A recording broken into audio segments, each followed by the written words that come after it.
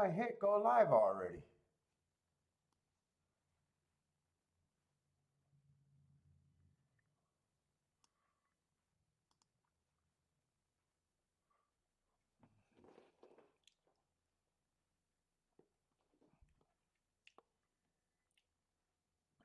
What's up, everybody? Welcome to the Shake Up. I got a little late start. I got Kentucky Downs only today.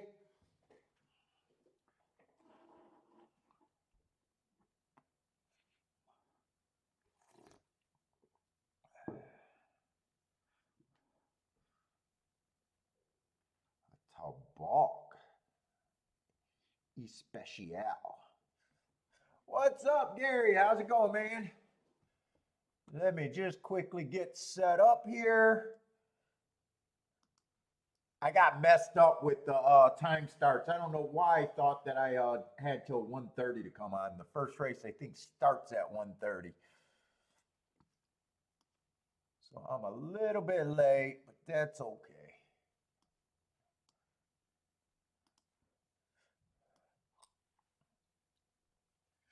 Yep, back right. Nobody's here. Keep it a secret, man. Nobody's here. In, what's up, in?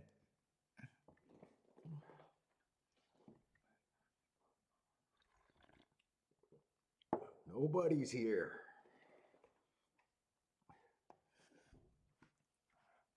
Let's see. Let me get this quick ADW set up real quick. Javin, what's up, Javin?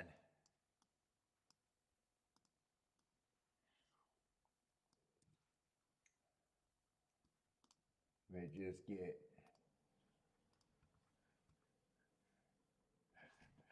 Rockin' Ray, what's up? What's his improvement when no one's here?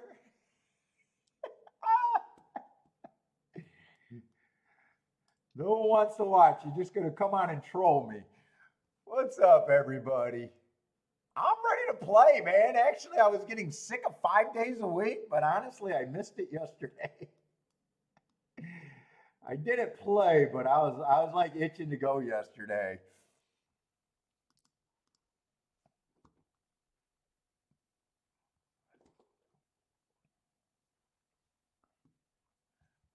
Made some. I was getting all my big hits ready for Saratoga. I might do a Saratoga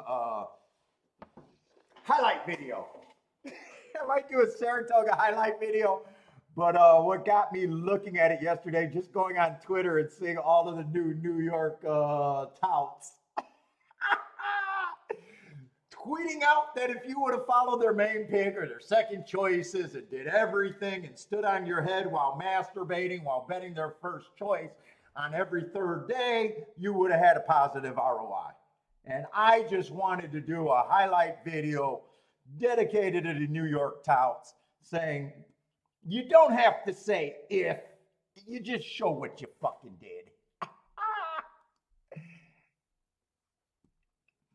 They hired some new touts there, and they just love. Hey, if you bet my touts while I'm menstruating, you would have had an ROI.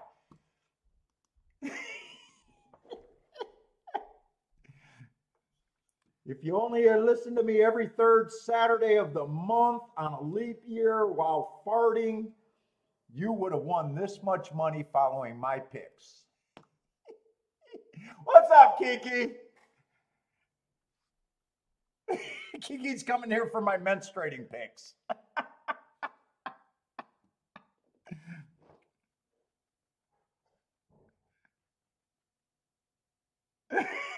I love how they all left out the fact that of all the people that they're talking to, if everyone did that, you would all be guaranteed to be losers. Oh my God, touts do not understand how betting pools and a per mutual game work. But yeah, so I'm in a good mood. I'm always in a good mood.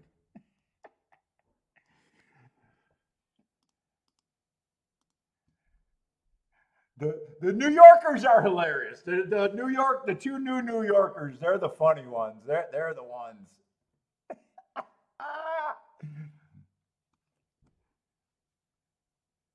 That I just can't stop laughing at. Hope they keep their job because I will be happy for a while.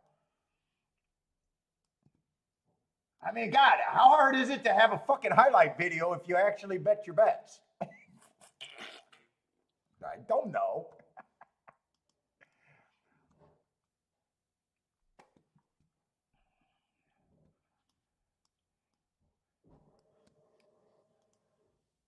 But anyways, that's what I was working on, and dude, it didn't take me much time to figure out what my hits were. Oh, I had to go to my ADW and check.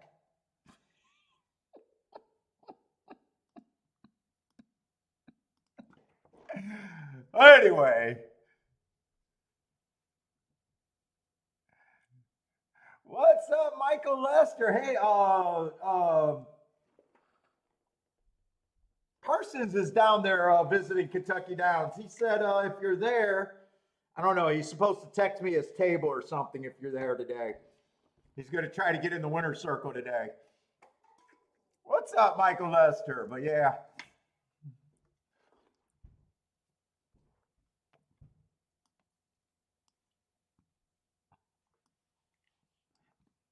And I have noticed something. So I left the show early. I was just done. What was that? Sunday, and they were deciding to run until like 8 o'clock. So I work out downstairs, and I had the races in my form. So even when I'm not playing, I'm looking at everything. And I just noticed I should have stayed on, even though I didn't play. Last 3 races were all won by a horse. And then I said, wow, the marks have actually been doing pretty good. And I went back and just looked at the marks for the last, the only 3 days. I got a feeling I might be thinking too much about biases right there because fuck, it's the marks been doing unbelievably well. I mean, just for not thinking anything else. I was like, so it probably won't work this week, but I'm at least going to be paying attention to that. And it's not like, it's getting you down to like 3 horses. I was going to say, it's not like, 5 or 6 of them got hearts every race. What's up, Marco Lou?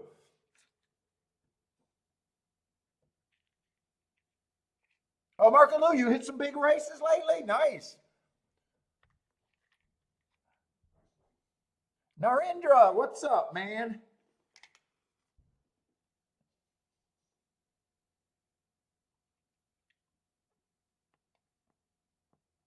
Kiki, I'm trying that cigar that you said is always out of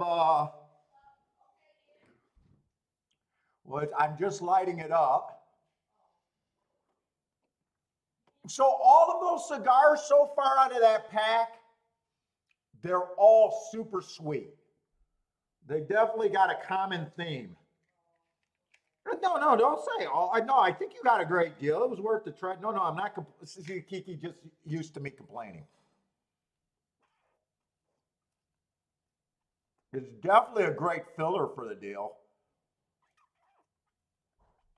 And sweet cigars are good, but they're not, I don't like them every day. They're definitely a great filler. Yeah, very sweet though.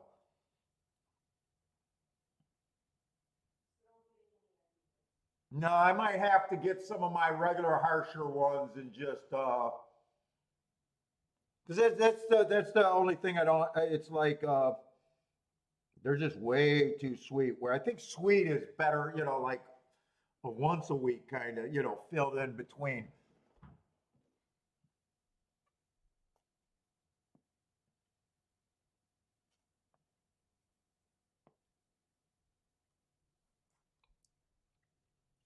And they're so sweet. I can't taste the like tobacco flavors. I can mostly just taste like the sweetness, and I can't put my finger. Like this one, I can tell this coffee.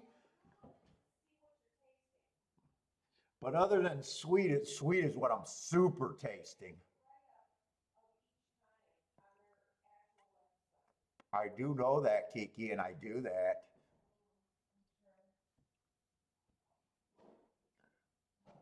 All right, but let's get going. I got to do my little cigar. review. Yeah, first time having this cigar.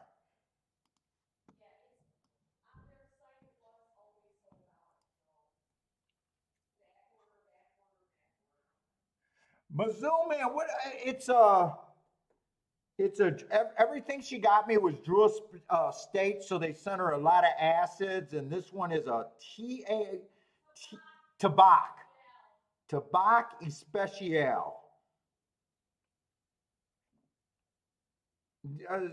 So this is one I've never seen before, and on every website when Kiki was looking for it, so Kiki thought it was really good because it's always on back order, which I don't think is a bad thing to think.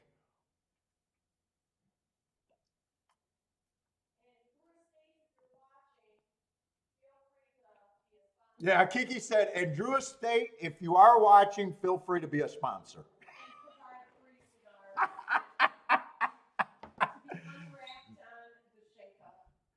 Yeah, yes, because if I could get a cigar sponsor, I would throw it up there.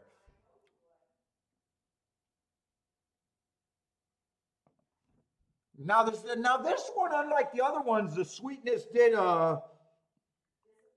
like it was all on the outer wrapper. So once you had it in your mouth for a little while, it's like pre-cum, I guess, for what you ladies would say. It disappears. Is that how pre-cum works?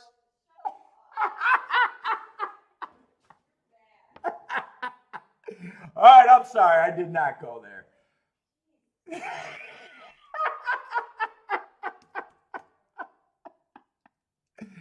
Oh, that's enough to get Kiki done. Kiki's done with the conversation.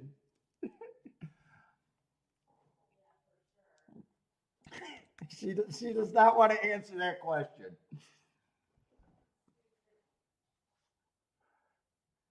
All right, we are going to have 7 horses in this race. It is going to be a slower show. By the way, if you guys are new to the show, welcome to the show.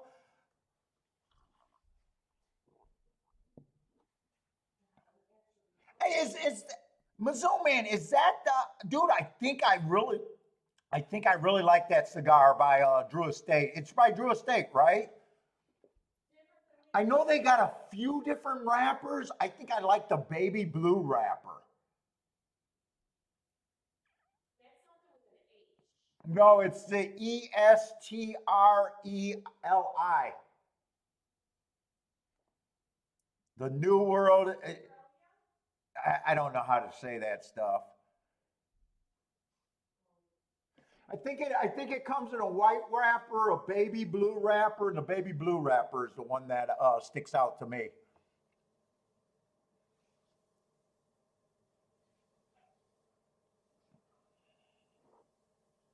Yeah, Cuba is a aren't those acid off the acid lines? Dude, I was shocked how many they got. They got like a million of them. Yeah, Kiki got the reason why Kiki bought them is because she can't wait for me to make a decision. With I had to look up everything else. I got to look at the sizes, and she's like, "Fuck him," because she knows I'll never order them on my own. But I'll complain about everything. She's like, "Yes, bitch, she will." All right, let's get to handicapping first race. Let's see. We got a 5-2 and a couple 7-2s, and let's see where we're at. The 10 horse.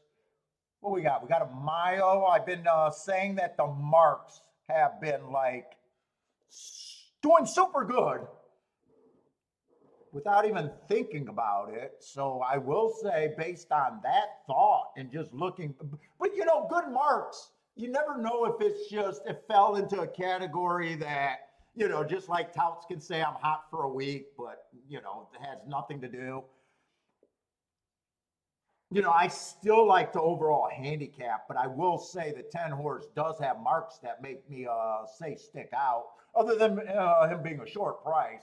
4 races ago, I got a bad rail, fastest winner of the day, win, no problem there. Next race, stalking closing day, just a little slow to start, average, ran second at a big number, no problem there. Next race, Even though he was one length off the pace, I got a speed favoring track. I gave him an asterisk there in last race. Another really nice marked race, going too fast to win. Just glancing, he was a best marked horse of the race.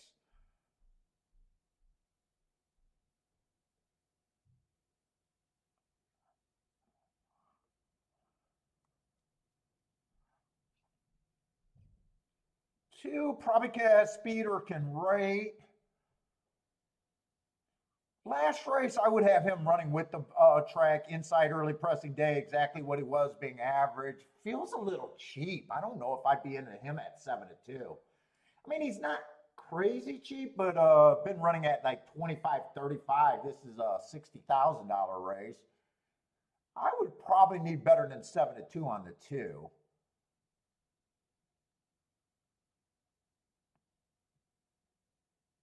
Three, I honestly got no real problem. And if I had a couple more minutes, I really would like to open look at the glance at the bias report again.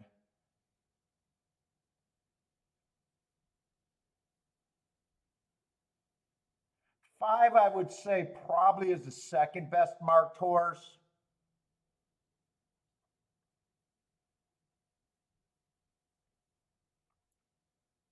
Went too fast to win 4 races ago.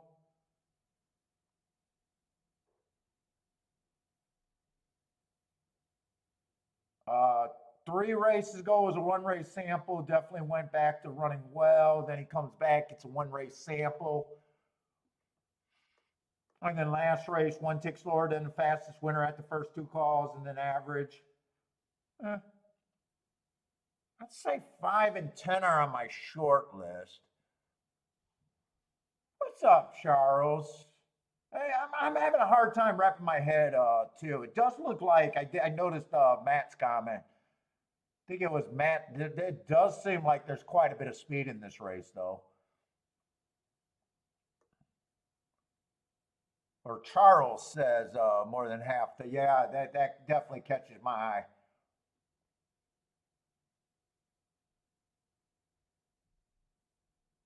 If the pace is fast, the three, possibly the four, depending on what the four will benefit.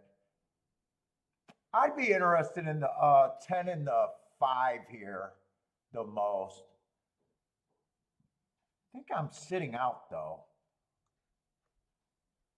I got enough time to look at a double real quick. Hold up. Maybe if I got enough time, let's see. I'm not even in the right race.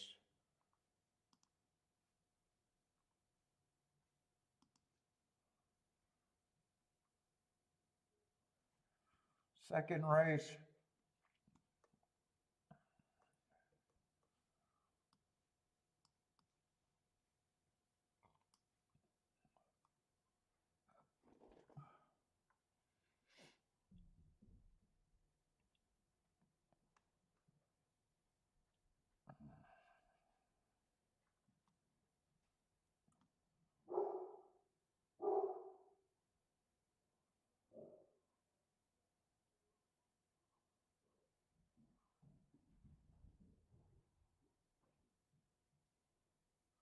I'd be a little interested in the 10 next race.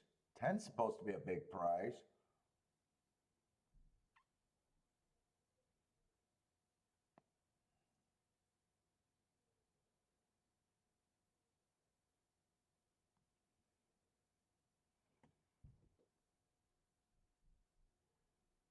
Ten, 8.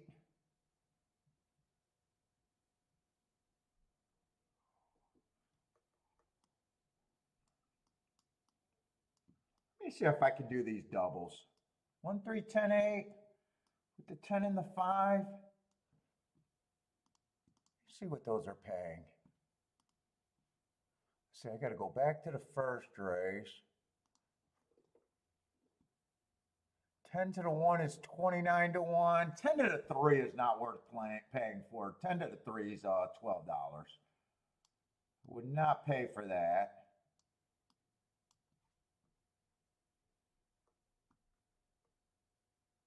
10 to the 8 is 30. 10 to the 10 is 217. I'm at least going to do the doubles with the 10. Let me see, 5.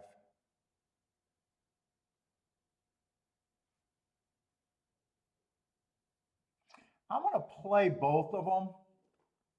5, I can use the 3, where 10 I can't. I'm going to do them for the same amount, but I'm going to, or no, I'm sorry, I'm going to do the 10 for more. I'm going to press the 10 a little bit.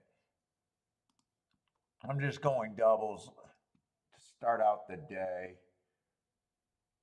So that's 110, 8.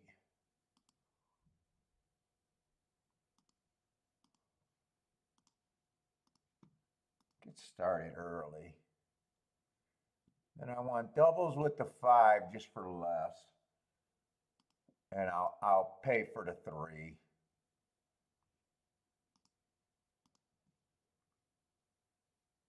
Let's see, I do want those for less.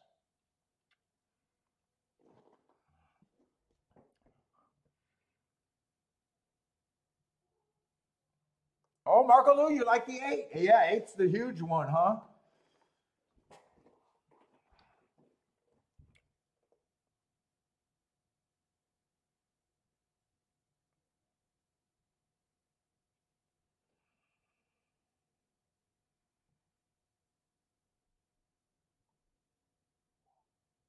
Yeah, Kentucky Downs is always a different animal.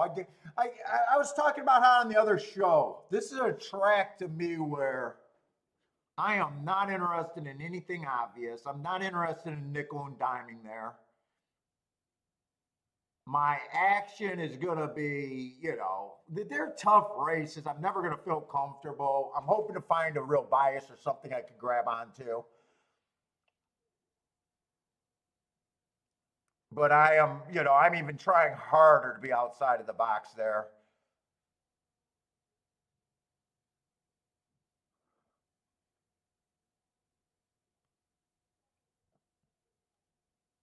Who did I go with? 10 and 5 here. 10 and 5 here. That's actually kind of inside of the box, but.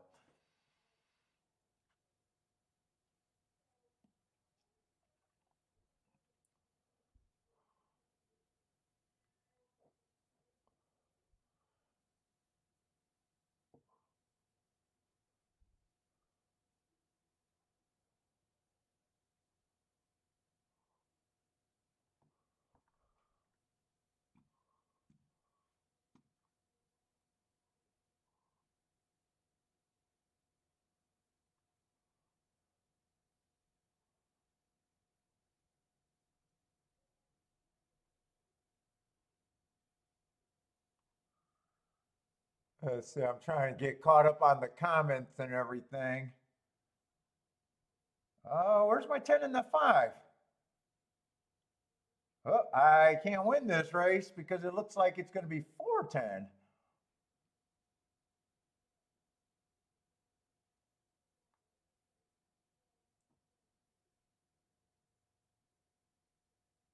Maybe even 4-3, maybe even 4-11. I know it's not going to be the 10 on top. Holy shit! I don't even think that's going to be the 4 on top.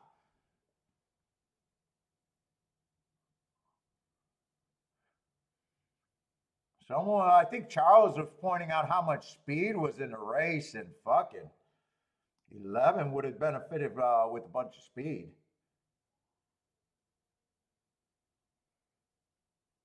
9-1. I'm pretty sure the 11 caught the 4. Who was the 4 there?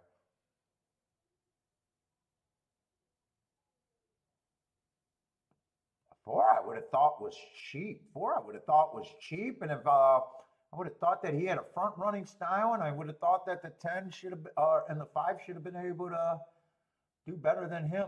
Is where my thought would have been on him.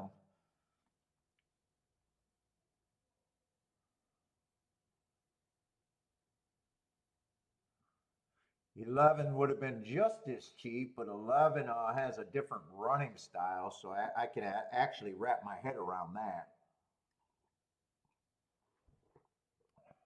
Did 11 catch him? I'm pretty sure 11 caught him.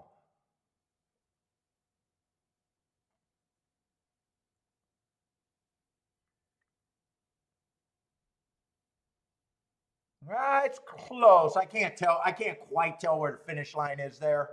It's close. It's obviously either 4-11 or 11-4.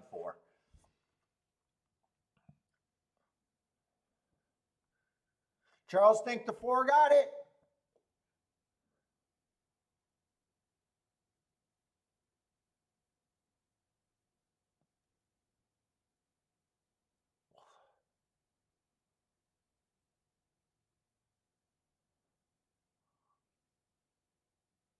So hard to tell where their finish line is.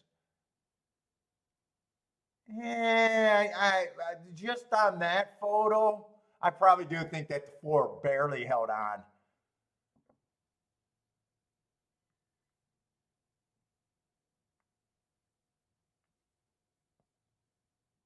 Yeah, they got 4-11-10 unless there's a dead heat up there. But right now, it does look like the 4 won the race. Oh, that's Irad.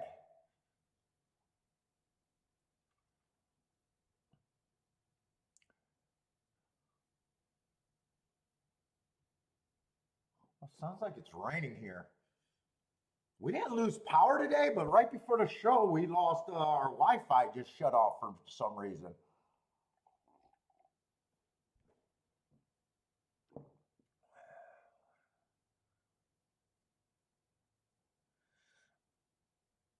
Let's see. Oh God, I got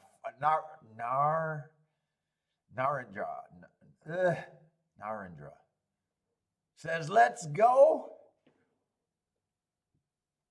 Charles think he should have ended up with the 4. What was the 4 price at? 7-2. So 4 was bad.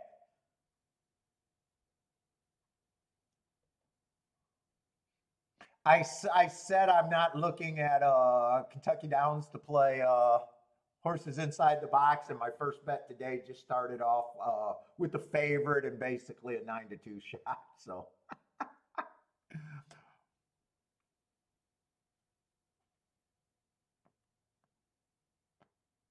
All right, but I did want to bring out the.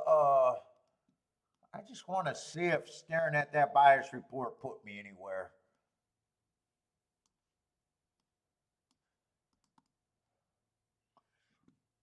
All we got is Kentucky Downs. So welcome to the show. If you're, this is going to be a slower show than usual. I only got 1 track. Usually I cover 2. If you've been watching the show, brand new to the show, got some questions, feel free with the slower show.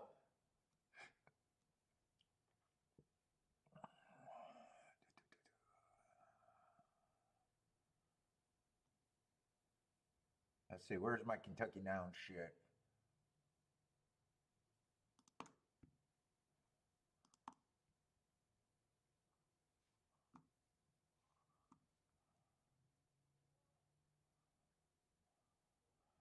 Let's see, on the routes, I do got them wiring 3 times for 18%, but stalkers and closers been dominant, 41% each. Post 1 through 3, 29%. 4 through 5, 47%. 7 on out, 24%. On a 17 race sample.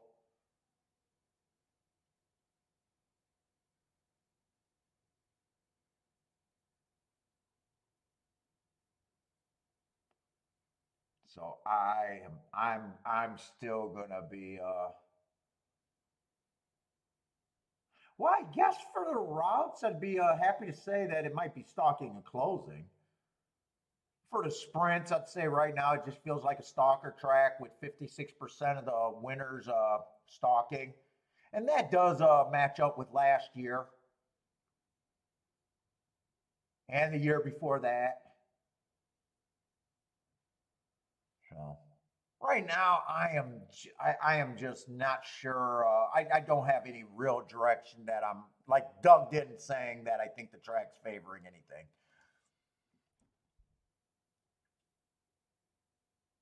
I'm probably going to keep doing what I do usually at the start of the day at Kentucky Downs or a new track, just be ultra conservative, maybe even probably even betting less. And hopefully by the end of the day, get a grasp on what I think I'm going to try to do. What's up, buy stocks? Yeah, it's always a crazy track. Not only that, it's a crazy track, they just run for 8 or 9 days and that's it. You don't really got time to figure too much out.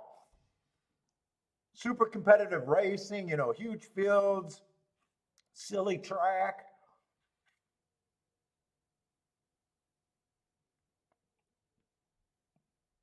I would assume very little stiffing going on with the purses. What's up, Kevin?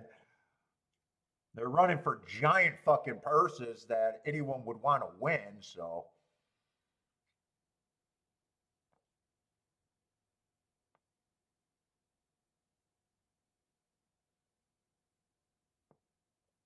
More than what they would be running for at their home tracks. So what was his first race? His first race was a $50,000 race with an extra $75,000 in purse. I don't know if that's another 1,800 added to it, but well,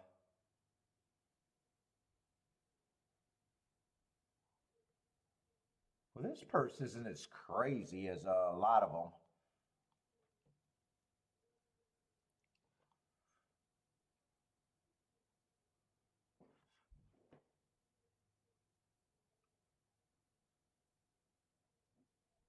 The four was cheap. Are you talking about the four last race? Yeah, I thought some of the horses were cheap there.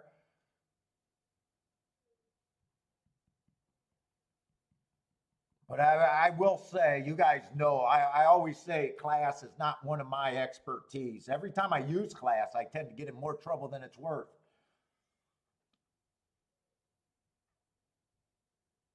Well, definitely great form, though. Great form. It's such a silly track, too.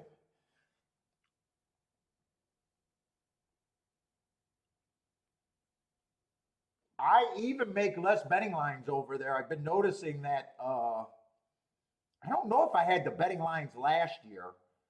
I don't know if I had, I might have been doing them in my head last year. But I have been noticing that so far after 3 days, I've been making very few betting lines over there because so much of my betting lines is based on me thinking I have a understanding of how a track's playing. And when I just, don't know where to start on that end, I just haven't been feeling like really digging in on my betting lines. Let's see. My stock says anything with candy in the name as a sire has been winning.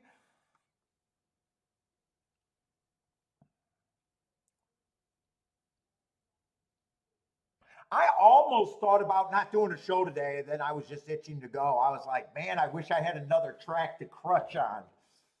So if that's not telling you that, Kentucky Downs, even though I won the 3 years that I played, it's always off of one hit. It's never a track that I feel comfortable at, or never a track where I'm going to win a lot of money by nickel and diming and being hot.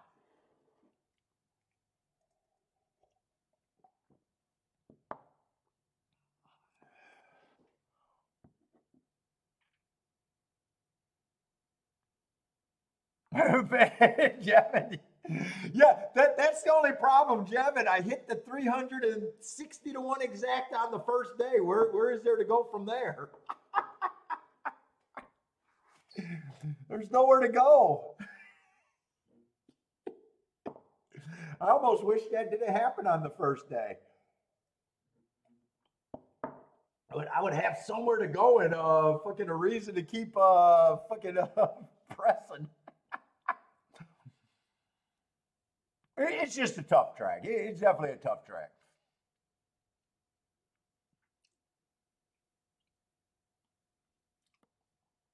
And then the next day we had a 25 to 1. Although I didn't hammer that. I just had it. Only was a hundredaire that day. That day I only ended up being a hundredaire.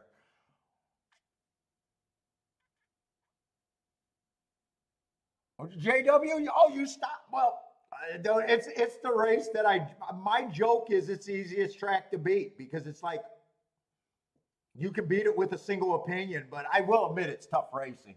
It's tough racing, and I never feel comfortable there.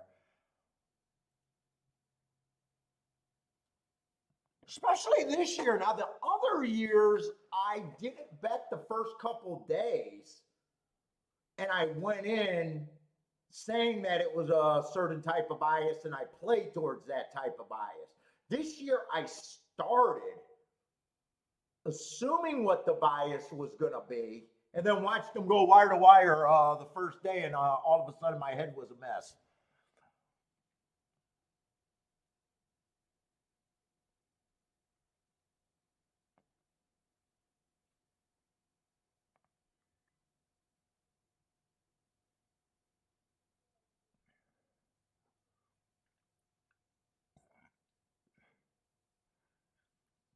And the reason why I didn't play Kentucky Downs more than the last couple years is it really wasn't until I made the commitment with the bias reports that I was doing all of Kentucky. So I got to keep the notes on Kentucky Downs.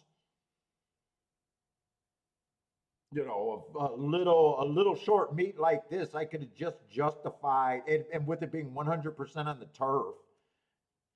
Before that, I was always just, I don't need it.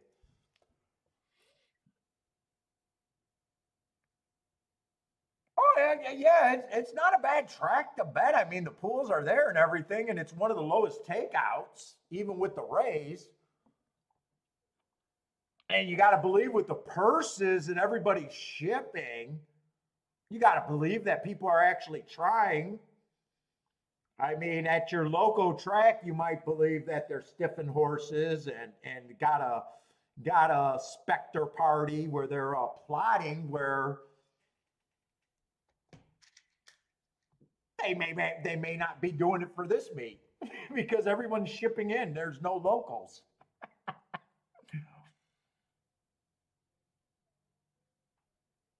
So there's that I mean, there's things like that that makes it good.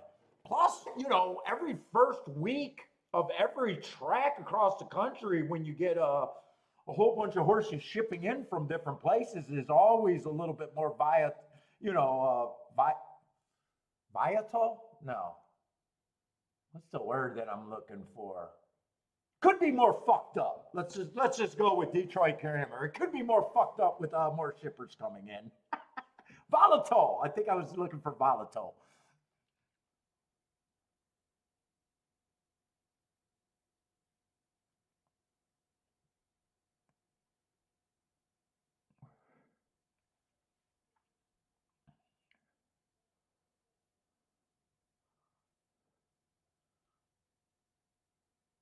Let's see. I was trying to get alive to four horses, but I was just kind of using the marks. I was 1, 3, 10, and 8.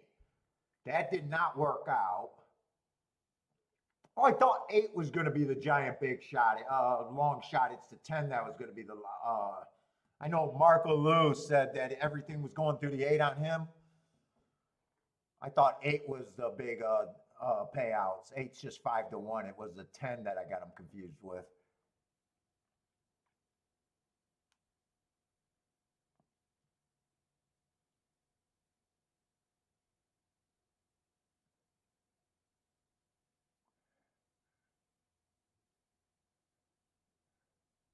It might have even been a shorter meet a few years ago. I'm not even sure. Like I said, I don't got a big history with this track. It's only since I've been alive on the air, and it's only since I've been doing the bias report. So it's definitely not more than 3 years old. This would be either the third year or the fourth year that I even looked at it.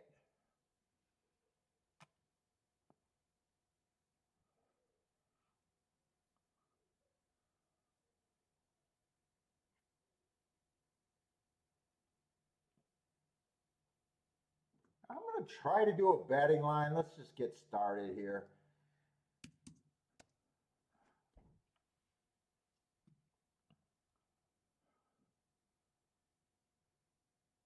2 and the 3 are the favorites.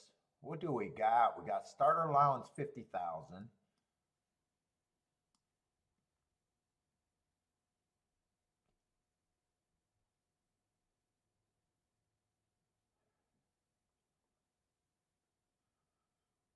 Two, let's see, 4 races ago, I got average, average, average.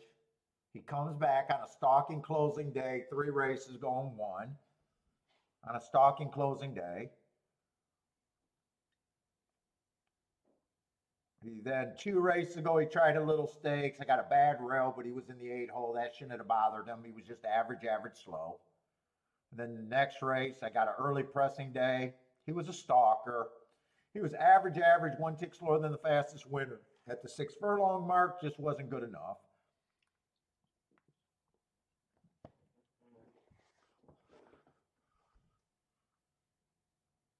So far, really all he did was break his maiden on a stalking closing day on a bias track. That's all he did. And he broke his maiden at 40,000. I'm not sure what I think of him.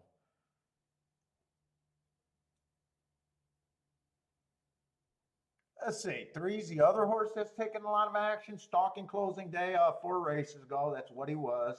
Chasing the slowest pace of the day.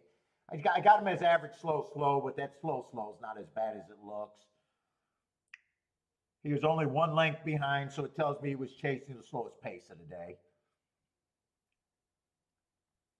Comes back, wins the next race, average, match strides with the slowest winner of the day. I got no problem with that. Just, it is what it is. Slowest winner of the day. 2 races ago, he comes back. Stalking day, was a stalker, was going too slow to win. But again, he got himself in position at the top of the stretch and was there. I got no real problem with him. And last race, bad rail early pressing day, I gave him a asterisk for being closer to a closer. He won that race, so I give him a little bit of credit for overcoming a bias, but it was just at 35,000 non-winners of 2. Honestly, I'm not blown away by either of the 2 favorites. I'm not really that worried about either of them, really.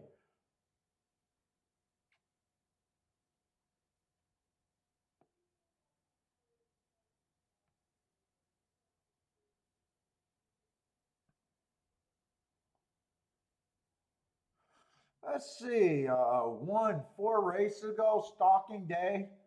He didn't earn a heart that race.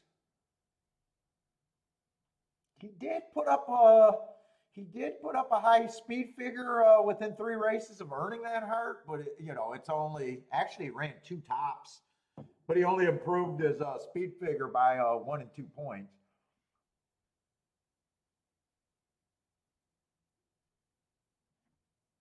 5-1, he feels kind of blah to me too. I don't see him any worse or any better than the favorites. Let's say 4, I have no idea what to do with other than 4 feels like he should be. Feels like he comes off the pace, and it does feel like he should be a bigger price to me.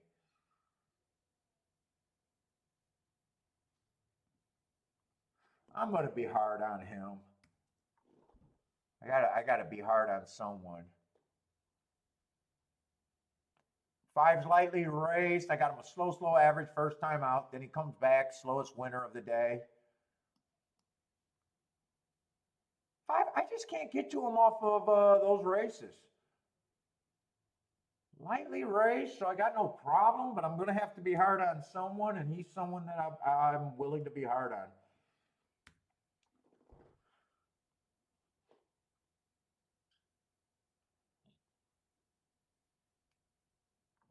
6 probably just ran his best race, average, average, average on an early pressing day last race.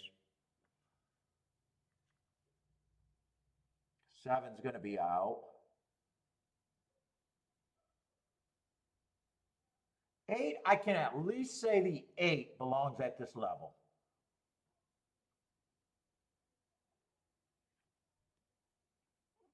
Four races ago on an early pressing day, was just slow. Comes back, stalking closing day. That's probably a nice run. Nice second. And last race at the level, still got in position, still missed by a neck.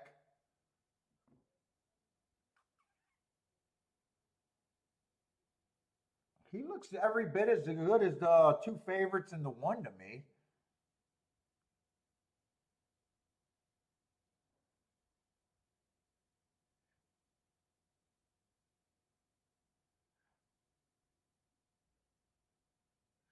Nine, I think, should be long.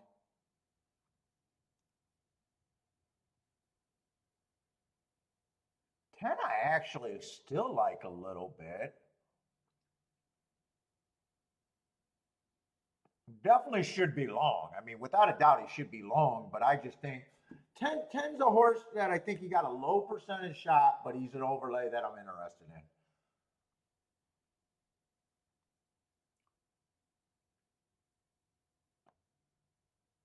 Where 11, where the other ones, he's of all the ones that I got marked there that I feel like I'm interested in, even though I got still a small shot. 12, I just can't get to Evangeline. It just feels weird. Nope, not 400%. That means he wins the next four races. Let's see. I'm willing to give 9 a 10% chance. 8, who was a 6? I kind of forgot who the 6 was. 8 definitely gets points.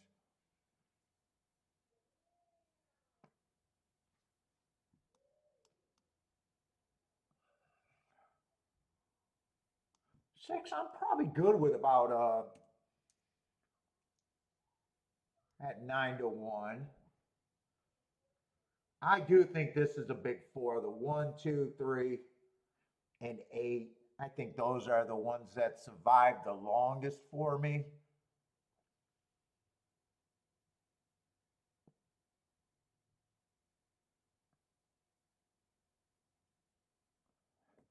The 4 wins. I just don't know what to do with those colonial horses. Yeah, I think these 4 horses survived the best for me. And I'm not separating this group. I'm just like, okay, they're all about the same to me.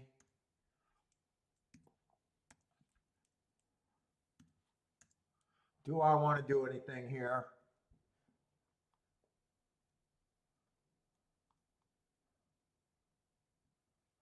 Let's see, that would make 1 a little bit of an overlay. 2 and 3 are just a bit over bet. 5, I guess I really think five's over bet. 6 is still a bit of an overlay to me. 8 would be a bit of an overlay, probably not a big enough overlay for me to do a win bet on the 8.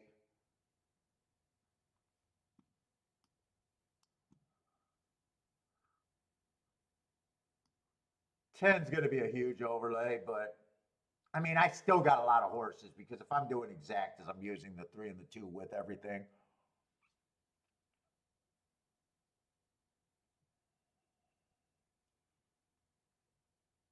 And I'm going to be priced in to do something.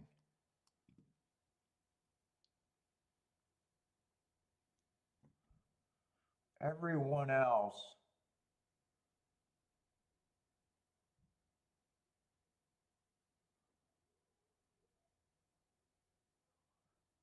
Probably 2 like the 2 better than the 3 if it comes down to separating.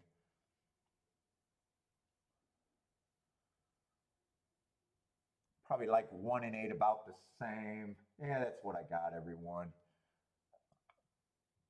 Who's the 9? I just got to remember who the 9 was.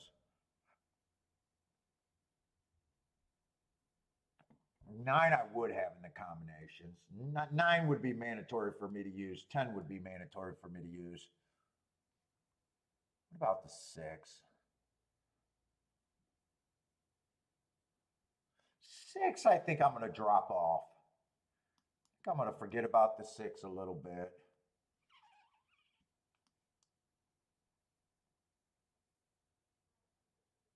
Damn, do I want to key? Who do I want to key off of?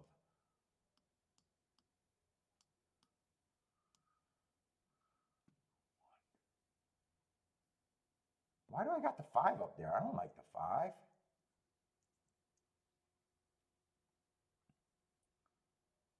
There's 1, 2, 3, 9, 10. Why did I write the 5 up there?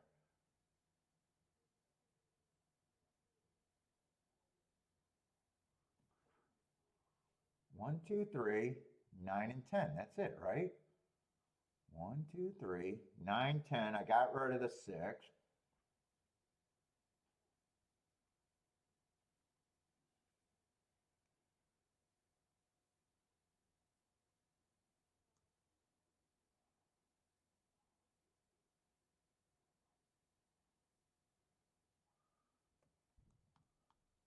I think I'd key off a 1 and 9.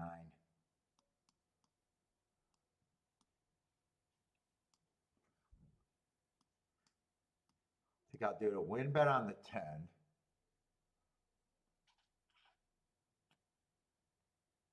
But I don't think I want to play, let's see. 1, 2, 3, 4. I do not want to play that,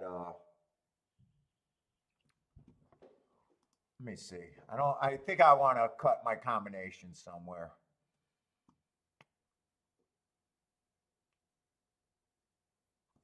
One, I'm not turning around with the 2 and the 3. 23 to 1 exactas, 25 to 1 exactas, I don't think I want. So 1, I would play with 1 on top of the 2, 3. 9 and 10. 1, I would only turn around with the 9 and the 10.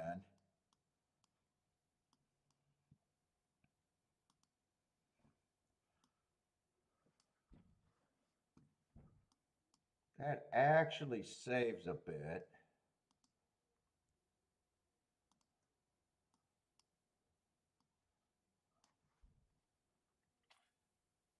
Nine, I would turn around.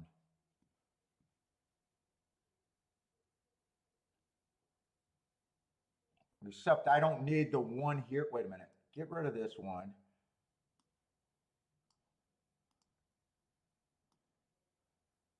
Because I got 1, 1, 9, 9, 1. So I don't need the 1 again. Those I would turn around. I think that's how I play this. I play this straight, I play this straight, and I key box that. If it comes at 1, 9, I'm only paying to get it one way.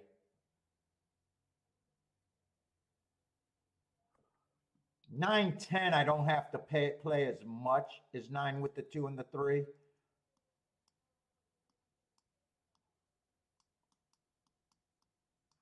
I'm trying to structure these way better.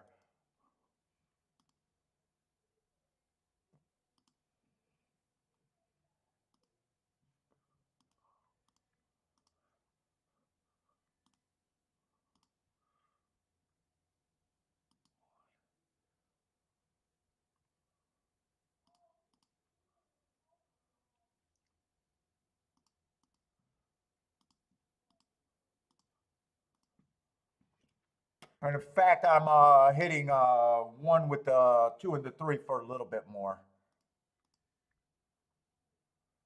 9 and 10 with the 1.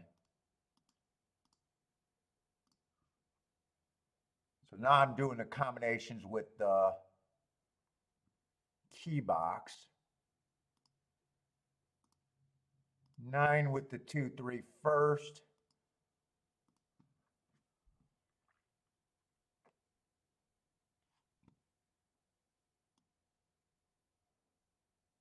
I got to get the 9, 10 boxed. But that one's smaller. That'd be the only one that I might get shut out of. No, I'll get that in. So I got 1 with the 2, 3 weight a bit more.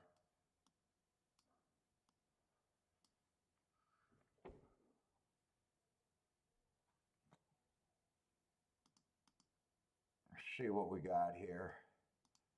Get rid of all this nonsense. That felt like a lot of fucking work.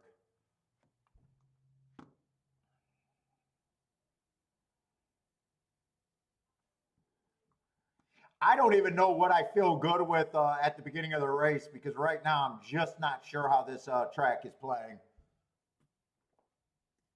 Do I want the lead? I don't even know what kind of paces I want. I don't really know. I want this 10 to stay interested, and I want this 9 to stay super interested.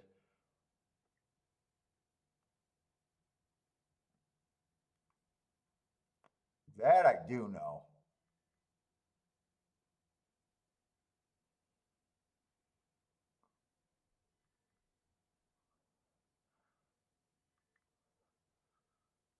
Come on, keep this 9 and 1 interested here. Come on, keep this 1 and 9 together for me.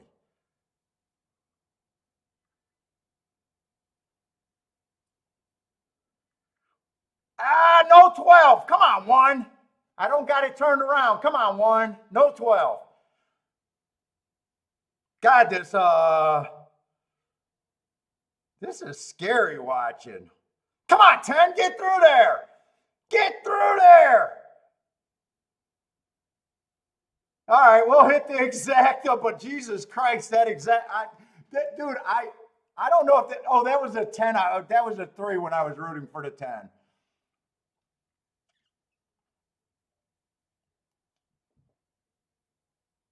Dude, they were bouncing around so much.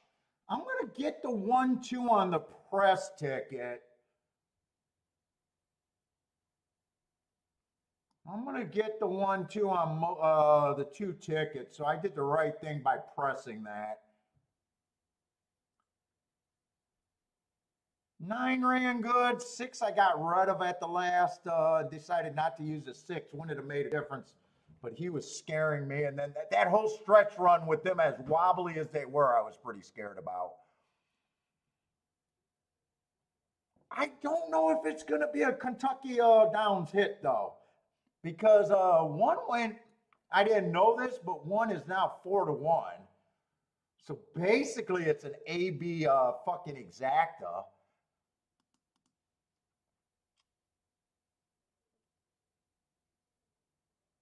It's actually shit, even though I got it on the press ticket. It went down to 13-1. I didn't check them because I just assumed with 1 being 7-1 that it was going to pay.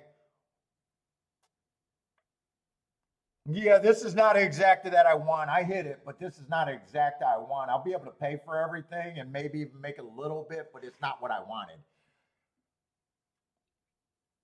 In fact, if I would have looked at that, I don't know if the board would have told me at the time that it would have been shit.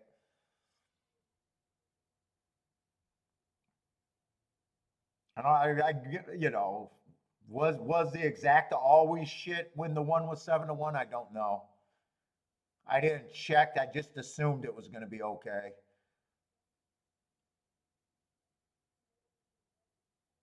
I guess since I pressed the ticket, it's like I hit a 26-1 exacta, but it's not what I want at Kentucky Downs.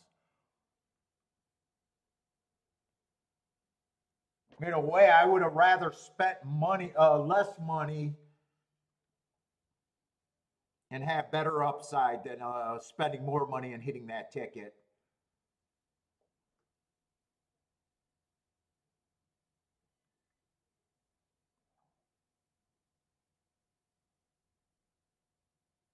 The 1 came off the pace. It's just a matter of how far. We know that the 2 and the 9 had the lead.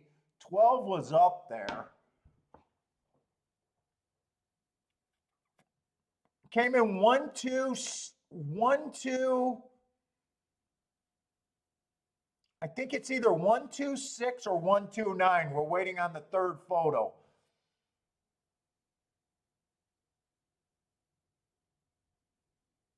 Yeah, you'll get the win ticket. 9 might have ran 3rd or 4th.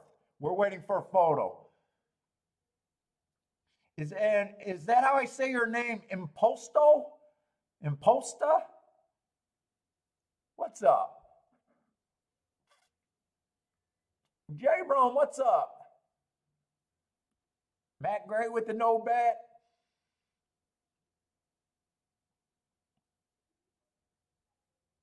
So if I was right about the first leg, I would have hit a double. I know 1 was played in my doubles. Yeah, if either of the horses. 3 was the horse that I had to leave off of one of the doubles. Then I'll hit this exacta, but I'm not. I did not think this exacta was going to pay only 13-1.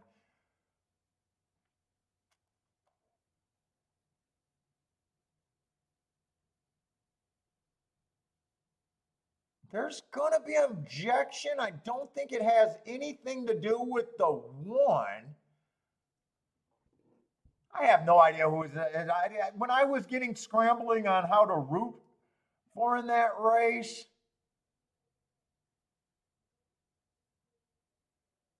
if it's on the 2, I need the 9 to get third, because if 9 does not get third,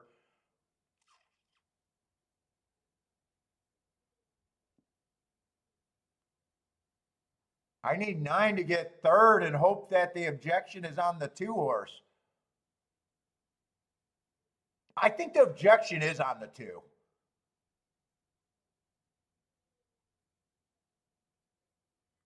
But then third, if they take down this third, I need the 9 to get second. Or 9 to get third to get moved up to second. You guys know what the fuck I'm saying.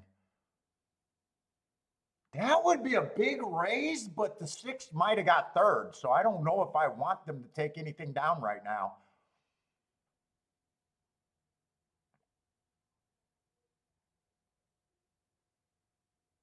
Does anyone know who got third there?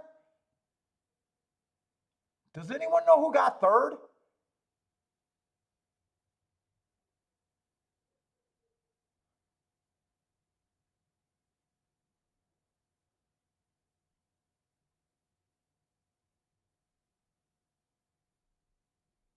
Because if the 9 got third, I want this objection to go through.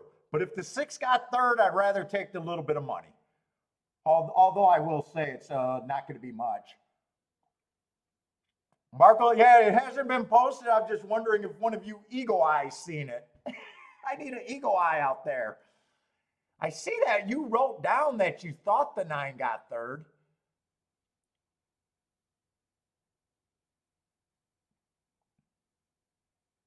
I was so busy thinking that the 3 was the 10 horse. That's why you guys heard me rooting for the 10 to be up there. But that after the race, I realized it was a 3, and I was excited for almost nothing. Okay, Marco Lou, you thought it was a 9. You're not sure, but you thought it was a 9. If it's a 9, I don't mind them taking down the 2. That's a big pay raise.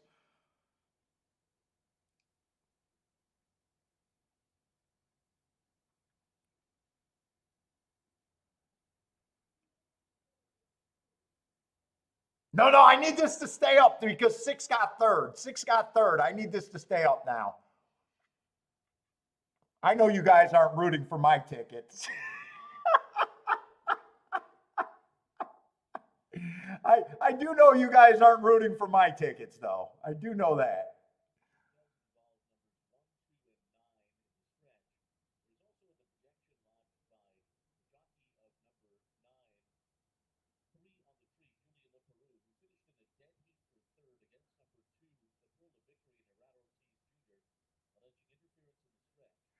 All right, there's a dead heat for third.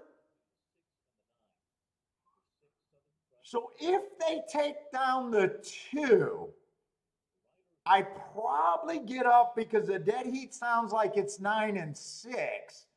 But that $52 exacta probably going to be ended up being the same as the other exacta because they'll be paying out 2 exactas in the combination.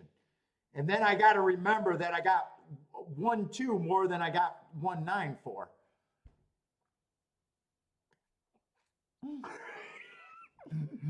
So for all you people, I know Marco Lou is on pins and needles wondering if I'll get paid. No one cared less about if I get paid. What's up, Greg? Yeah, right now they got, it looks like the 6 and the 9 ran dead heat for third.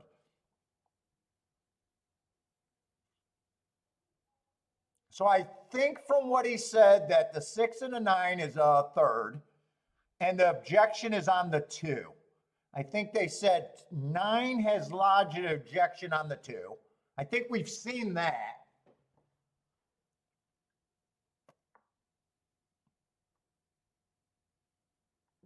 And I remember when I was scrambling, rooting for horses down the stretch, it looked like a big old clusterfuck. So I'm not surprised that we do got a clusterfuck finish here.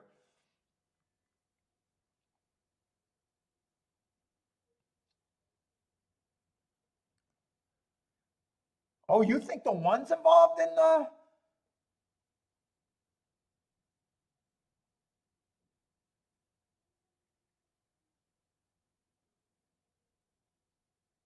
I don't know. I'm watching the one. The one seems to be doing.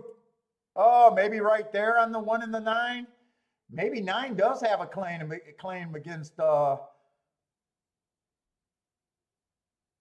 Well, I don't want them to disqualify everybody. I have no idea. We'll just say we don't care what happens here.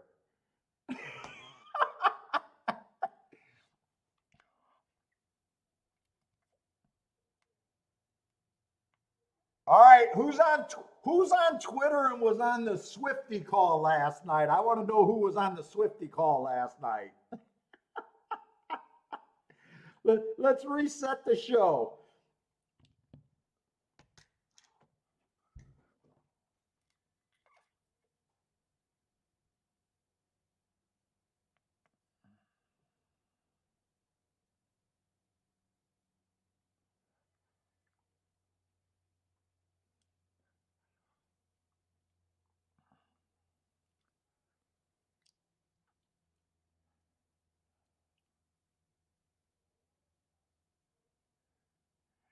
USA, when you're hurt, sue everyone.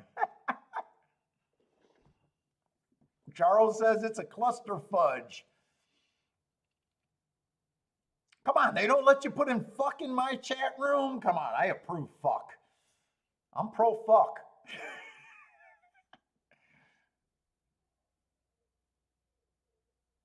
Yeah, I think nine had a shot at second. Nine definitely got interfered with. But if they take down the one and the two, I did not use the six, even though six was the last. I had six down there as a contender, and I decided to throw him out. I'm hoping there's no way that they can make the nine and the six the winner. I'm wondering if right here down the stretch, if the nine is complaining that the one and the two sandwiched him. See right there? Or I'm wondering if there was even a hole there.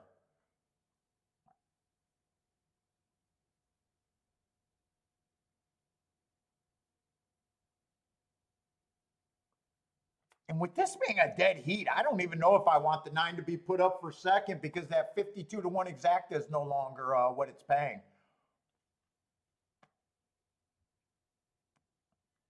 Irad is Irading out there. And by the way, this is not going to help me doing the whole show tonight either because, dude, I think tonight they go to fucking 7 something.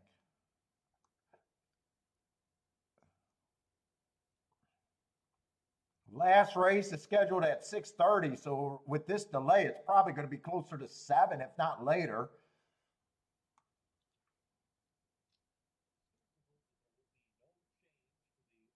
All right, no change after all of that. I'm going to end up with a press exacta that's not that great. I'll be able to take a bit of a profit out of this race, but it's not great.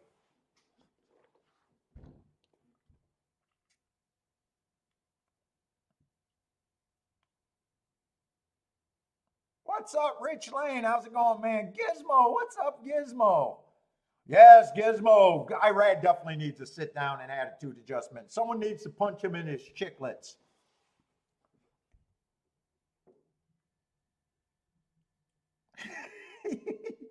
He's just always on another horse. What's up, Gizmo?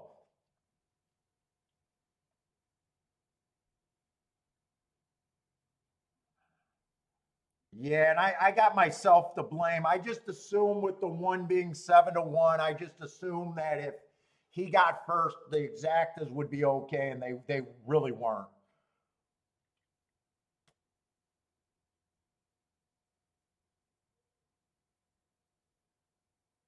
No one was on the Twitter call last night with breaking news from Swifty.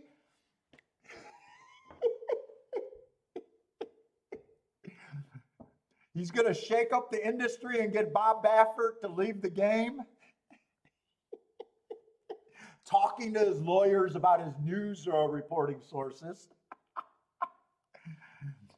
How many people do not know what I'm even talking about? How many of you guys are smart enough to stay away from Twitter? That should be the real question. How many of you guys, horse racing Twitter does not exist?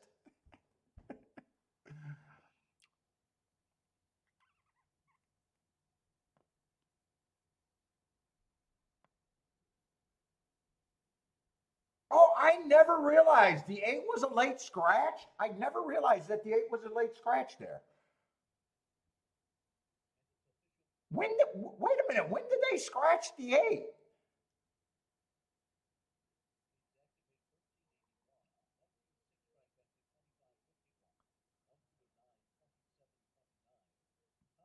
Marco Lou, trust in Swifty? You stand with Swifty?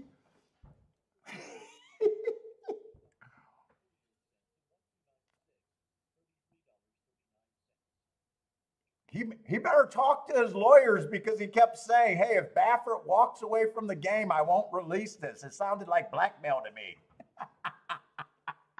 Marco Lewis sounded like blackmail. If you walk away from the game, I won't release the tape. That sounds like blackmail to me.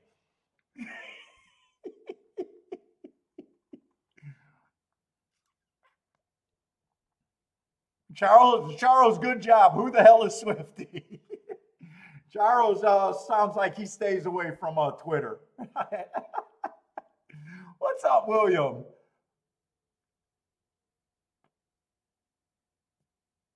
Oh, they scratched the 8 in the gate. Okay, I never realized that. Okay, that's why there was a consolation double.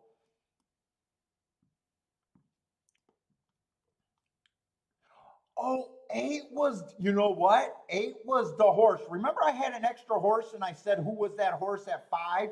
I bet that was the 8 at 5-1. And then when they scratched them, I didn't realize that I liked the 8 because that's right. I like the 8. That's probably who the 8 was when I was trying to do the bets. I probably wrote his odds down and couldn't figure it out after the scratch. So I would have just, let me just change my betting line. I would have just moved that to these 3 horses, making them a little bit more. That's all.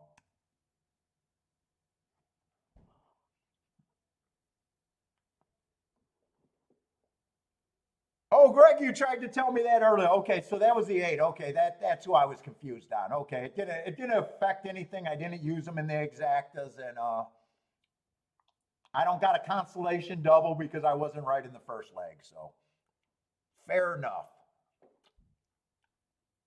And it does look like we're going to have our first unplayable race due to field size over there at Kentucky Downs. Looks like we're going to have our first 4-horse field over there.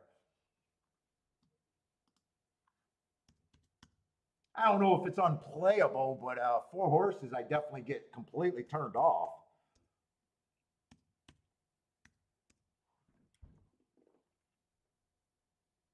Okay, so Jay, that is what I did. Jay Brum says the 8 was 5-1. That's where I got that 5 from. Okay. That makes sense to me now.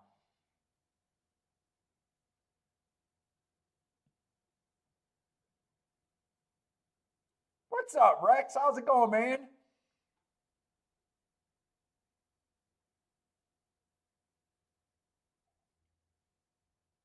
Gizmo does not tweet on Twitter, huh?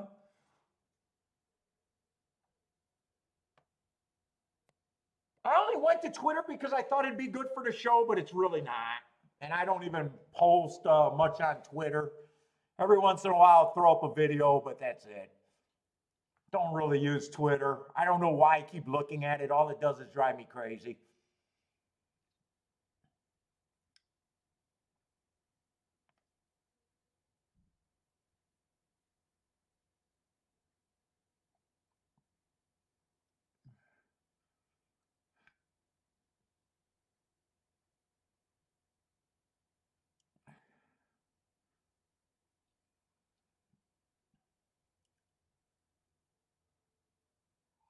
I did not play on Monday on Memorial Day or Labor Day. I did watch the results at Saratoga. I did see that they had $100 horse there, but I was not playing it, the races. I didn't even have a form. I just took the day completely off and just did my data.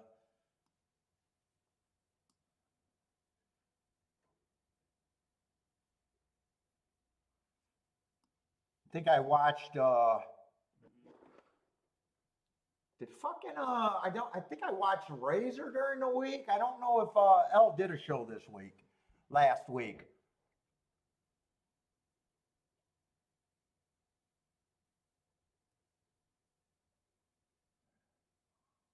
I think I watched Razor yesterday, I think it was.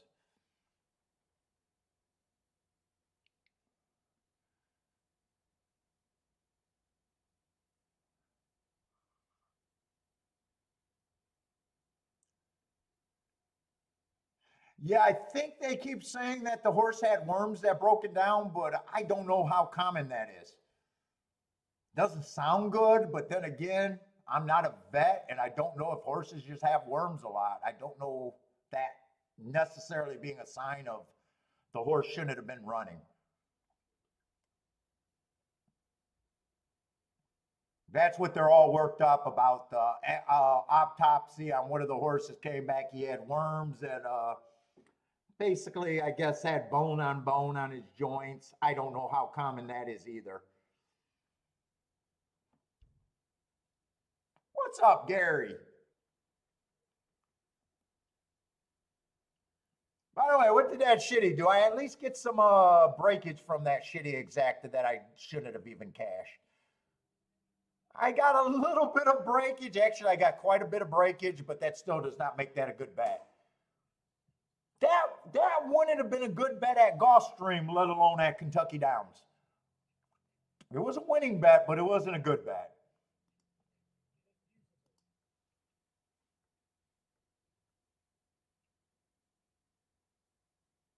Let's see, Gary had worms when he was 17.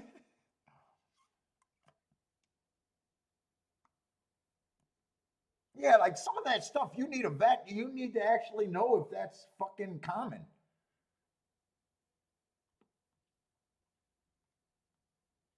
I honestly don't know, so I tend to try to keep my mouth shut. Shit, I don't think I know. Above my pay grade, I don't know. It doesn't sound good, but I have no idea how common worms are in horses. Yes, Rex, I'm changing the game betting those 13 to 1 exactas. I'm changing the game. We're shaking it up over here, Rex. Hey, Rex, I can't wait until the show's over so I can make a highlight video of me hitting a 13 to 1 exacta. That's when I jump the shark, when you see a TikTok video of me yelling for a 13 to 1 exacta. And I was yelling for it to win. Paul is learning from Lloyd. It was 7 to 1. I should have checked it. I still should have checked it.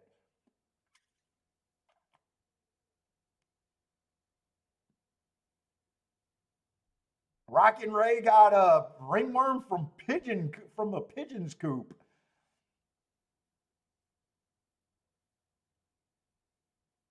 Just blame the CAWs for my bad play. I can't even blame them because if I would, let's just say I would have checked it and it would have said 26 to 1, then I just say I got caught. You know, a minute to pulse, but since I don't know, I got no one to blame but myself. I'm not even going to speculate that I got CAW'd there. What's up, Lloyd? How's it going? Lloyd, do you just sit out for the first half an hour of the show to see if anyone makes a shot at you? Lloyd jumps in with the question marks. He's being innocent.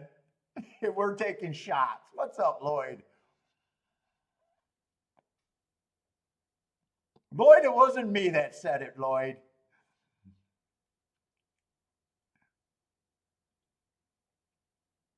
Let's see. Jay Brum says he's interested in a $100 win bet on the 4, but he needs it to stay at 5-2.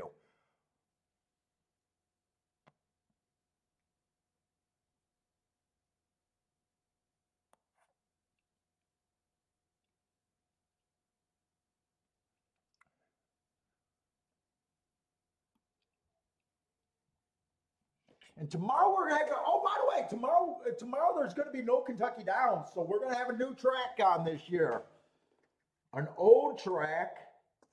But we are gonna have Gulfstream and Woodbine on tomorrow. I think Woodbine starts at 1 o'clock tomorrow, so.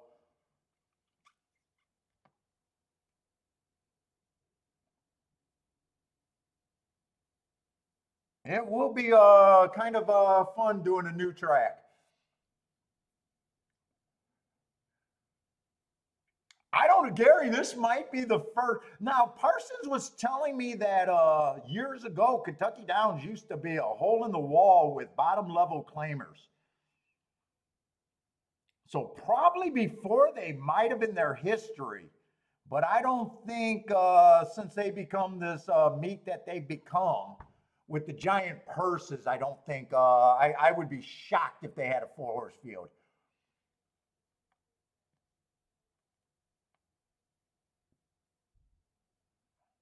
But I spoke to Parsons on his way down there and I was asking him about the track. And he was like, yeah, it's always been like a fair meet.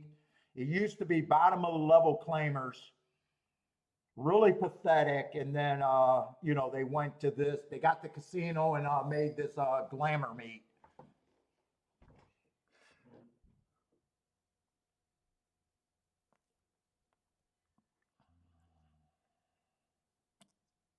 He says to try to look for him. He's going to try to get down to a winner's circle with somebody. We can look at this race, but I'm already turned off. I mean, I doubt it if I got to play. I will say 4 races ago, the one earned really nice marks, went too fast to win. He did come back and won within 3. 3 races ago was a pretty nice marked race. 1 tick slower than the fastest winner for the first 2 calls. 2 is going to be a Euro that I have no idea ever what to do with. Probably being a Euro, he's probably ran on silly racetracks before. I have no clue, but I know a lot of those races at some of the tracks over there in Europe can be hilly. I don't know those in particular because it's not on my radar, any track over there.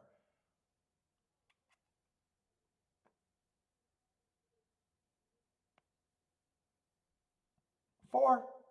4, I got him running with the track last race. Matching strides with the slowest winner, and then I got 2 excuses with him. And then 7's just going to be a horse from Press Style that I have no marks on.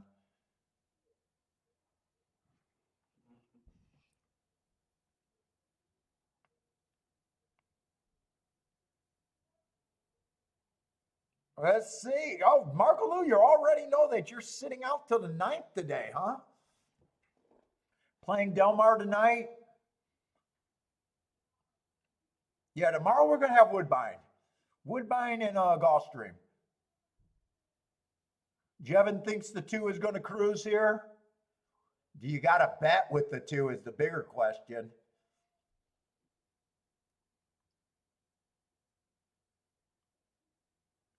Gary wants to do a 2 o'clock show in Australia. Oh, God. I only want to be woken up with a booty call at 2 o'clock, and I don't have any girls calling me for the last 17 or plus years. That's the only time I want to see 2 in the morning these days.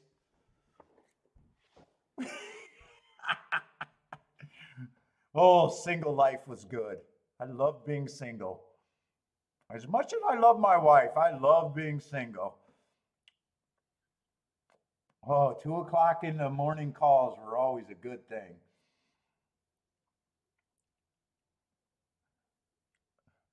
But I never set the alarm to bet on Australia.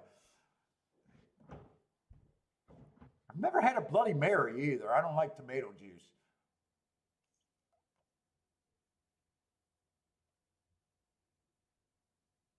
Oh, buy stocks. You'll be interested in Woodbine. Now, I got a ton of data at Woodbine, so we've done Woodbine. Usually we do a bit of Woodbine every year.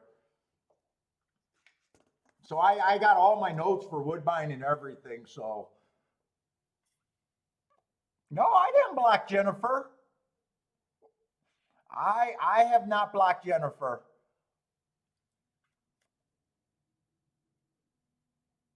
The most I've done was put her in timeouts.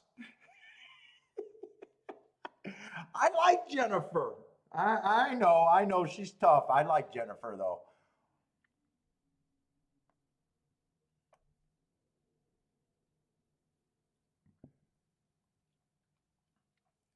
But no, I haven't blocked anyone. She does she does need timeouts every now and then.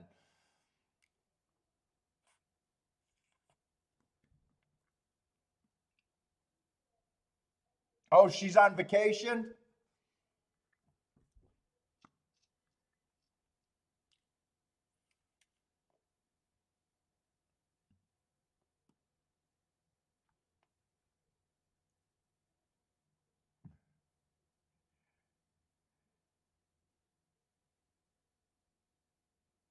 Oh, was she in my I thought I seen her last week a little bit.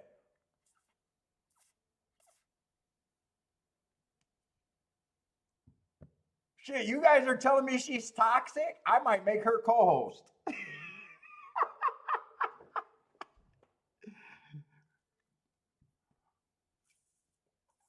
I might make her co-host.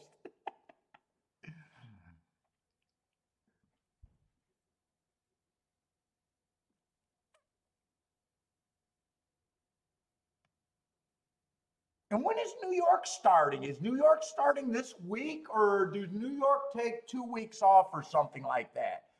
Yeah, I do think, Lloyd, I do think she went to Vegas or something. I do think I remember her saying she had a trip.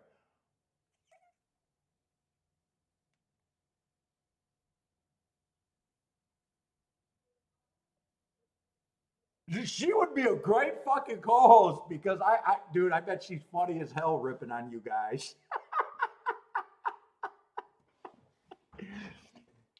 She'd be funny as hell ripping on you guys. Oh, not this weekend, next week in New York. I thought they took like a week off or something like that before going to. I think they're going to do that Belmont at Aqueduct again. So Aqueduct and Churchill Downs does a little meet. I think before. I think Churchill comes on in about after next week, and I think they run a 3 or 4 week meet, and then we go to Turfway Park if I do Turfway Park.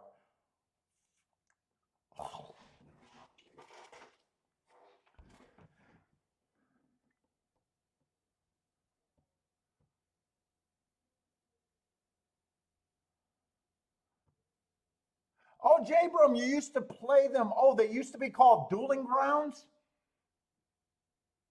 Kentucky Downs used to be called Drooling Downs. And you've been playing them all the way since the 1980s, huh? I do not remember Dueling Grounds, but you gotta remember, if they were always at all turf, which I assume they were, because I don't even see like they would have never been on my radar years ago. Me not playing turf years ago.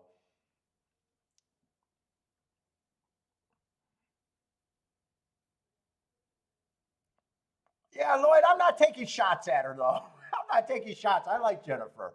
People just asked if I blocked her. I did not block her.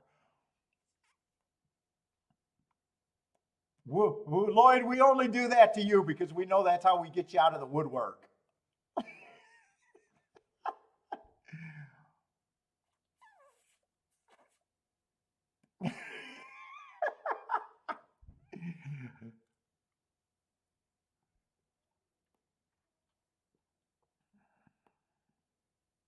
This cigar actually was a pretty nice cigar for being as sweet as it was. It kind of toned down the sweetness.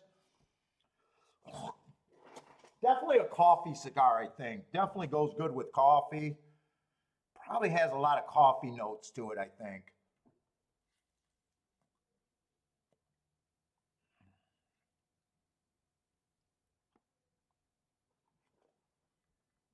Other than it being super sweet, I feel like it's on the more mild side. Other than the sweetness is what hits me the most.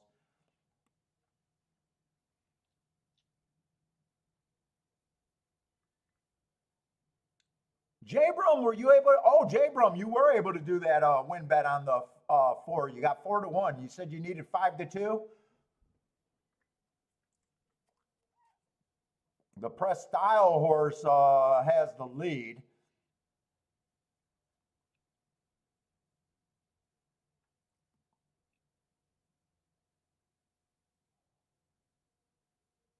Yeah, Kevin Cox did have that nice $100 winner. I did see that.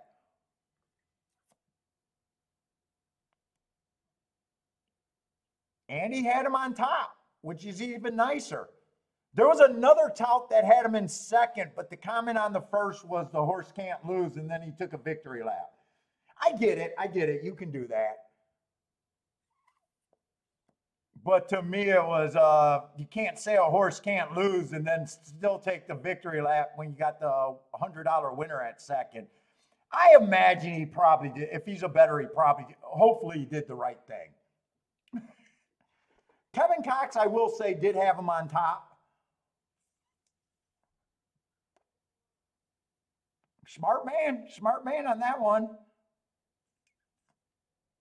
I just hope he didn't bet 5 horses to win in that race. Because he had a good opinion in that race. And the 2 horse did cruise, 4 did get second. But you got beat by the 1-5. I think Jevin was right, said that the 2 should cruise here.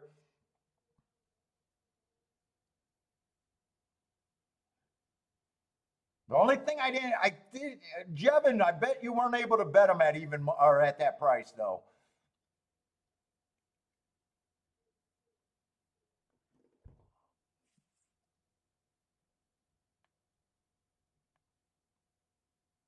Co-host said he would never win. Are you talking about the Nut Fella horse?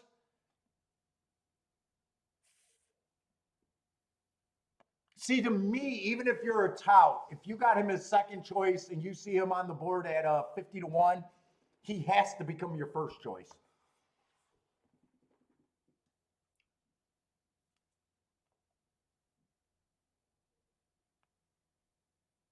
Although we do know that a lot of people, they'll say, oh, the horse is dead on the board and I'm not betting them, and they've wasted a great opinion. Okay, so he was in your, yeah, you got to take him in the wager, and he was your single. Okay, so that's how you used him. Yeah, Greer, we've been doing Thursdays. We've been doing Wednesday through Friday. We'll do Thursdays as long as there's a good meet. As long as there's something that I can handicap, we'll do Thursdays. What's up, Greer?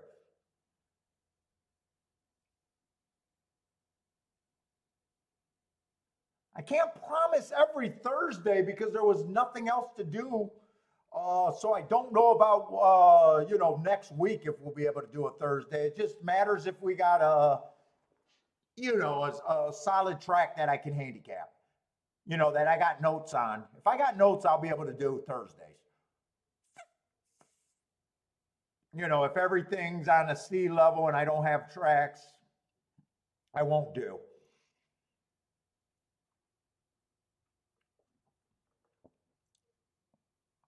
I just got to have something to. And next week, I doubt it if I do Wednesday. Well, I'll just have to see what the schedule is.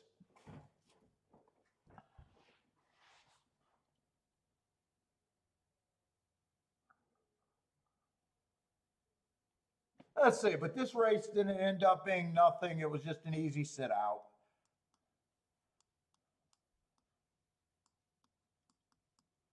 No bet for me.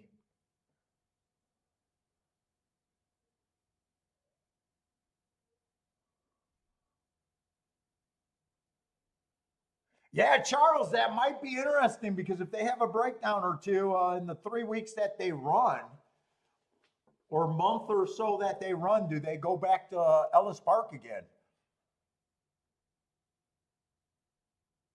Let's just hope that they have no breakdowns. I'm not a. I'm going to go on a limb and say I'm not a pro breakdown horse player. I do not want to see breakdowns.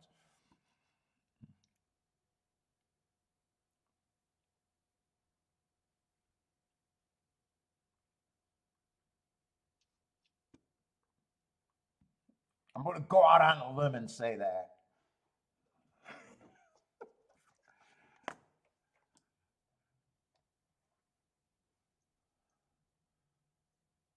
I don't know. Maybe we got to worry about Swifty and his video taking down all of horse racing.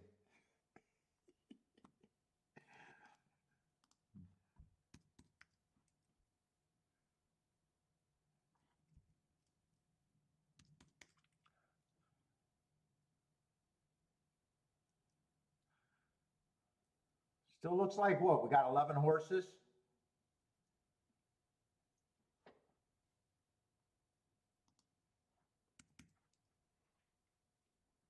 Oh, 3 smashed the gate coming out the gate? I did not see that.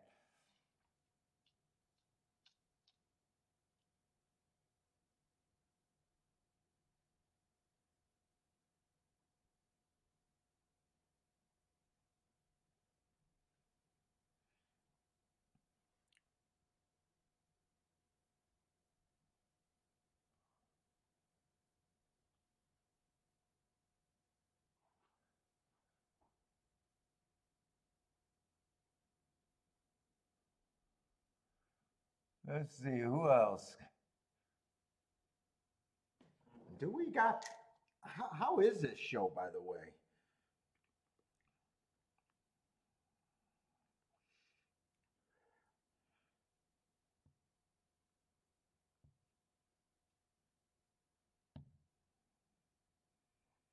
Yeah, 52 watching. I'll make it 53.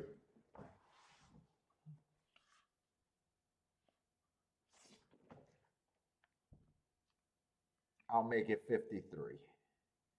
Can I, I'll even like myself if I can. Boom. Look at that. A little self-love. A little self-love on the internet.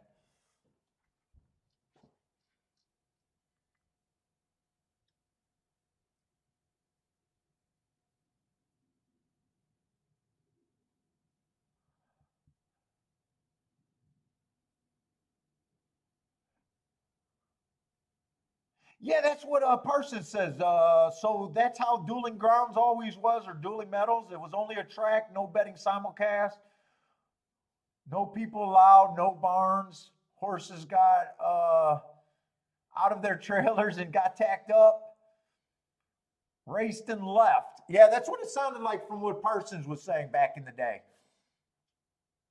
What's up, Ombre? No, I have not. I have not seen any sputtering on my twin spires. Everything on my end is fine at Twin Spires.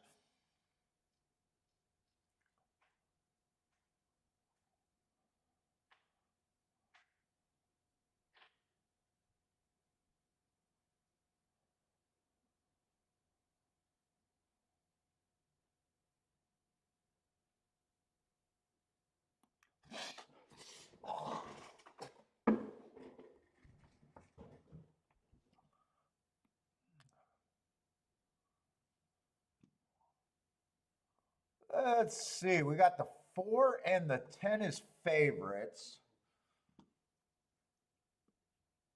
We'll start with the 4. 4 is just coming from West Coast. They are running for 160K. More than they should, in my opinion, but okay.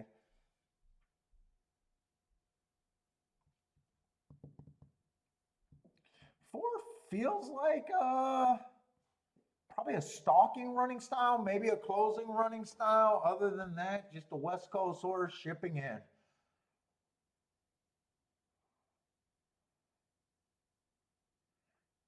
Got chicklets up there.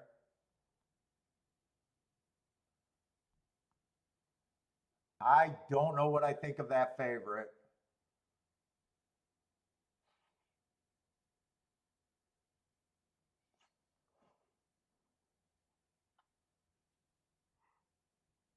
No, nah, I don't even know if I should say it, but he's coming from Delmar. Delmar, I only kept notes on them for a couple years. I just generally think that Delmar favored closers on the turf. I could even be wrong about that. And that was years ago, so I'm not even sure what I think of that saying that. Let's see, 13 drew in, everything outside of the 14 is done. 11's out.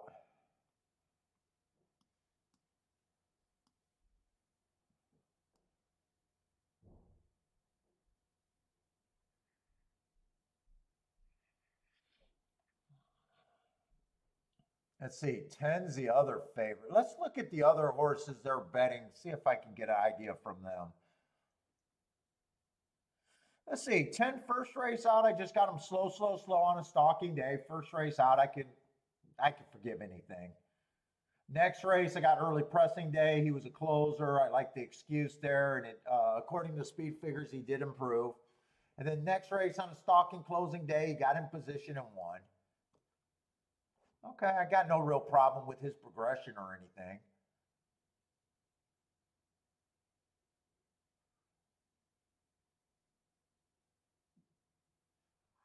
One, I'm going to say I don't like the track that he's coming from. I'm not a speed fear guy, but I got to use something. He just feels like he got a. This just feels like he would have to improve leaps and bounds for me to even believe that he can get anywhere. I'm just going to say he's not for me.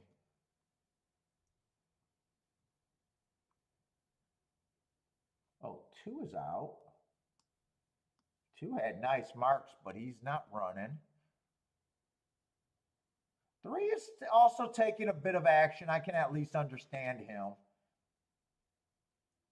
4 races ago, early pressing day. He was a closer that day. I like the asterisk. He was average, 1 tick slower than the fastest winner, match strides with the fastest winner. I do like that race. Next race, he comes back in a little stakes race. Went too fast to win on a bad rail closing day. Comes back, another stalking closing.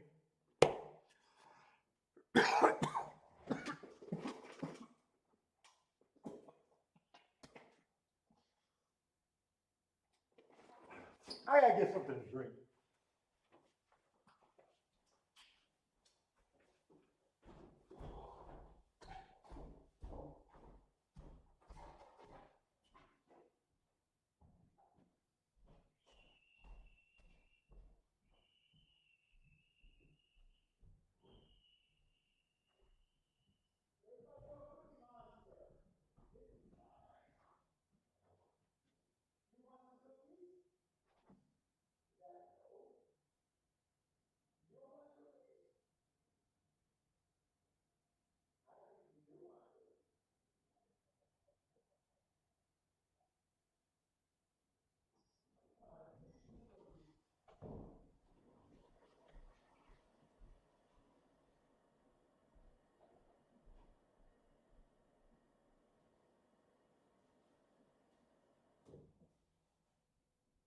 Get you some cookies.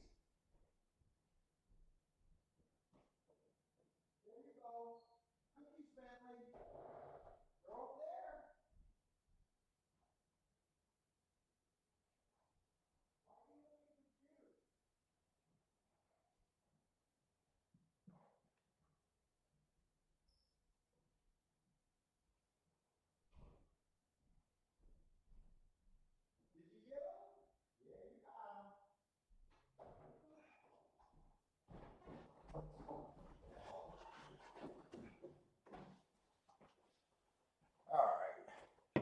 Had to get some mouthwash. Oh, fucking knees.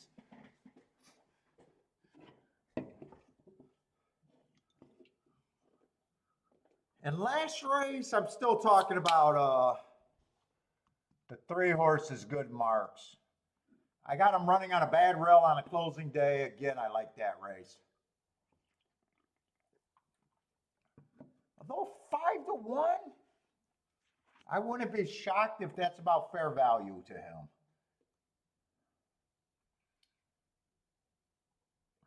4, like I said, I'm not sure what I'm going to be able to do with him. Not sure if I like him or not. I guess his speed figures look okay. I hate speed figures though. Dude, anyone smoke cigars? Coke is like the worst pop. I love Coke, but it does not go with cigars. I always get the worst taste after when I smoke a cigar and drink a Coke.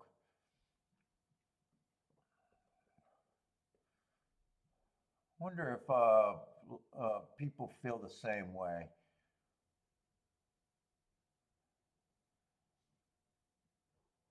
Let's see, 5, I got bad rail stalking closing day, 3 races to go, average, and a little stakes. 2 races ago was nowhere near that bad rail. Still got in position. Last race, I just got him slow, but I don't think he's really a sprinter. I think I could get rid of that race.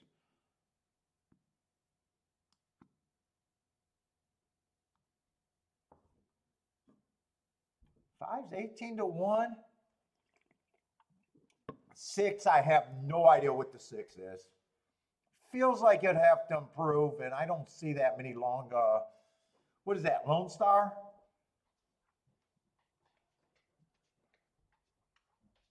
Diet Pete Snapples and cigars? Oh, man. Now, if I mix a drink with Coke, it's fine. But I don't know why Coke does not go with cigars. Oh, Greg, you do. Oh, you like the rail of Coke. Okay, I got you.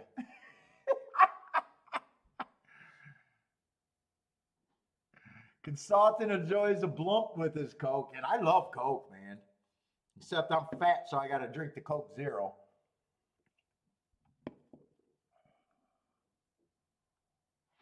Let's see, 7 would need a fast pace. He just feels like a one-run closer.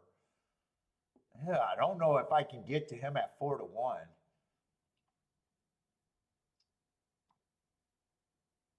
8 got marks that I would be interested in. He's off a year, comes back.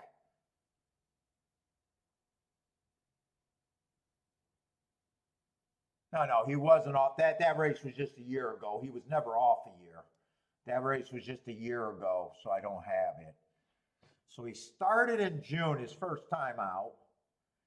Took a little layoff to August, ran against the early pressing day. Then they laid him off a bit. He comes back. He goes too fast to win while stalking. And then the very next race, he wins on a stalking closing day, being basically the fastest winner of the day. 8's probably going to be a little bit of value for me. 9 got really good marks. 17-1. Wow. I'm probably going to have him at about 10%. So I think he's going to end up being an overlay here.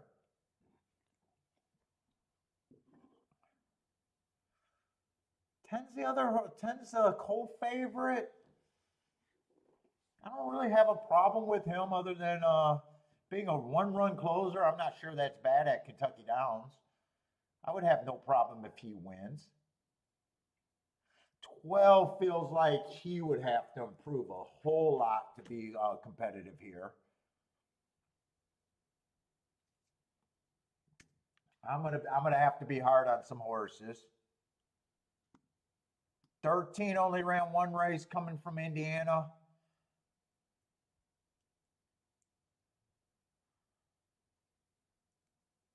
I'd have to be really hard on him.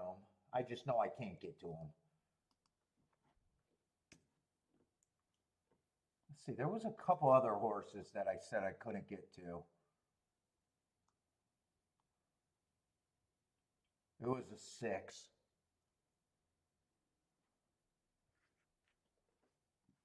6, I'm not going to be as hard, but pretty hard.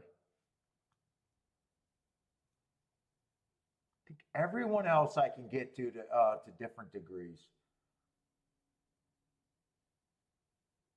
You know what? 12 I don't think is that low to me. 12's low. I just don't think he's that low.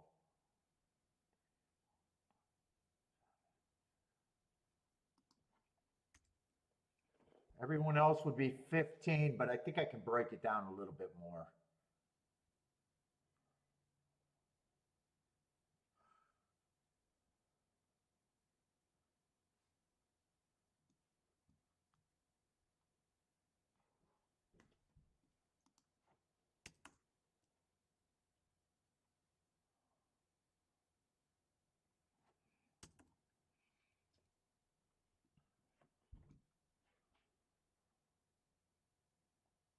Seven, I think I get more points than 10%.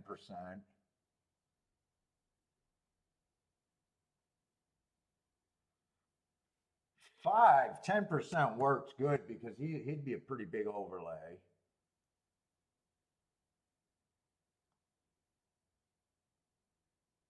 Four, I think I can still get more points. Three, I think gets more points. Let's see where that makes everybody. So I got 4 horses. You know what? I think I could stop at that 19%. I don't think I have to separate too much more there. That's 120. So I want to touch anyone for a win ticket under 9-2.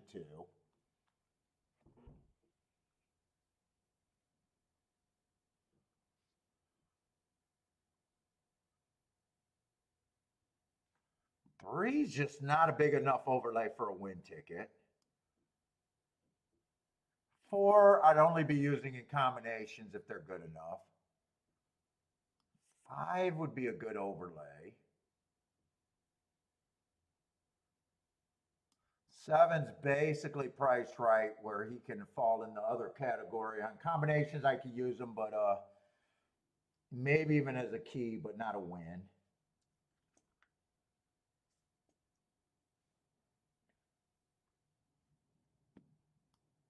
8 would still be an overlay. Still got a lot of horses, and I will have a lot of horses in these races. It's just me getting the right key and deciding how to pare this down the best way.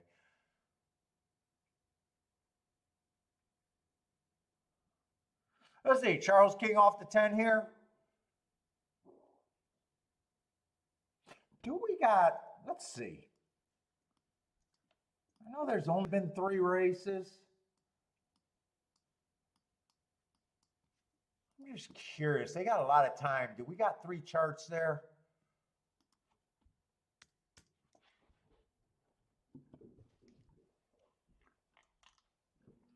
Let's see.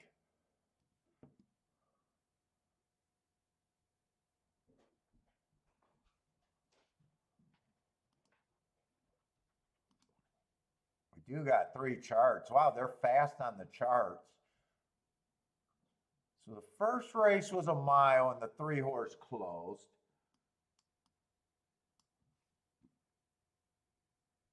Well, the 4-horse from the 3-hole. I'll put the post positions.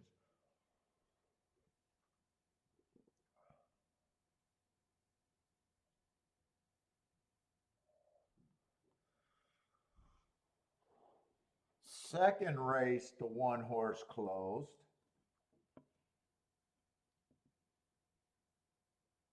2 tried to go wire to wire, still managed to hold on for second.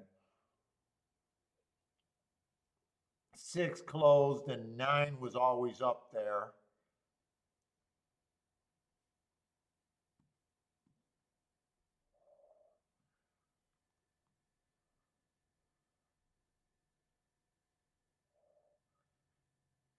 Inside's been good, but that last race was a 4-horse race. Someone on the inside was going to win that race.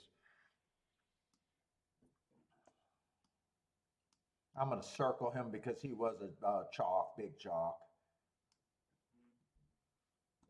Yeah, inside's been good, and off the pace been really good.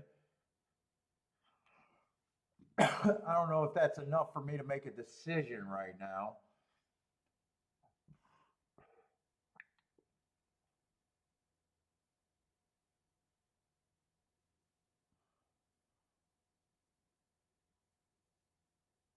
Let's see.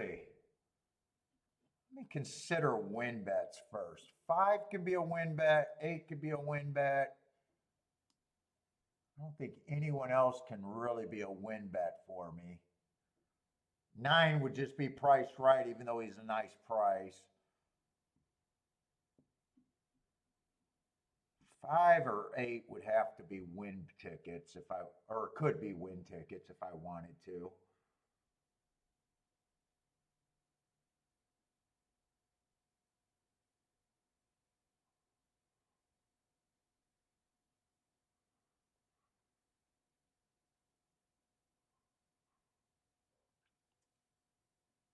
I think I want to key off the 3 and the 5.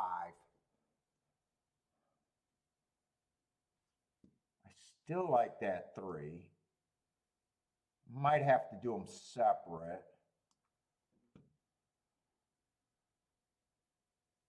Let's see, 1, 2, 3, 4, 5, 6. That's a lot of horses. What if I start thinking about turning shit around?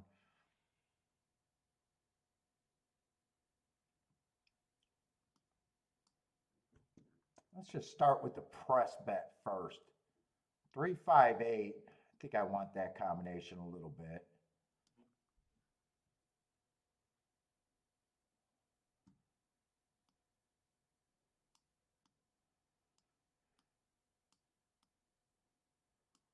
It's the favorites that's the problem.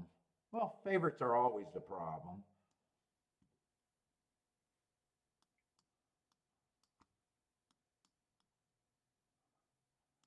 Nine is not a favorite.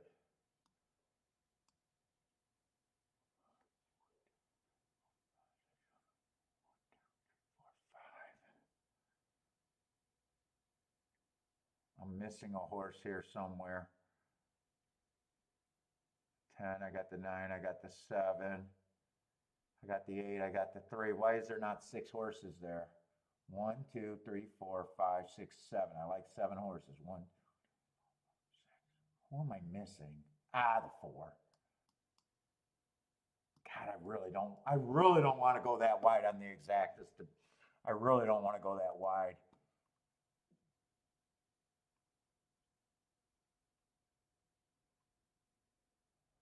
I really don't want to go that wide.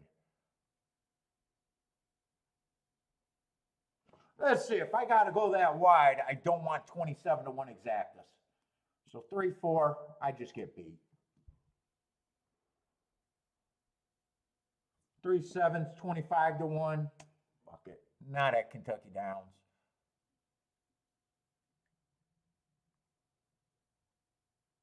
Oh no, 7's okay. 3 10 I don't want.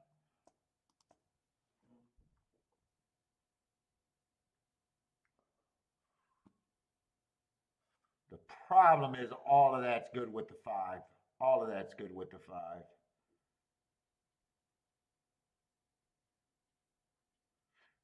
5 I would even turn around. 3 I don't think I turn around anything. 5 I'd turn around.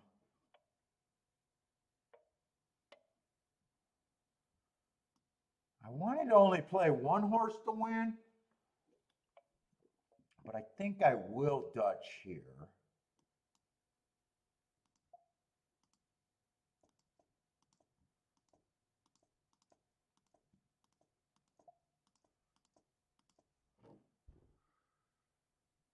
Let's see, 4. 1, 2, 3, 4, 5, 6. That's a $12 base bet.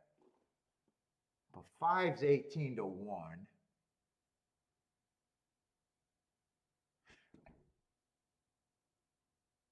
I need the 5-3 straight, but I don't need the 3-5. Well, I don't need the 3 in here because I'll have the 3 in the 3-horse exacta box and the 3-5 there. So I want to cheapen this ticket.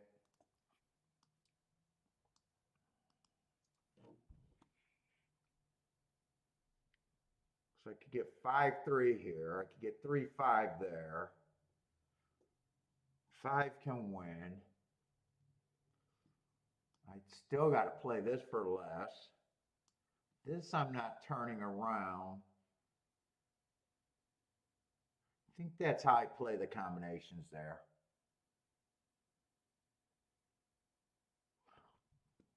Although there might be one combination here that I want turned around.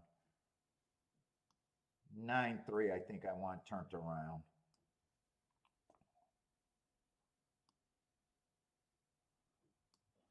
Nine three, I will pay to turn around. 5-3, I got turned around. I think that's how I play it.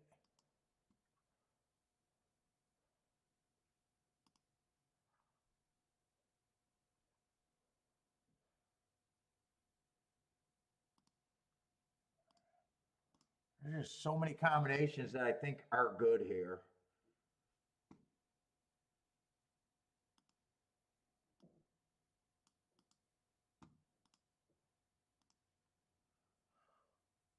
All right, so the one with the 5, I want low. 4, 9, 8, 7, and 10. That I want low. The combinations with the 3, I want those straight.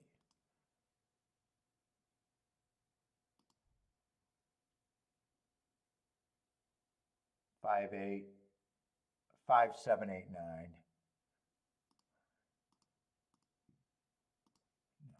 Okay, I want those straight.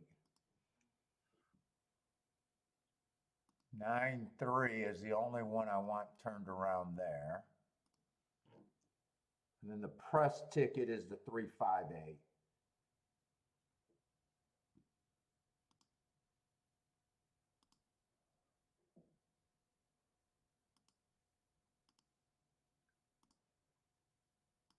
That's the press.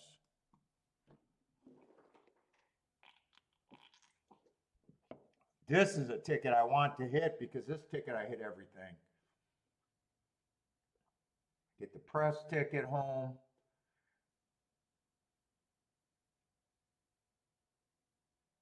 Well, I'll only be able to get 5-8 there, but not 3-5. If it comes in 3-5, I got it more there. And I'll be able to hit the win tickets possibly, depending on who it is. All right, that's all I got. And they are off.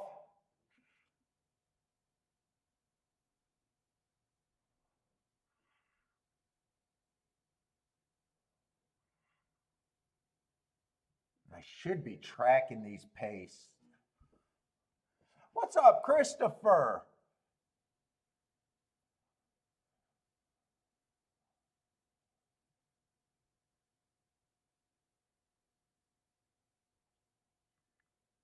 One got the lead. 5 is they're putting the pressure. 23 and 4.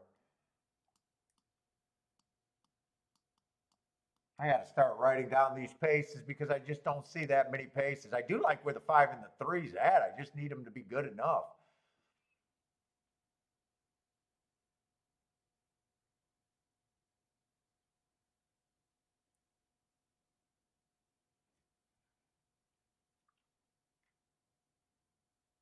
Come on, 5. Have some horse with this 5.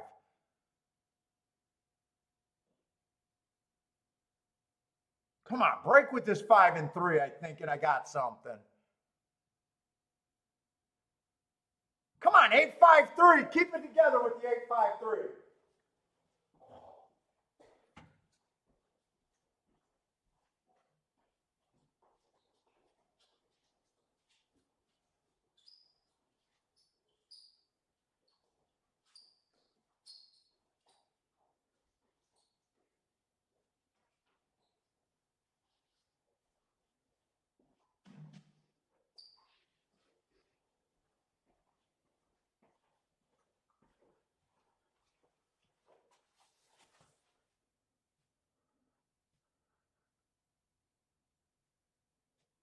Tell me the 5-horse one. Let's go.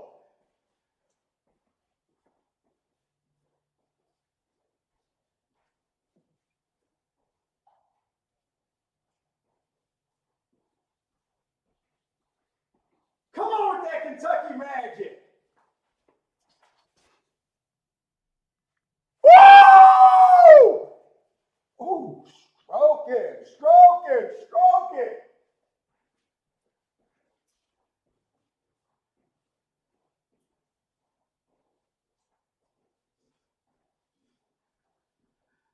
Kentucky Downs, you are my official bitch. Let's make a racetrack my personal bitch out there. Woo, I'm a sexy ass lover. Ooh, ooh, 5-8, 5-8 on the press and 5-8 to win. Woo!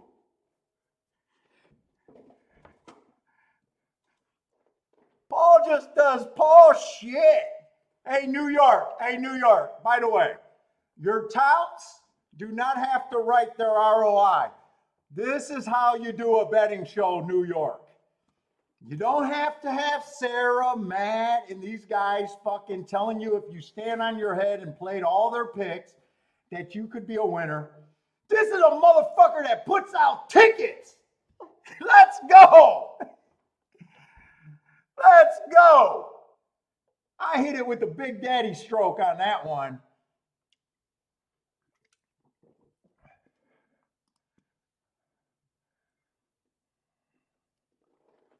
Let's go. New York, if you ever want to call me, I can call you and talk to you about tout business. Quit having your stupid ass new people on Twitter telling me about their ROI if I did every bet they ever made. Get the fuck out of here. This is how you do a handicapping show.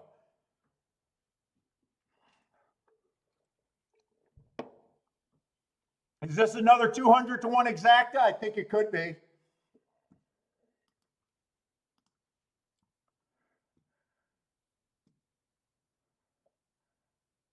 $237 to 1. Let's start with the press tickets. Guys and gals, this is a show.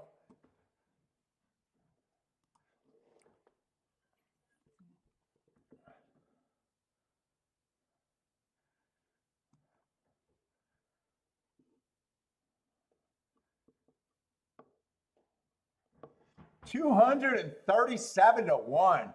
Woo, Mama's gonna be buying filet. She might have to buy some crab legs to go with dinner.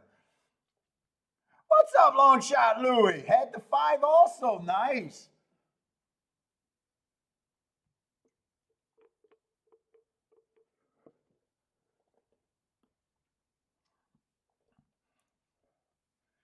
Roland's a rich bitch. What did Roland? Roland hit that? Nice. Had a 40 to 1 double balling.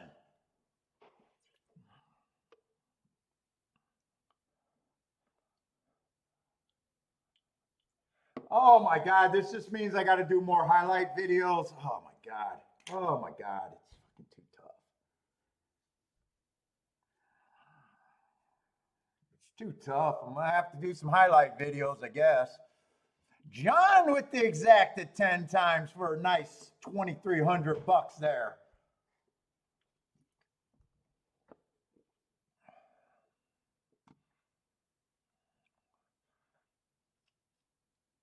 Dude, and I'm even forgetting about the win ticket.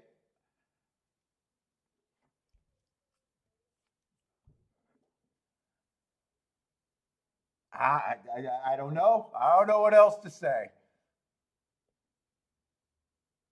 Oh, J. Brum had the 5 and the 8 on separate tickets with the 10 kicking himself.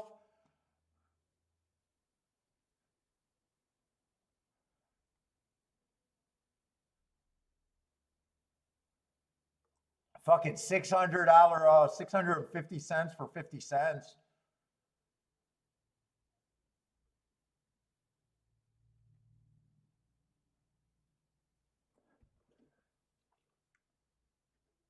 And I can already tell I had a coffee, an energy drink, and I was not thinking when I did this Coke, and I got too much caffeine in me right now.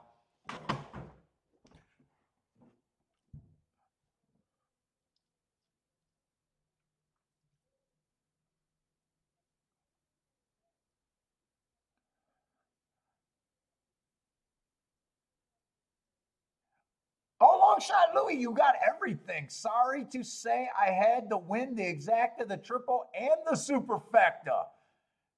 Now his day is done, nothing to do but go clean your room. Go clean your room, long shot Louis.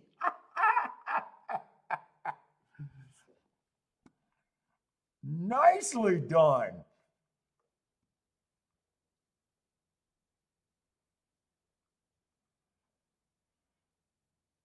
Nicely done with the long shot Louis there.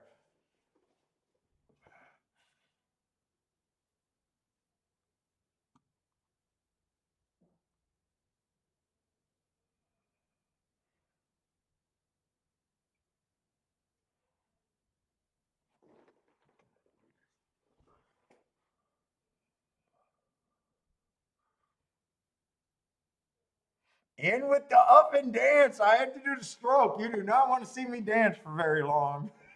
It's terrible. Yeah, there's nothing else to be done. I am guaranteed I can't lose at Kentucky Downs this year. Guaranteed I cannot lose there.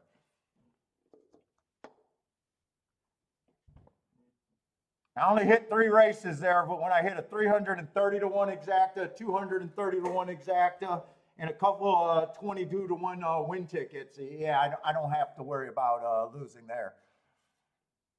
Yep, Greg, I might be sitting on my hands the rest of the day.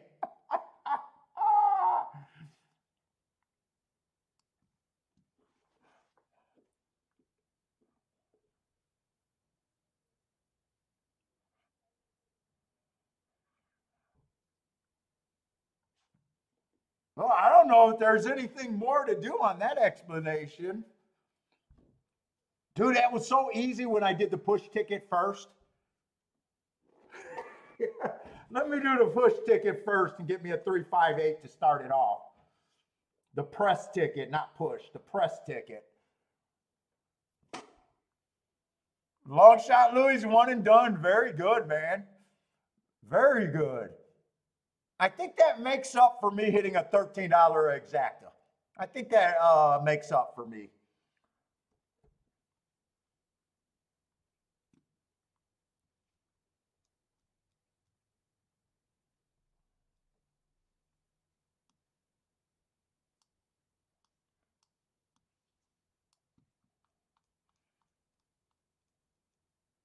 Five would have stopped there. One got the lead. Five was always about 2 lengths back or something.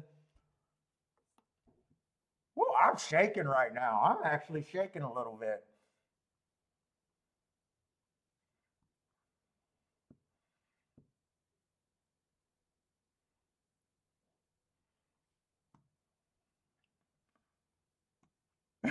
Yes.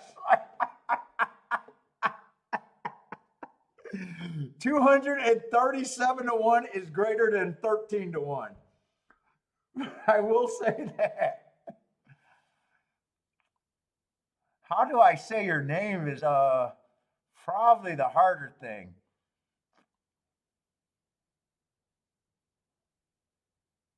Steven, what's up? You missed it if you just showed up now. You missed it. How do I say that name? At oh God.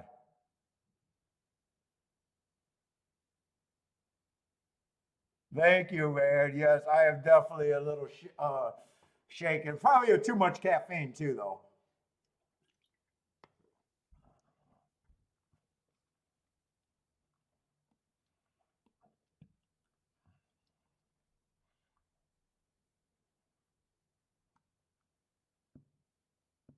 You know, I'm telling you, I talked to Boulder on the thing and was telling him about my new thoughts on betting and everything. And the press tickets are making a world of bit of difference. It is not even close. It is not even close thinking about press tickets. Thinking a little bit more about structure and what part of the opinion I want to press more, and the fuck it's been ridiculously good.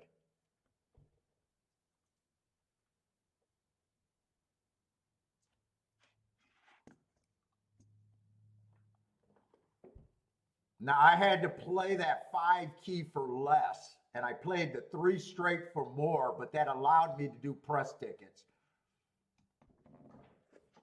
And the press, this ticket is a separator from everything. I kept thinking when I started doing it, like, you know, which of the far side of my expensive combinations would eliminating it be bad? But it has not been bad. It's been better.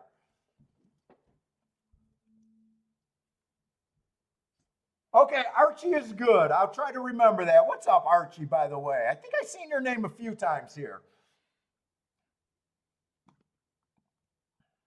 But next race is not going to be a great race for me, especially after that hit. But just being super lightly raced horses. I mean, this is just one notch better than a first-time starter race, which is not good for me at all. You know, it's even dangerous to assume that a horse has a running style after one race. So this probably going to be a naturally sit-out race for me.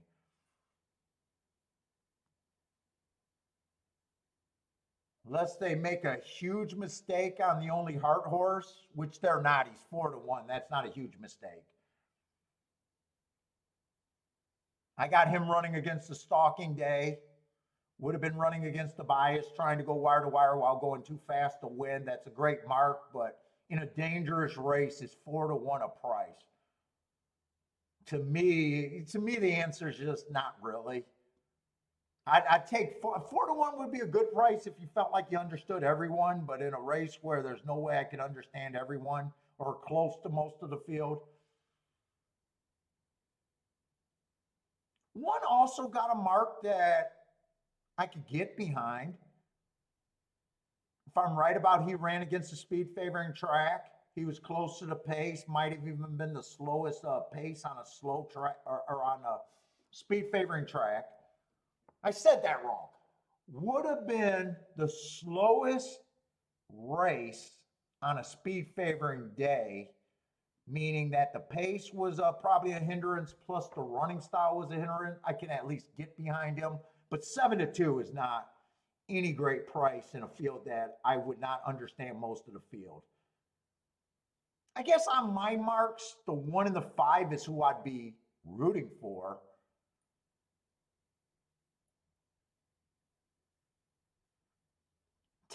10 got a mark where if I'm right about the bias, but you know, you can also say with that running line, did he really run? You know, I got a good that he ran against the inside bias if I'm right about that, and it was early pressing day. But sometimes horses that run against, you know, you don't know if that hurt him or he's just bad. I mean, he just looked bad. He got an interesting comment, but I have no idea to know how good he can improve or if he even will improve. He could just be a bad horse that I got excuses for.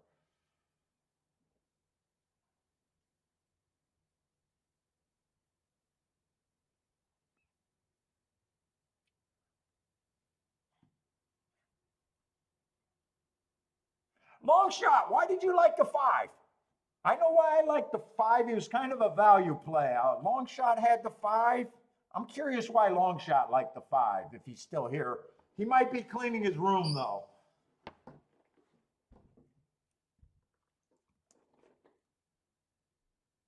5 to me was more of a horse that I had to play because of value. I'm just curious what someone else who had him or who had him in the double. The person in the double would have had to have him early. Who had him in the double? Someone said they had a nice double with him.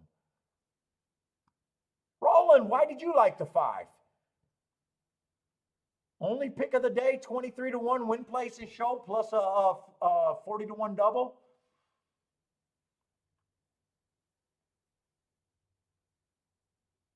I'm curious how you guys had them.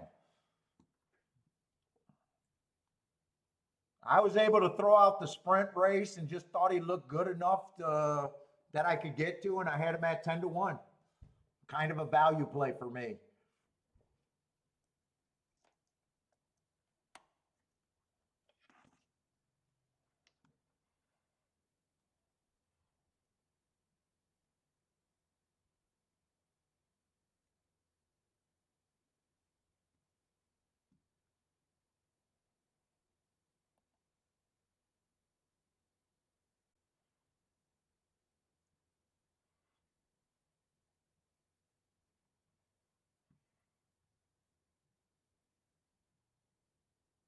John had the exacted 10 times. Nice.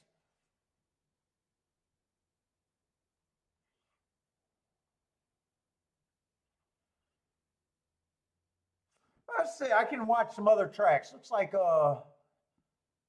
Colonial's getting ready, and I see Charles with the play over there at Colonial. King off the 6.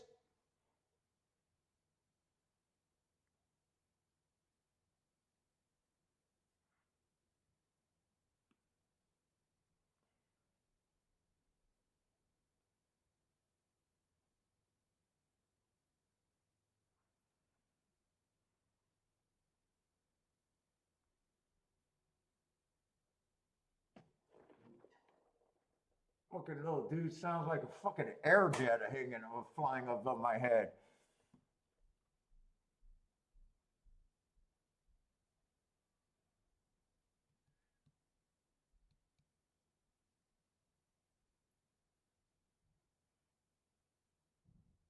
Let's see. Colonial is getting in the gate. If anyone else got plays, Charles is the only one on record.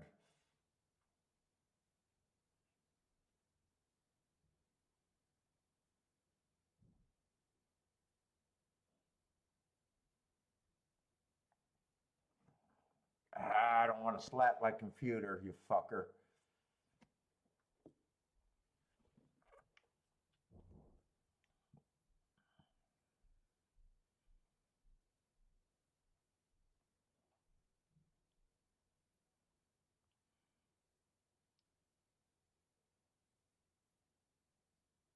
By the way, Hank was the heart horse. He was the heart horse that got second, but 9 earned hearts too. So did the 3. I'm not sure what the 3 did. 10, I think, got third, huh? 10 got third.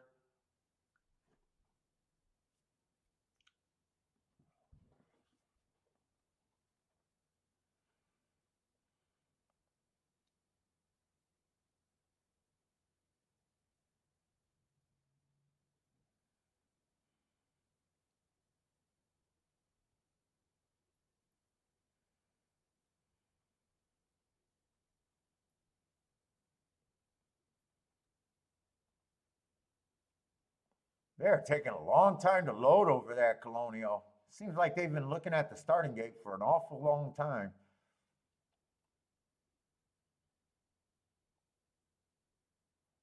What am I rooting for? The 6 needs to do something for Charles. Going to be an easy horse to follow with being the only gray in the. Oh, nice price on him.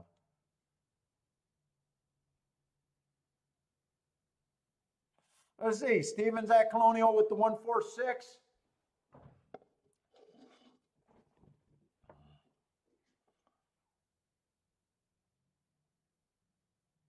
Six is in position. If he's good enough, he's in position. Not sure the horses up front. Yeah, I'm not sure the horses up front are really getting tired, though, is the problem. I think 7 was the favorite. I think 7 was the favorite. 4 to 5. 4 to 5 over 3 to 1. It's going to be 7, 4, 3. And I can't tell who got fourth there.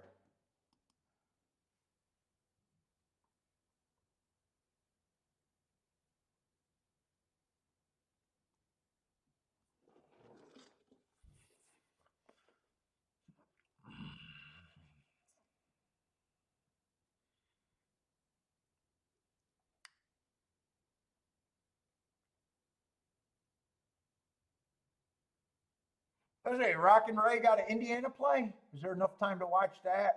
I'm just not interested in this race at Kentucky Downs. Kind of already talked. I think I'm rooting for the, what was it, the 1 and the 5. But outside of that, I got no reason to be anywhere.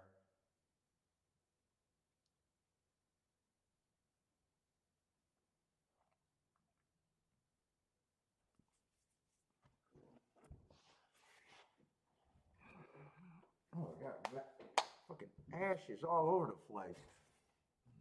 What's up, Sean? Sean needs good luck. Sean needs a 6 for pick 3.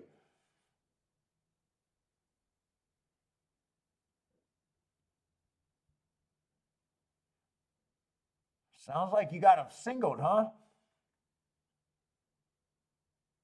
Is that the payout leg for the pick 3, or is that just to keep you moving?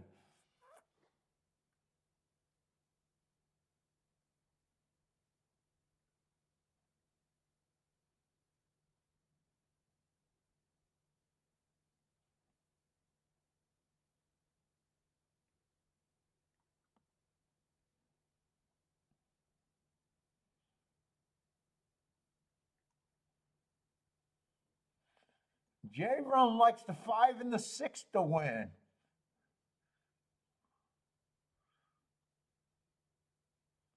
Let's see. Steven got a bet. I'm just not sure where he's at. 1 with the 7 and 8. Oh, this is your payoff leg, Sean? Well, I hope you hit it. Those pick 3s got to be, well, they got to be solid. You got so you got the favorite in the 4-horse race. You are going to get help with the 5 in the last race. What is the 6 at here? 6 is 5 to 1.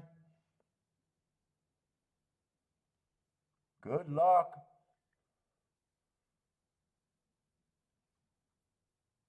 7, I got marks on. I just not realizing. I just got him running on an inside early pressing day. He would have had the 1 hole with the right running style.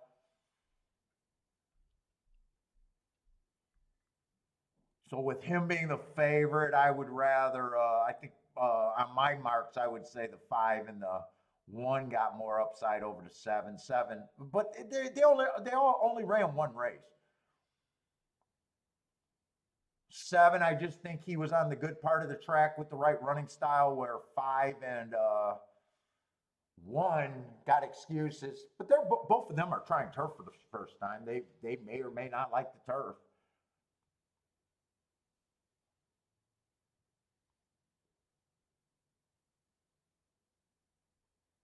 10, I can root for 10 to improve, but I know that 1 and 5 I can reasonably bet, but 10 I can't reasonably bet. Not off of that ugly running line with just a bias excuse. Although he is 60 to 1, I guess 60 to 1 is greater than the other 2.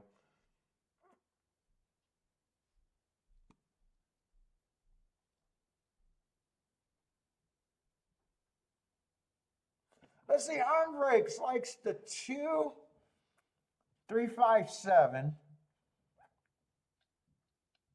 Over there at Indy. Who else had some Indy plays?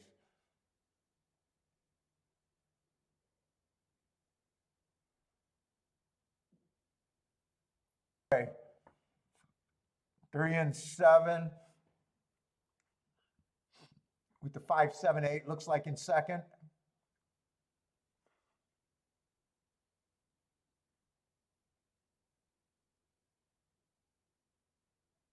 Greg, biggest win for Greg. Just started betting a few months ago. Nice, Greg, well done. What did you hit? The Kentucky Downs race?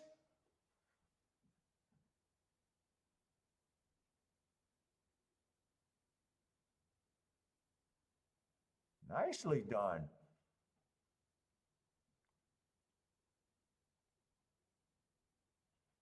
Charles is also keying off of that six that Sean needs over there at Kentucky Downs.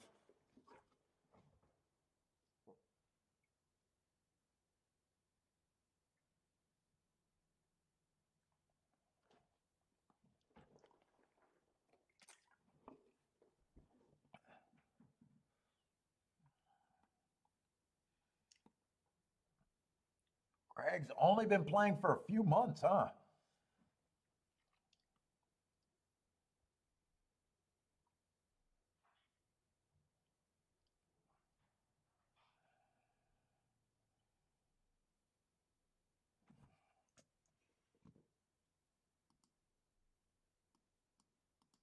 How do I get that? I want that off. Let me just because I do want to watch the Kentucky Downs race.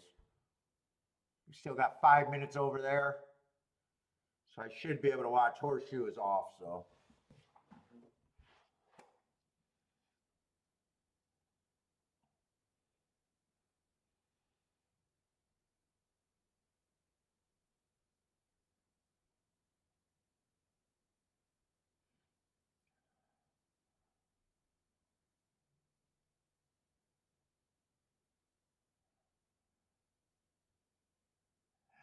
Vice stocks. Oh, that was a candy horse, twirling candy horse. You did say the candy horses were winning.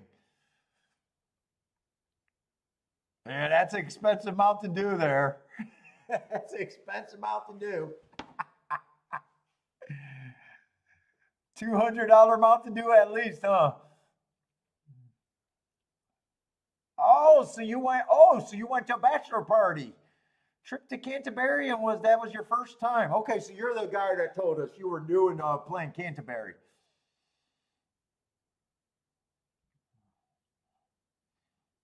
Unless there's another big Canterbury player. I thought that person was Scott. Maybe I got you mixed up.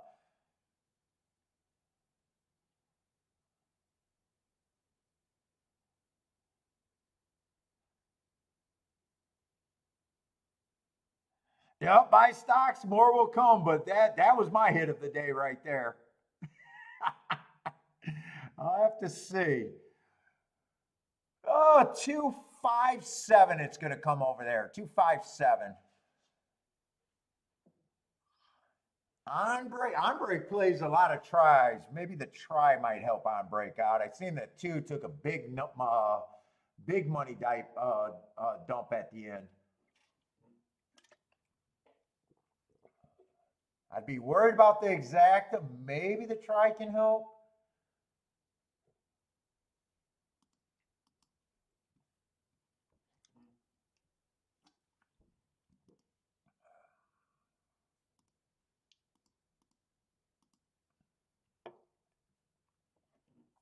So seven's going to be the favorite, but there's a lot of horses that are just mid-range horses between 3 to 1 and 5 to 1.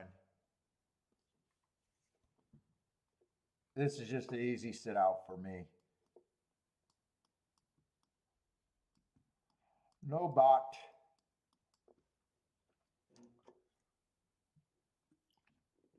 I'm rooting for the 1 and the 5 and an off shot if the 10 gets up there.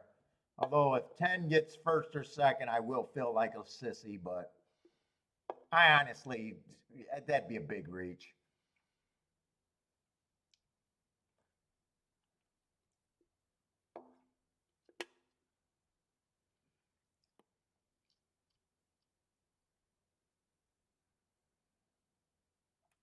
Greg, who the hell goes to a racetrack for a bachelor party, by the way?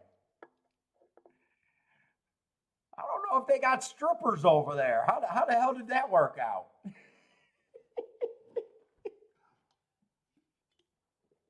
What you doing? A wholesome gambling only fucking bachelor party, or did it get wild later?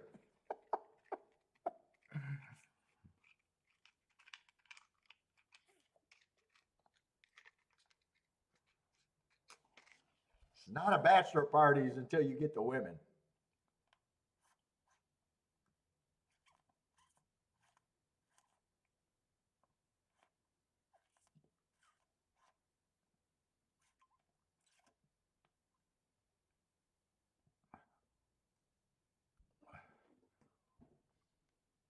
Yeah, buy stocks had the press ticket on the exacta. 5 and 8 to win, 3-5-8 in the box, and 5-8 there. Yeah. I'm having a great day. Okay, that was just the pregame for Greg. I was worried about you, Greg.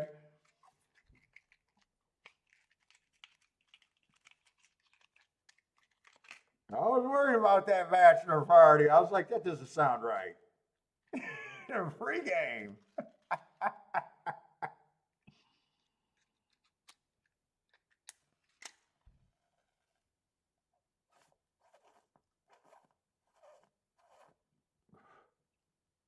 I don't even know why I'm trying to light this. I should just save it.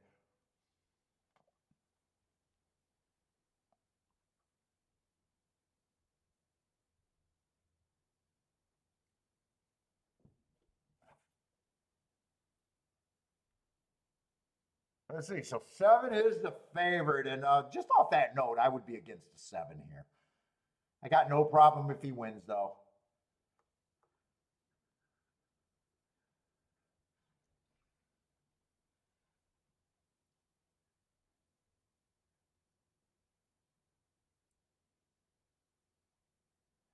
Kevin's going to shoot for the 10. It's a big reach, and he could just be a bad horse, but he's someone I can at least root for.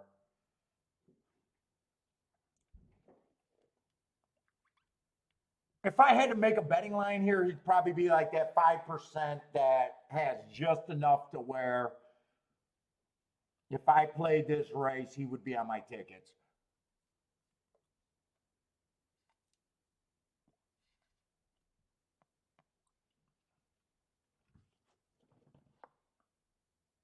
Oh, you went show though. Oh, Kevin, you did something and then you just messed it up with the show dough.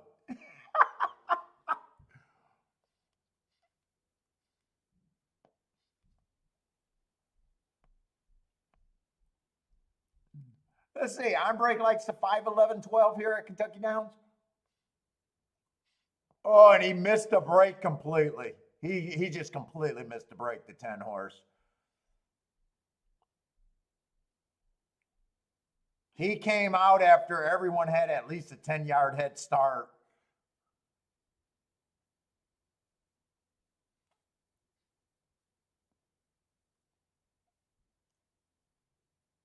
Mm, 8 and 7 are on the lead, and they are really distancing themselves.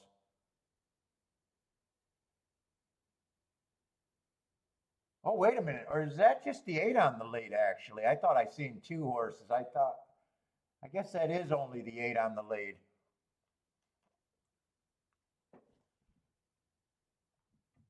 Doing that move, I hate trying to run them off their feet.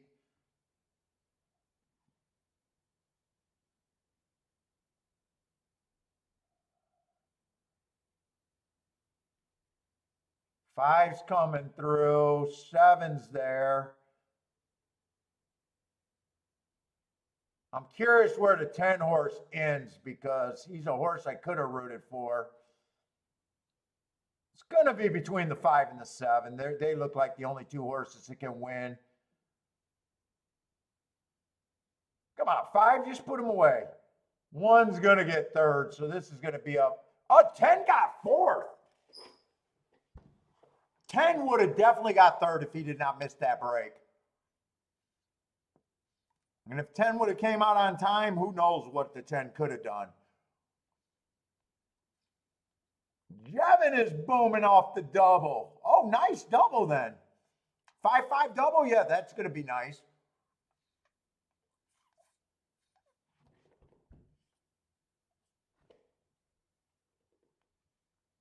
Okay, my best mark won, but I would not take 4-1 in a dangerous race. But I don't mind the horses that I was rooting for all ran.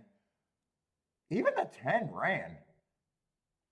He just completely missed a break, and if my eyes aren't deceiving me, he got fourth. Unless that's the 3 horse. Purple and blue looks the same in my blurry ass vision.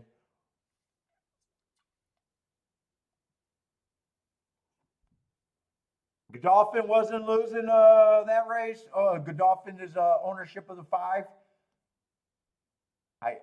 Yeah, okay.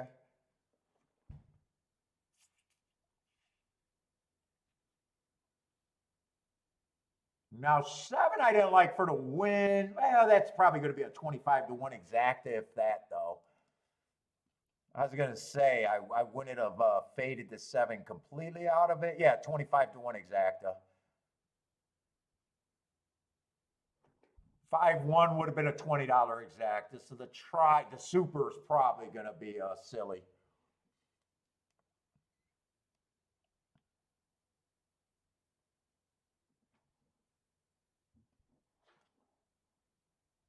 And I think if 10 don't miss the break, I think he at least gets third.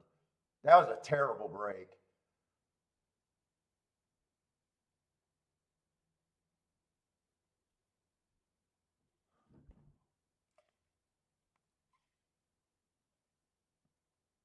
I thought 7 was the favorite. That must have happened in the gate. 7 was 3-1, so 1 ended up being the favorite. I think that flopped in the gate or during the race. 5 held up at 4-1.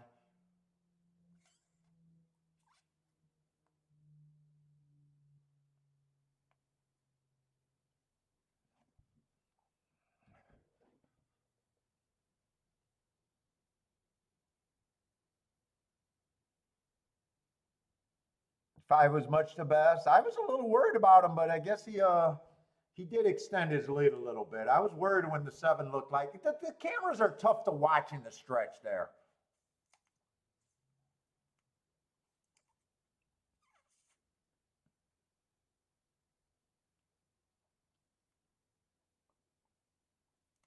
That did come down to all the horses that ran before, though. Experience mattered in that race.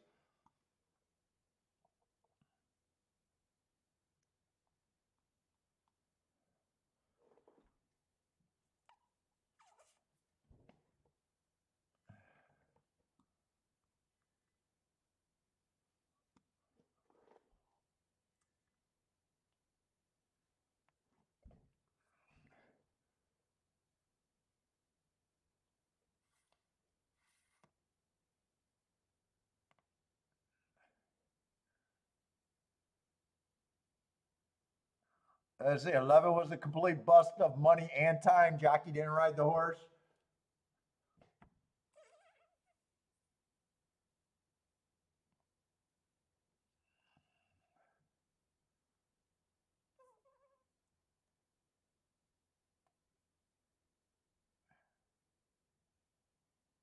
J Brum also, you got the double too, though, right, J Brum? Oh no, J Brum. That's right. J Brum got the win ticket. That's right. I do remember seeing that. Jevin got the double. Jevin got the double. And that double got to be pretty good. Probably at least 100-1, right?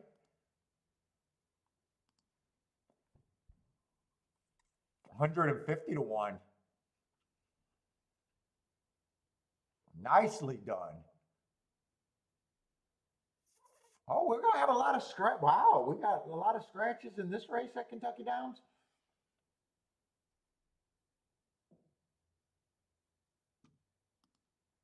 With the ugly 1-2 in the race.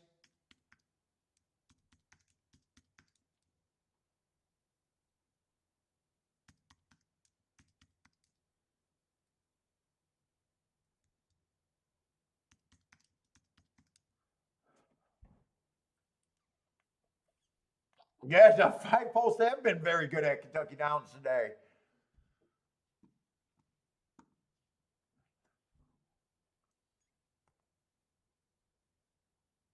Nice double, 150-1.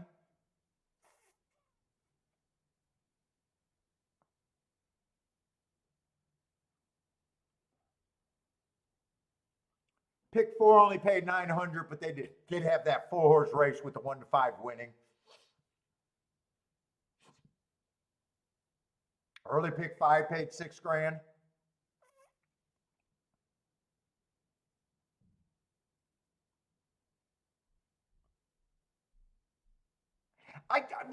Charles, I honestly don't know. I am having a hard time figuring out what I think the bias is over there. I'm not even sure if there is one. Was that last week a few fluke when the outside? Now I hit that first exacta, that 330 to 1 to exacta, because I thought the outside was good. I looked at the bias reports and I'm just not sure, man. It's like there's just so few races. You know, at the sprints, I only have the inside winning 19%, 38 and 44, middle and outside for the sprint.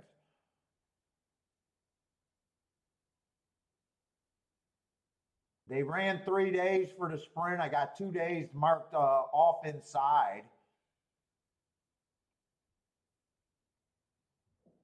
And first day of the week, I don't know. And what's hard too, you don't got a good baseline. And being a biased handicapper, it's always good when you got a baseline to start. I just don't know.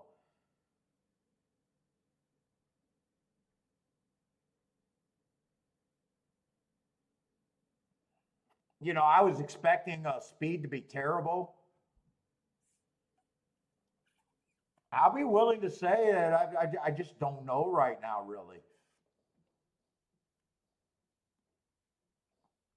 And I'm okay with saying that at this track. They just don't run enough. Even the last 2 years, I'm basing those thoughts on a 27, 37. Those are narrow. There's not a lot of races. And last year they did 34 and 39, a little bit more, but still. No, we got Woodbine tomorrow. Gulfstream and Woodbine tomorrow, Marco. Oh no, we're going to try to do Woodbine.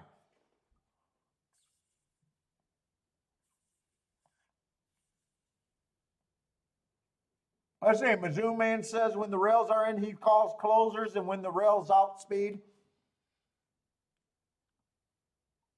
Yeah, I'll just be willing to say I just don't know. That's almost like if you guys are wondering, I keep saying this is not a track where I'm trying nickel and dime. I need to have I'm playing tickets that give me what I got. It's a hard track, so why would I want to accept smaller payouts here? It's not a nickel and dime track to me. It's beat this track with a handful of opinions at the most. Really beat this track with 1 or 2 opinions, and I've already got that accomplished. It's just going into this kind of meet is just what I accept it's going to be.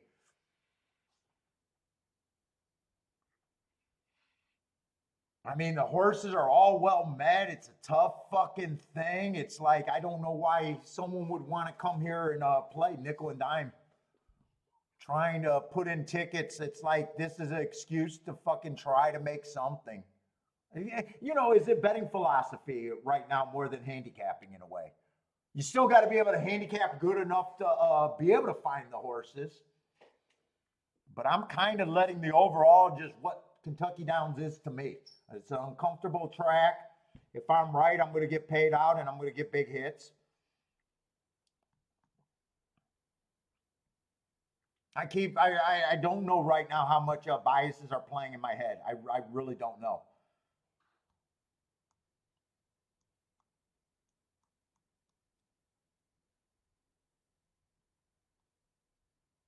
Let's see, that would have been a sprint and 5 would have stalked there. I'm pretty sure a horse had the lead and I'm pretty sure he came from 1 or 2 lengths back.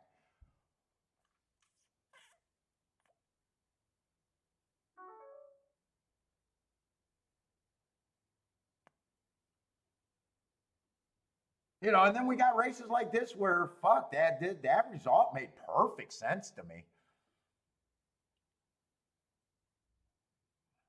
But wanting a 25 to 1 exacta or 4 to 1 winner probably forces me to bet too much.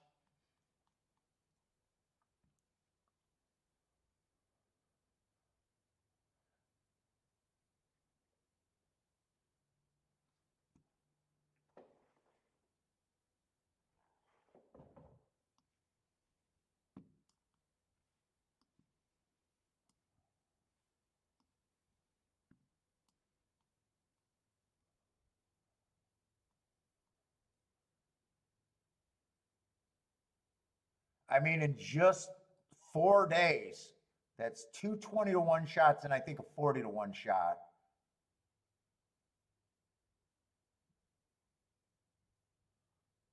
That's all I hit.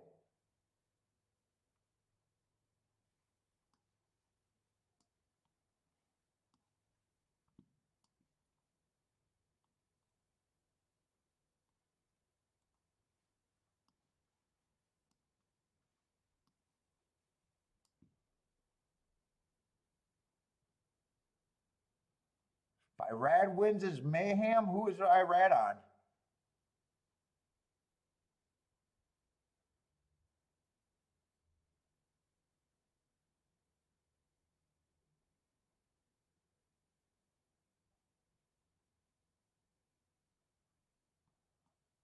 Who's Irad even on?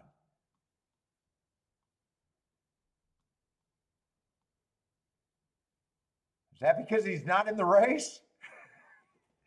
I don't even see Irad in this field.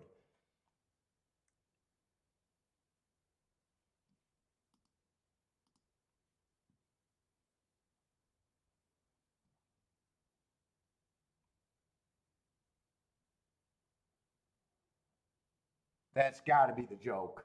Over my head.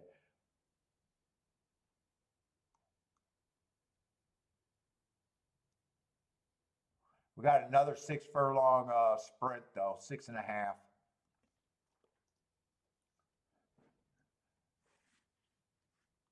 Yeah, lots of scratches here. Plus, there's a 3 to 5. It's just Florida's been winning some stakes. Boy, he was on a tear for a while.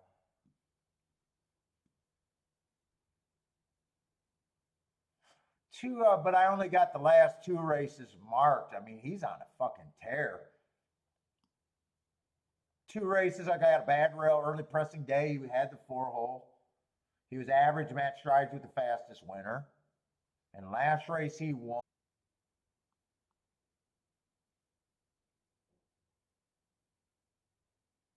He's been running in a lot of high level or at least expensive freaking claimers. But I got a bunch of 1 race samples. The only race that I got a mark on him was at Turfway Park a while back. I just got an early pressing date. He was a closer.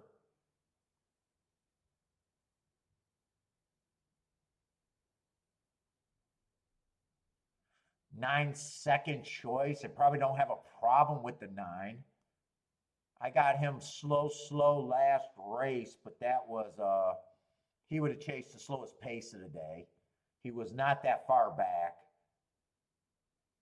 Still got in position, just wasn't good enough. He lost against Echo Zulu. He's gonna have to like turf if he he's not hasn't really. I only see him try turf once. Says he's been on the turf and won on the turf though. I just don't see it on the form. I mean, losing to Echo Zulu 2 races ago is no shame. But he's 5-2. I mean, I'm not trying to play. I just said I'm not trying to play Kentucky Downs to get reasonable horses or well bet horses. I'm trying to bet reasonable horses. I'm not trying to bet well backed horses.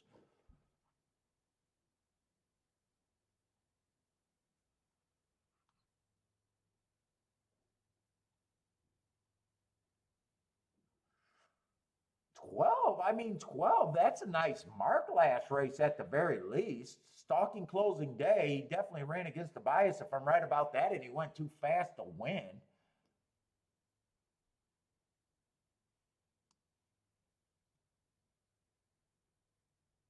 Who's the horse that ran against the favorite before? Did he get scratched? I'm guessing Sharp Hero or something. Probably got scratched.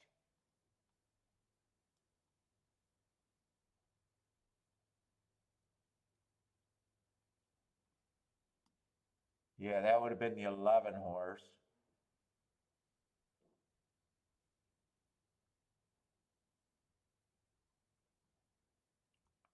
Yeah, this doesn't look like a race that I'd be interested in.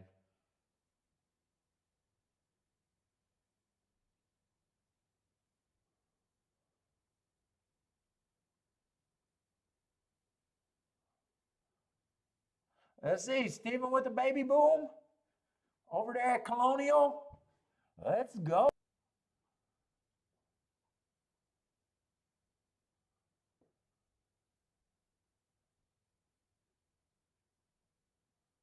Yeah, four. I mean, even if four is the favorite, even if I agree that four should be the favorite, he's just over bet for me.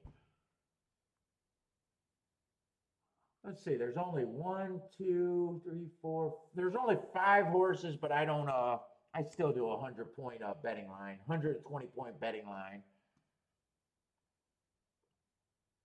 I could probably even make him a coin flip. That's as far as I would go as saying even money. So he's over bet by my definition.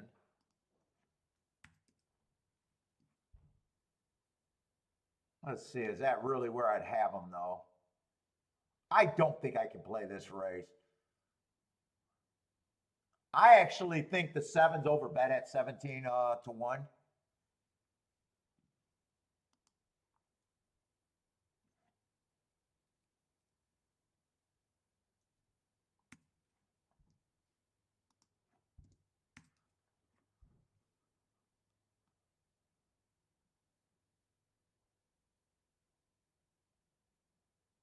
Eight, I probably have no problem if the 8 horse wins. I have no problem if the 9 horse wins. And I'd have no problem if the 12 horse wins. 9 to me probably deserves to be second choice, but I don't think I have to split these because I'm still not interested in 2 to 1.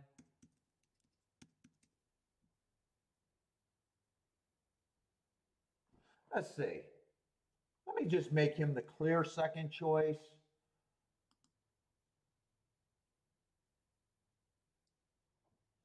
Still, even if I said 2 to 1 was okay, let's just say, even if I said 33%, what does that leave the other two at?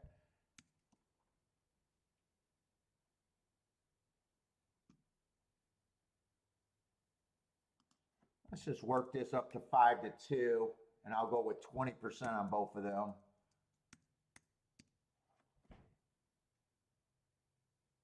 That doesn't really make 12 a big enough overlay for a win bet. 8 could be a win bet. But I think I sit out this race. I got no reason. I don't see how this pays any boxcars or anything all that great. Even if they beat the 4 and it's any order of 8, 9, 12, it's not going to be huge. Even if they beat the 4 for first and second, I think I'm even generous saying I think the 7 is 3%.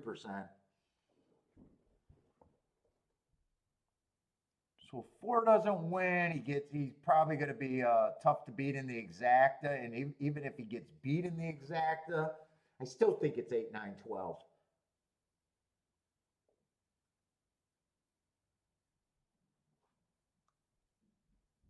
Ah, Steven's going to get paid a little bit more. Didn't realize that it would pay even that much. Okay. Getting a little paid a little bit more than he thought.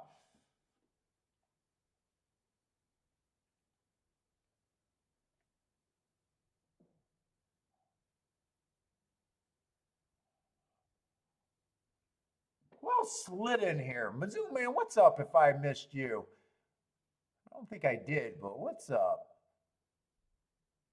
Anyone else slide in here that I kind of missed?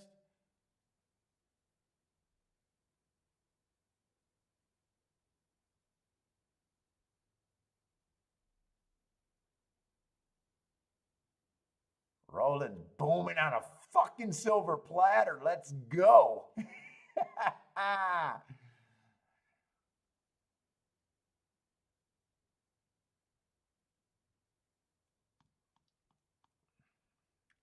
Let's see. Charles interested in the 8 at Indy?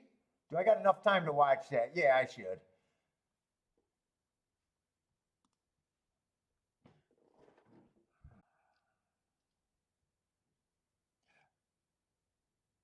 Yeah, nice day today, man. I am not complaining, Mizzou, man. I almost didn't want to do a show because I thought Kentucky Downs wasn't worth doing by.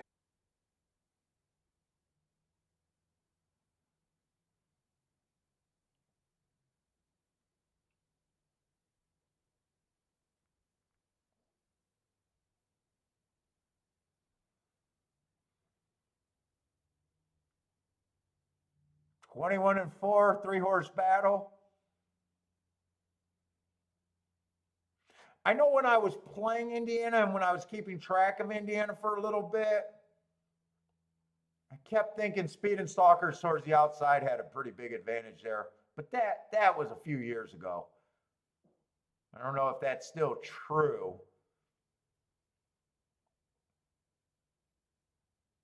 On the dirt there. I don't remember what I thought on the turf at all.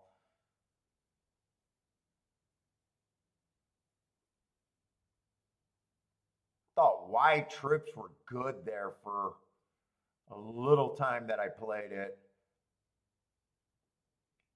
It's something 1. I'm not sure. It might have been 2-1 or maybe 5-1. I think that's 2-1, so 2 inside horses. Should be a decent exacta at the very least. 1 was a nice price. That pace does look fast. 21-4, 45-2 with 3 horses that were dueling.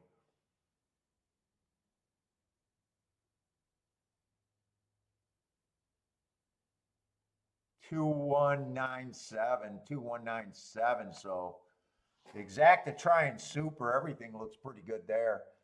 Let's see, we still got 18 minutes for Kentucky Downs.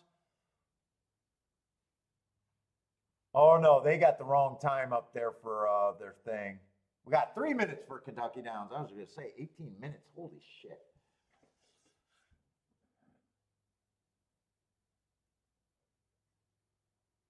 Oh, you haven't had the 1 in the 9 there? Yeah, 1 was a nice price. So was the 9 actually. Got beat by the 2 at 7-2.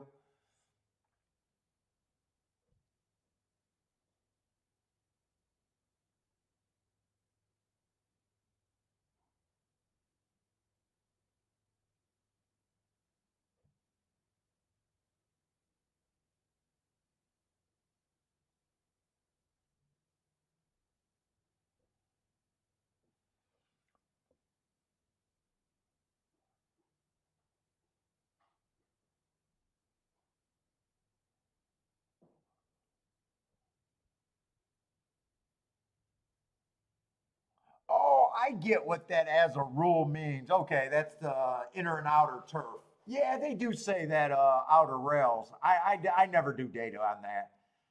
Even though I do a bias report, I never did any work with keeping track of rails. But I do know as a general rule that they say the farther out the rails gets better for speed.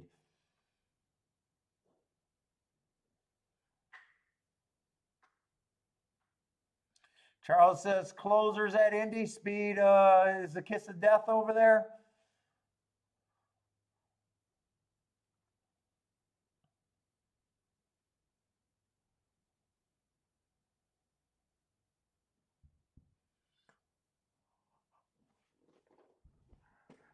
Let's see, and 12 started taking more action, so I'm just going to look at these probables, but I don't think I'm betting. 4, I would have to beat out of first and second. I could get to the 8, 9, 12, but that looks like a bunch of $20 exactas, 20-1 exactas, maybe even less. Yeah, there is some less. 12, 9's only 14-1.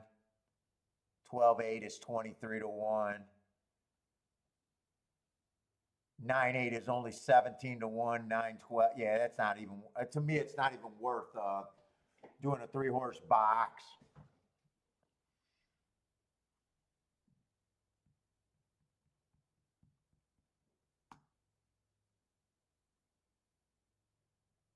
And 4 on top of those horses are death.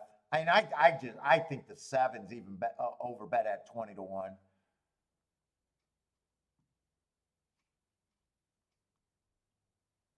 So I'm saying that the best I can see is a 20-1 exacta here. That's the best I can see. Yep, Gulfstream and Woodbine tomorrow, Marco Lou. Yep, that's what we'll be doing. Our first, I think my first show this year for Woodbine. Maybe I did one other.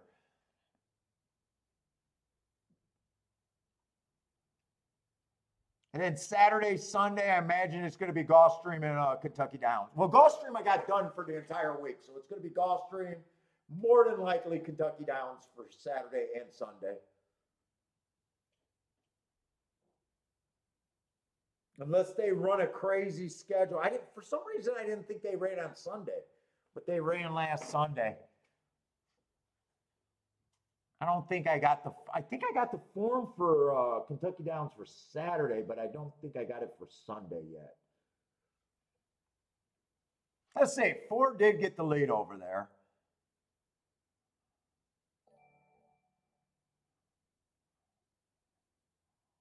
Oh, I might have got an alert. Is that a new viewer alert? If it's a new viewer, welcome to the show.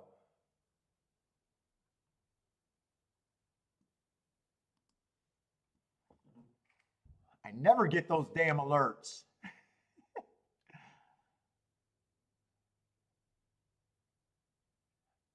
No, they don't run on Friday. Nope, they don't run on Friday, Charles.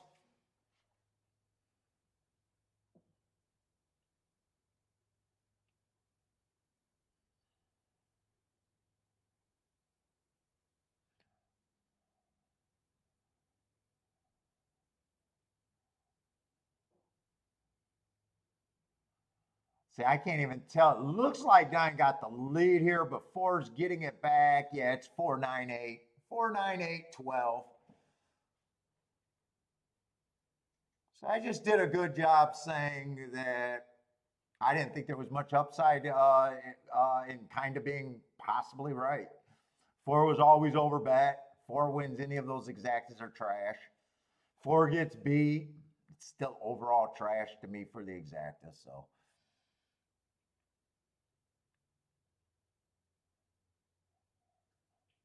Let's see if they're running Saturday, but they're definitely not running tomorrow. That's why I picked up Woodbine.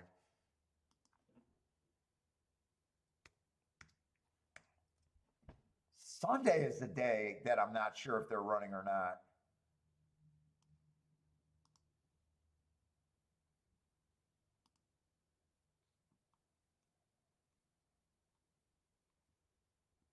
Yeah, they no Friday form. They got a Saturday form, a Sunday form, and they even got the Wednesday form. So I'll probably be doing a show next Wednesday.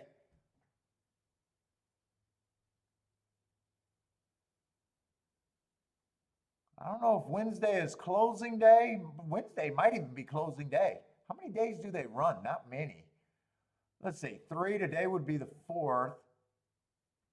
7 days? Do they run 7 or do they run 9? I don't even know how many days they run.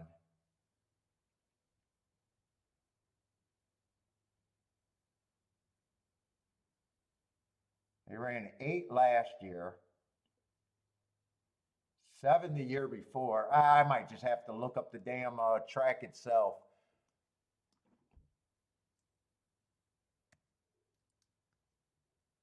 Kentucky Downs.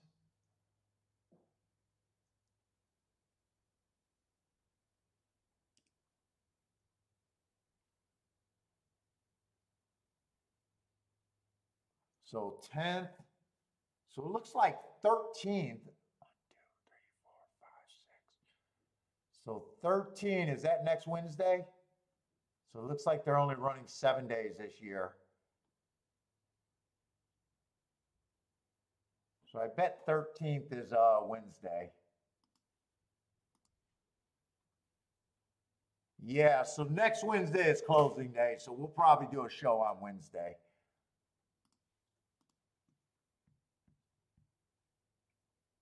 I'm not sure when Tampa Bay starts. Tampa Bay starts October or November, maybe? October sounds a little bit early unless it's the last week of October.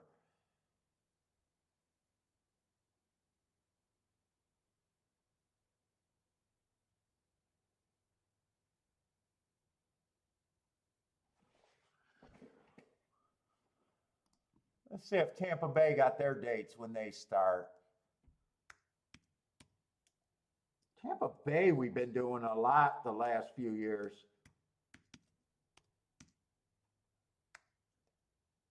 Tampa Bay, let's see, I'm going to have to go race course or Tampa Bay Downs. Tampa Bay Downs, I think it's called. What is their calendar?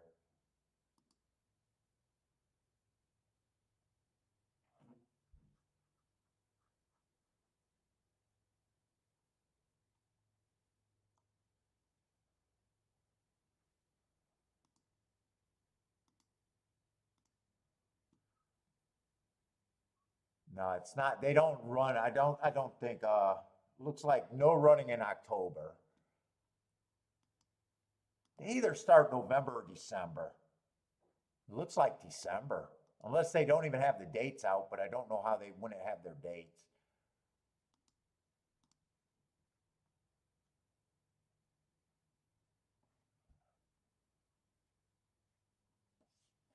Maybe they start in January. Right now, they don't have anything up on their own website.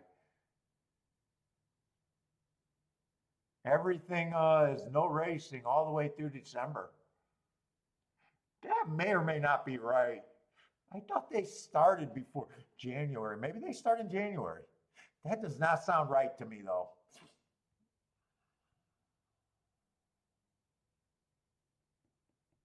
Yeah, and yeah, that's right. I was thinking they go to fucking Churchill. That's right.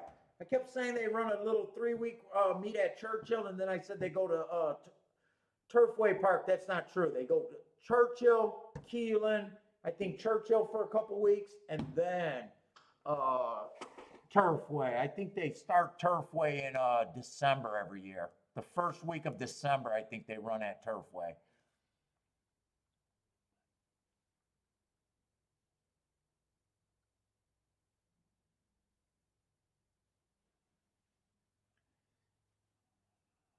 I didn't realize there's an objection going on here between the 8 and the 4 at Kentucky Downs.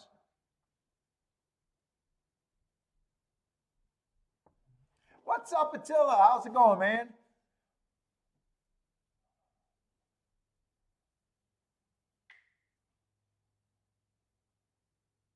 And Woodbine, I think, runs all the way to like mid-December. Woodbine, I think, runs to mid-December.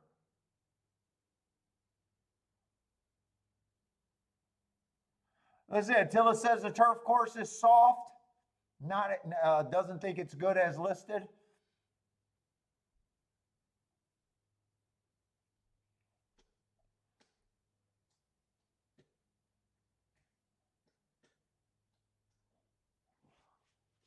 Dude, that Tampa got me confused. I don't think Tampa starts then. Let's see.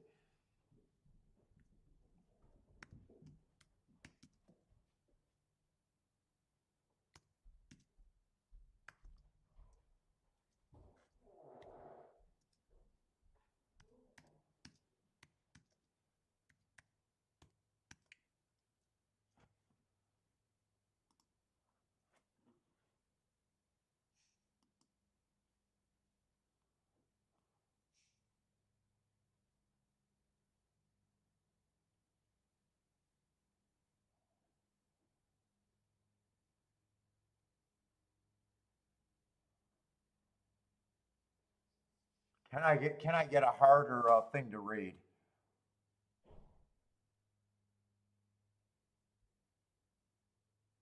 No, they got simulcasting only.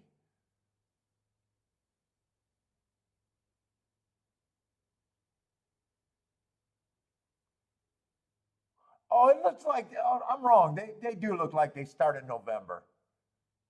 3 days a week. 3 days a week in November, maybe. God, I hate 3 days a week. Fucking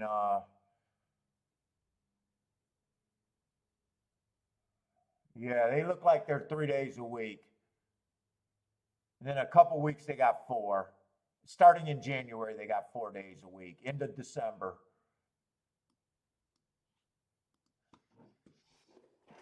I think they run all the way until like May or somewhere around then, I think.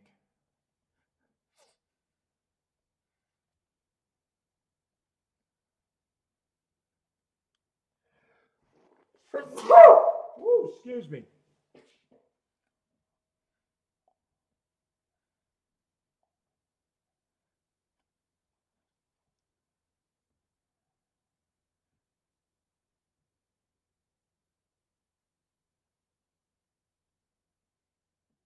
November, yeah, that's what I thought. Somewhere like in November, I thought.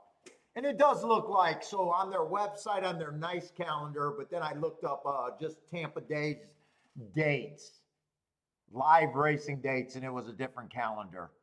So I'm going to assume that one's right. That was a 2023-24 calendar. So I'm just going to assume that one's right, and they just have not paid their web designer to put this shit in yet. Because it's horse racing. They probably need the janitor to fill in and do the web design too. Because horse racing can't pay for any talent.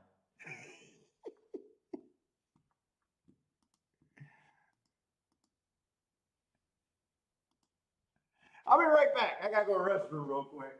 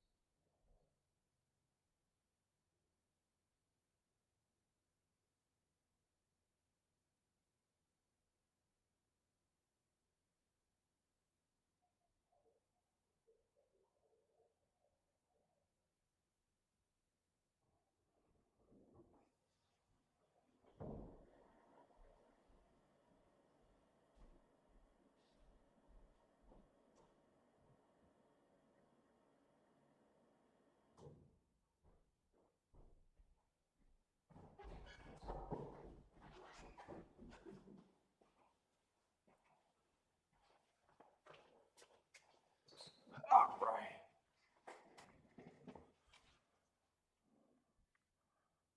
What's up, Blair? How's it going, man?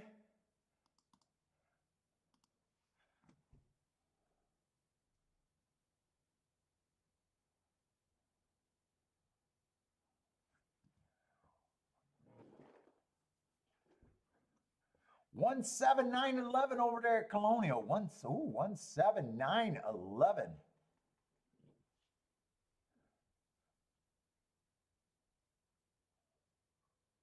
With a win on the one. Let's see. Let me just get my scratches over there at Kentucky Downs.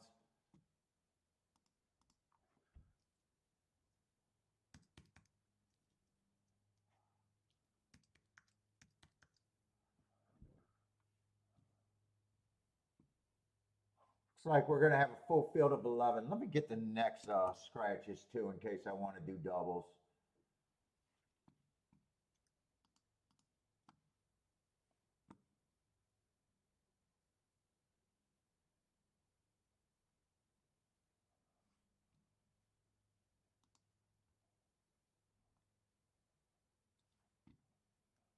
Am I in the right race?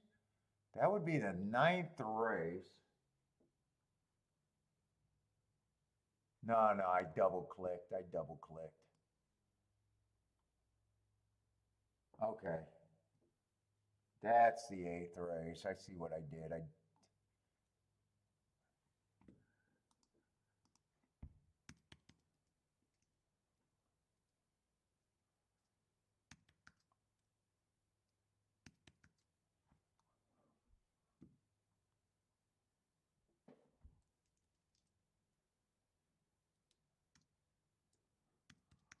Oh, I feel a big sneeze. You know, that's the thing that's screwing me up. Let me get rid of these two spots. Let me bring this up.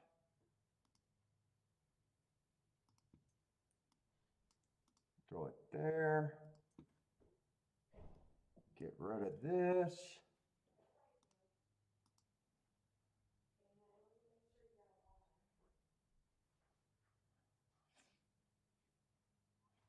me get rid of these two spots and I can get rid of, with my big ass head blocking that.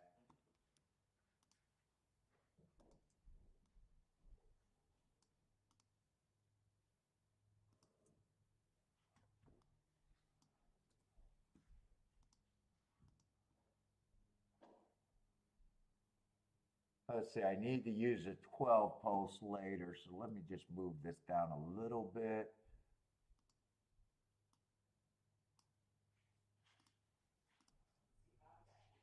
All right, that should do us. Going in, I think, the 7th race. We got 16 minutes.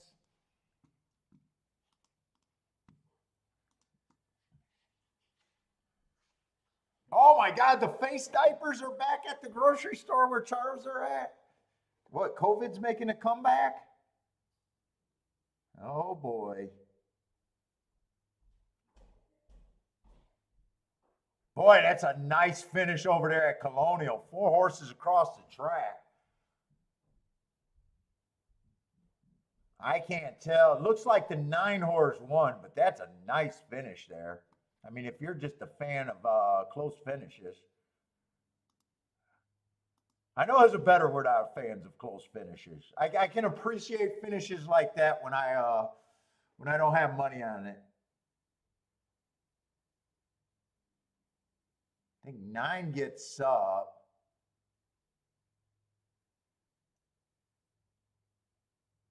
Looks like 9-11-5-7. 9-11-5-7. Oh, Greg, you tested positive for COVID, huh? Yeah, I don't watch the news anymore. I stopped watching the news, so. Dude, just watching the reporting on COVID, it's like you're in 2 different fucking universes when COVID was going on. It was like I didn't know what to believe, and I just had to stop watching the fucking news. Easy food for Blair. Kiki had it. I'm not sure I had it. Kiki definitely had it. She couldn't taste shit. I said, well, you know, if you can't taste anything, I'm sick.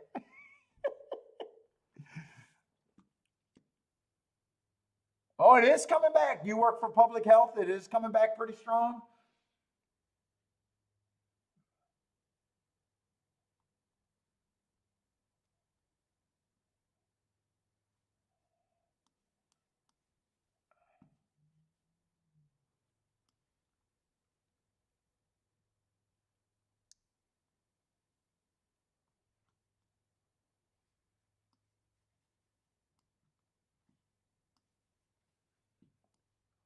Kiki's mom is sick. I hope she doesn't have it. But she is throwing up like crazy, so I don't think she got it. She's been sick. She was supposed to come over for a barbecue and fucking could not get up, just puking everywhere.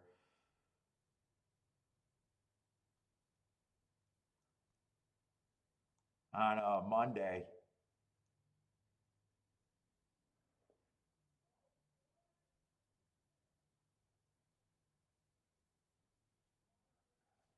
All right, we got 11 horses here. Wait a minute. Do we got 11 horses or do we got 9? 7, 8, 9.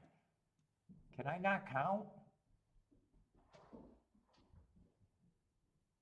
No, we got 11 horses. What am I missing here? Oh, I'm scratching horses that are in. 13 and 14 is out. I just got rid of those posts. Okay. So we do have 11 horses there.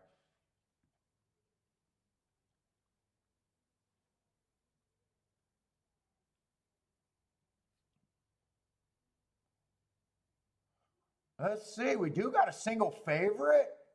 And then there's a pay raise. Well, no, we got 2 favorites, and then there's a pay raise. We got a 2-1 and a 5-2, and then there's a pretty big pay raise. So 4 and 2 are the horses taking action. Let's see, 4 only ran 1 race in the States at Colonial. You guys keep telling me that level of turf racing is making a comeback or getting way better than I ever gave it credit for. But I'd say that's a nice stalking trip. And okay, and before that, he's just probably a euro or something. Yeah, it looks like euro. I got no problem with them taking money. It's just at what price? Let's see. The other favorite is a two horse. First race out, I just got him as bad rail, slow, slow, slow. Wasn't on the rail. Got in position, lost by a neck, just wasn't good enough. I'll say no shame in that race at the very least. Definitely a race you can improve from. Next race, stalking closing day. Match strides with the slowest winner, slow, slow, too slow to win. But he still got in position, and that's how I judge closers. Let's just say he gets in position almost every race. Dude, I will say something that I never talk about because, it's an old handicapping angle.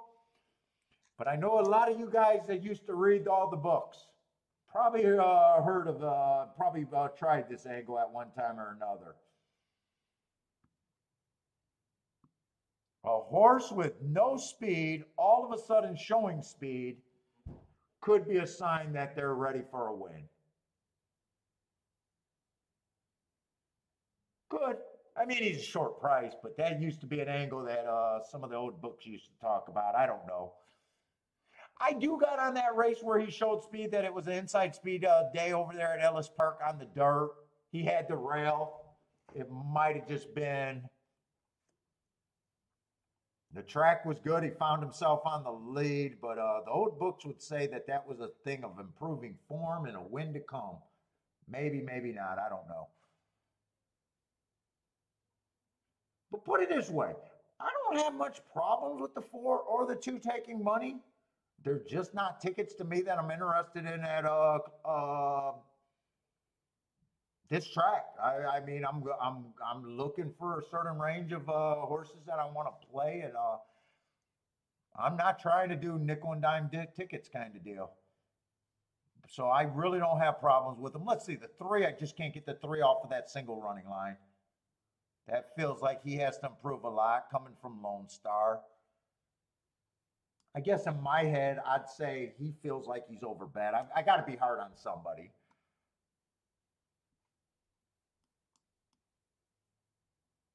One I don't mind is Mark's first race out, speed favoring track. If I'm right about that, first time out, I can improve anyways. Second race, I got a speed favoring track. He's not a speed horse. Last race, at a route race, he went too fast to win on stalking closing day. That I do understand. I'd say this horse should be long, but probably should not be 32 to 1. It's my first initial thought. 5 horse lightly raced, been off since April. Feels like a closer after 2 races, but still light in his career.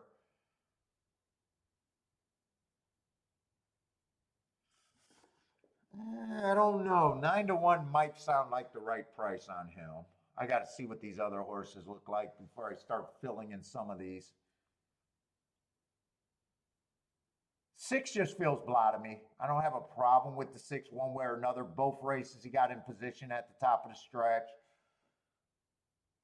I'd probably say I don't think 6 should be 17 to 1.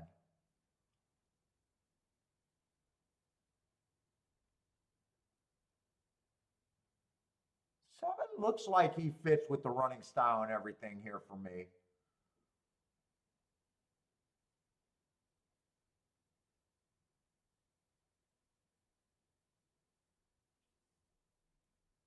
Nine, I think 9 should be long, and right now I just think the nine's probably properly priced.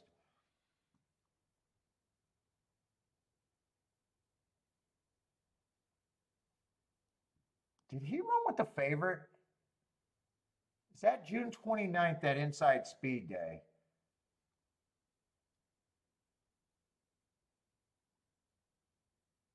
That was the same race as the two. You know what? I'm going to hold off on him. He might actually be a little bit more value than I think.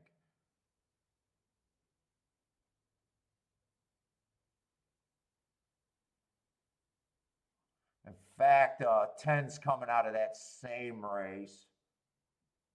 Was on the outside.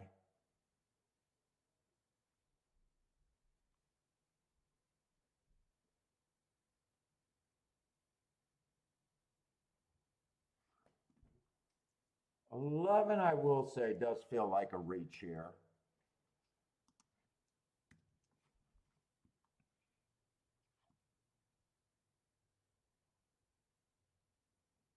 Wow, a lot of these horses are coming off of June 29th. This horse ran against a bias. He came back and improved. I think that June 29th could be a key race. Last race, stalking closing day, went too fast to win on the turf. I think that horse is an overlay. See, I gotta get going.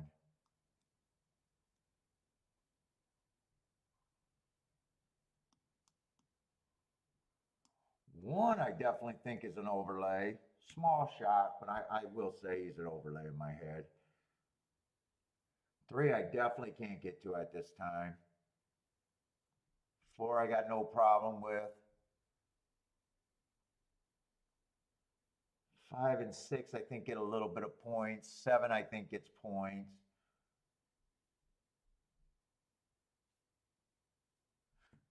9, I'm making 9. 10 to 1.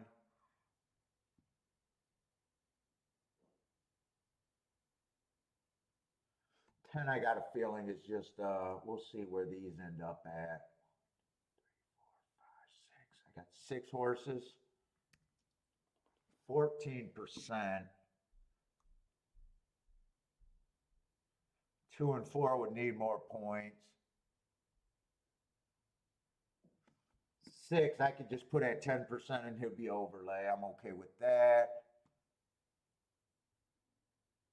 Everyone else I got to make decisions on though.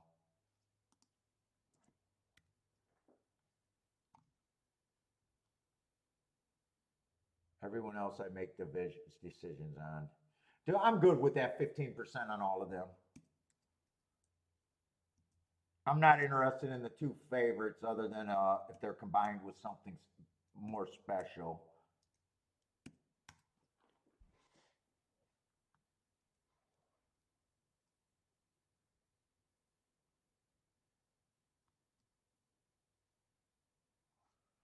$12 I'd be interested in at that price. 10 only in combinations. Whoop. 9 I could be interested in a win ticket.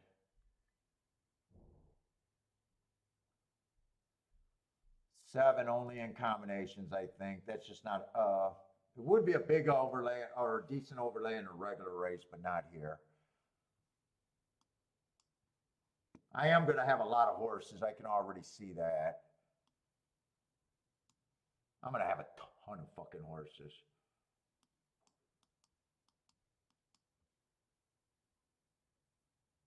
Well, if I got this many horses, I know that the 2 and the 4 can't be good for me.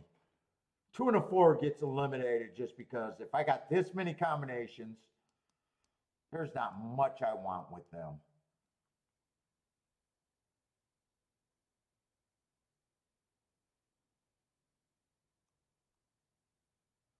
In fact, even getting rid of those 2, I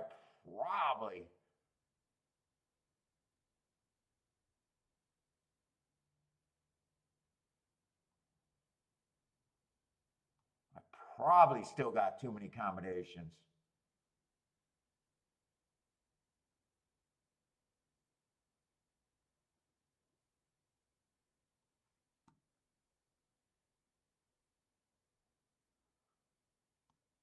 I got 12, 1, 6, and 9 are the best things I can get to.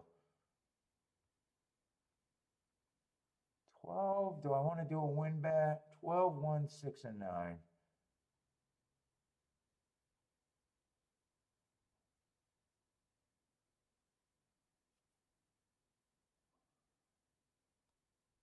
Six kind of shrunk there. I'm going to say 6 shrunk a little bit.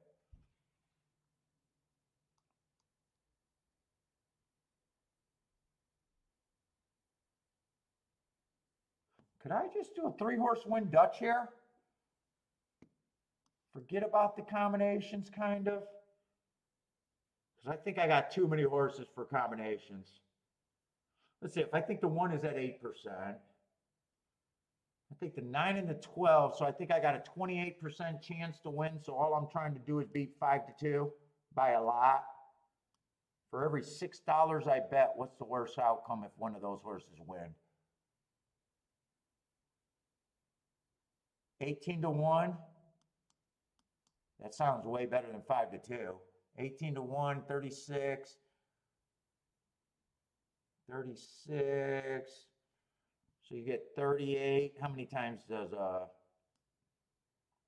what am I getting? 6-1, 6.5-1, something like that. I might just do that. I might just do a 3-horse win Dutch bet.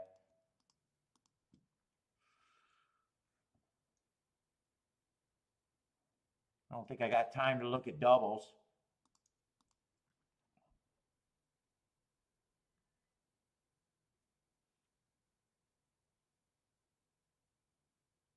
Exactas, I'd just have a ton of exactas. I'd have way too many exactas with them. Even if they win, I think I'd have way too many fucking exactas.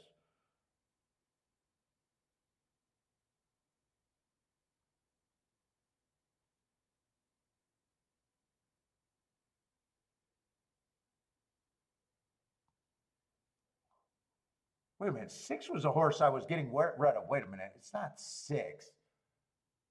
9 is the lowest price. Yeah, no, I do that. I'm just going to do 20 on all 3 of them to win. It's the 9, not the 6.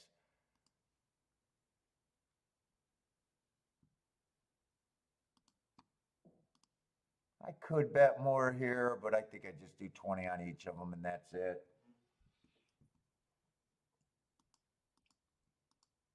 So that even got better. The worst I can do is, if I'm right, would be 22-1. That's even better. So I got 1, 9, and 12 to win.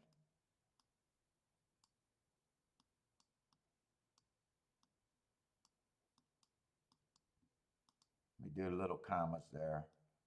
I just bet them all the same. What's up, Razor? I don't need any more luck, man. I'm on sandbag time. What's up, Razor? We hit that 5-8 exacta really good.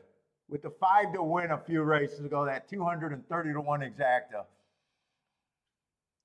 But thank you. What's up, Razor? Frankie, what's up, Frankie? By the way, I did get your email, man. Let us know when you're doing a show. What's up, Bob? Jared, what's up, Jared? Thomas, what's up? Likes the 2 over there. Wow, Sean, what did everyone come in after Razor get done today?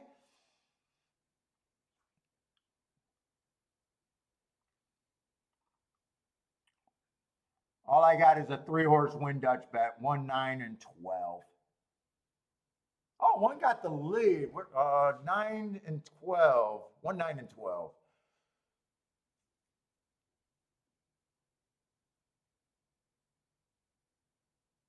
Oh yeah, Razor, and I hit a 13-1 exact. I'm not supposed to have that, but I did. That one I had to apologize for.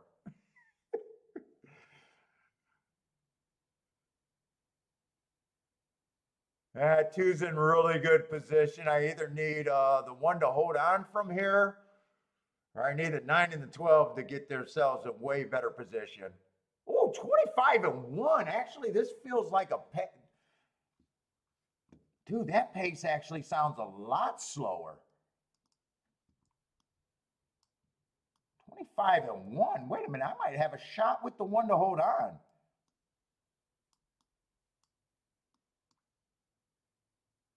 He's still getting a lot of pressure.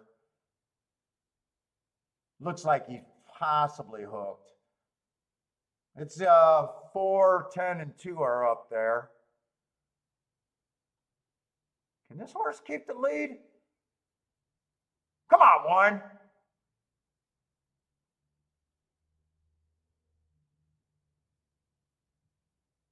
I could have wheeled this one. I think it's going to be 4-1 though.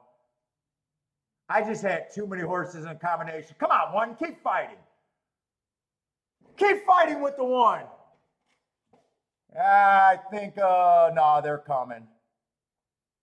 Jesus Christ, I thought, how long is that stretch? Holy shit. Oh, wait, is that the 12?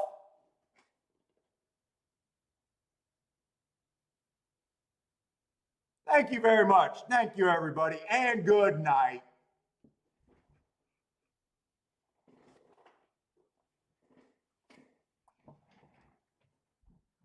I'm not going to say that's a boom because I spent 60 to get 500 back, but I Dutched 3 horses, but I'm not going to call that a boom. Let's go, Blair. Blaring in is booming.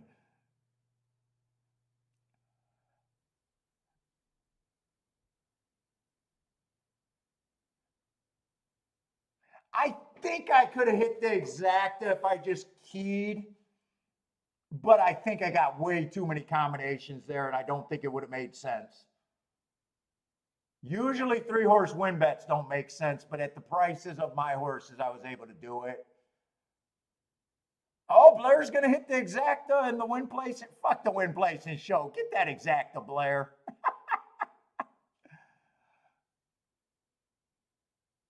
Yes, 7, 10. They were all contenders there.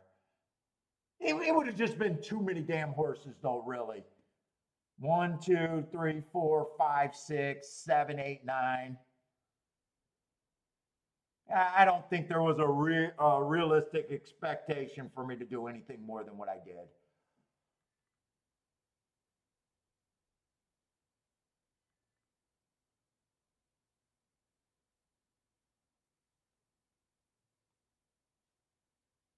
Easy food for Blair.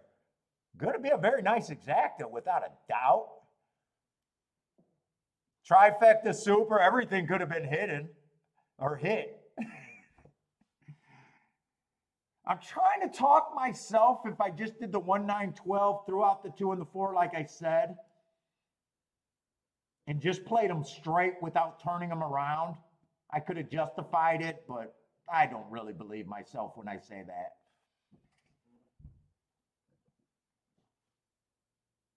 I'll be happy with just the $20 to win.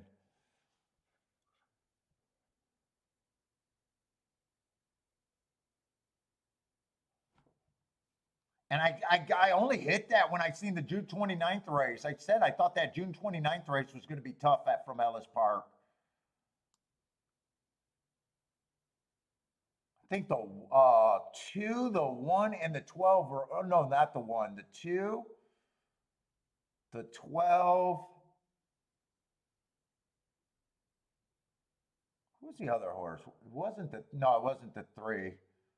It was a 9. It was a 9 that were coming out of that race.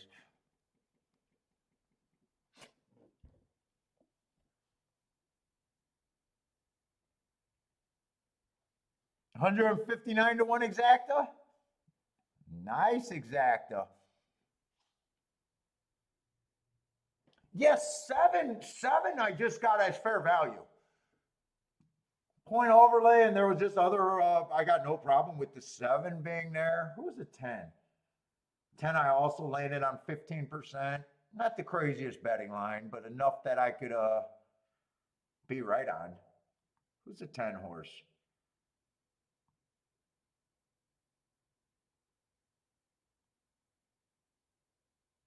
Actually, 10 was coming out of that June 29th race too. I got it underlined.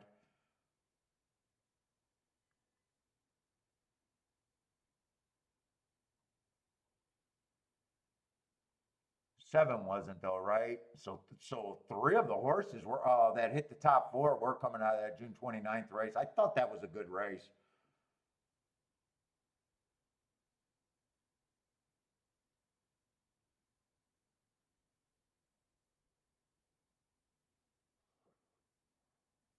All right, I'm gonna have too many damn highlight videos to make. God damn it! It's a short meet. I shouldn't have 5 horses over 25 to 1 already. Not in only 3 days or 4 days.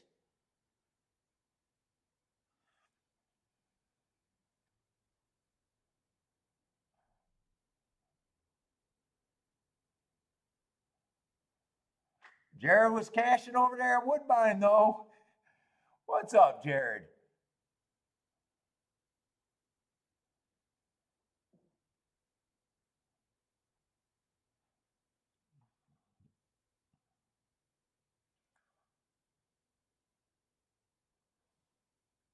It's 5 o'clock. I don't know if I'm going to make it to the end of the day, depending on how late they go. I'm thinking about 6 o'clock is what I'm probably done. Might be only two more races.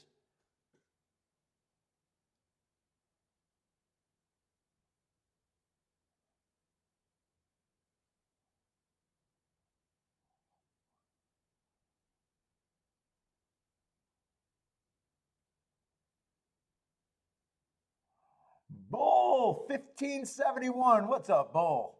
I only got Kentucky Downs, but if people got plays, feel free to throw them up. Anyone got a Colonial play? We got 4 minutes for Colonial.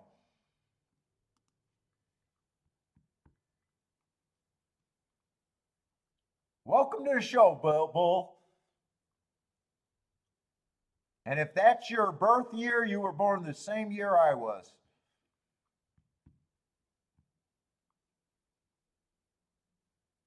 $1971. Oh no, 1571. Holy, wait a minute. No, you could not.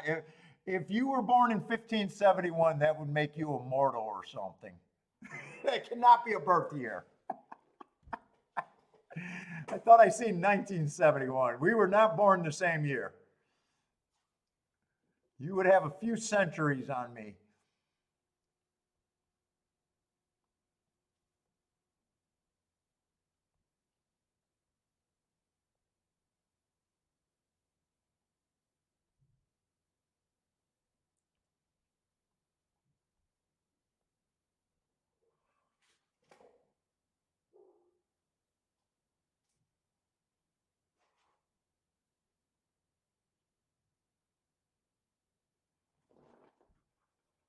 Let's see. I should get back on the tic-tac-toe board. I kind of got distracted.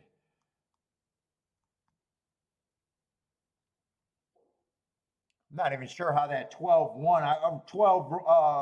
I'm not even sure where the 12 came from. I think he closed. He had to have closed.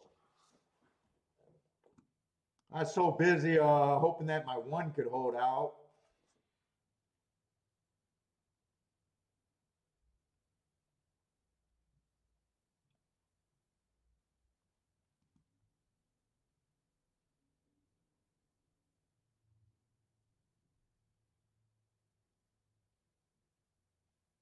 Oh no, Frankie, I was waiting for the show. Yeah, I like your design and definitely, dude, let us know when you're doing a stream. I don't need another competitor, but I'll definitely check you out.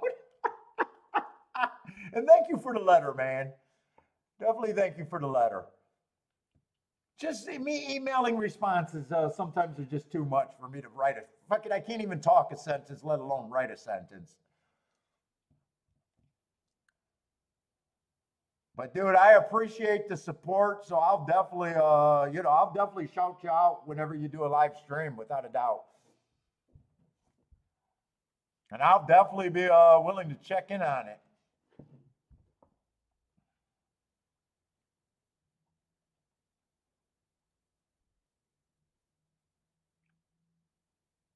Yeah, you did come from way back, Greg?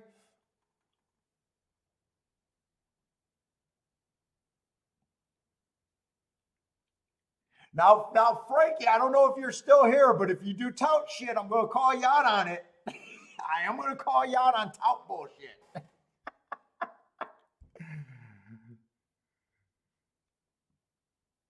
Don't be the New York people. Fuck it. If you bet on my horses on a Tuesday while I was menstruating after eating a bologna fucking sandwich, you would have had a fucking $2.10 ROI. So if you do that, I'm gonna be joking on you, Frankie. I'm gonna be joking on you. I trust you not to do that. There's no way you watch this show and think that that's okay.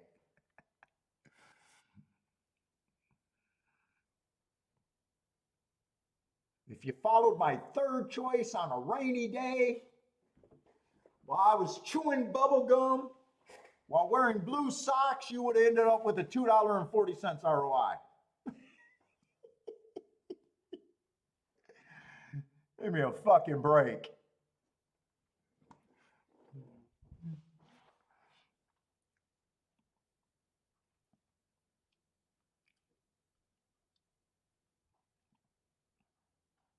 That's silliness. That is silliness.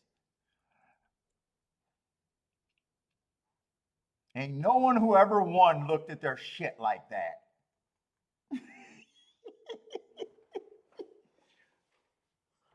First of all, in the par mutual pool, they would have never said that. Because if everyone did it, all of a sudden it would be impossible, even if they had good opinions, to be winners. If everyone followed your bullshit. What's up, El Captain? What's up, man?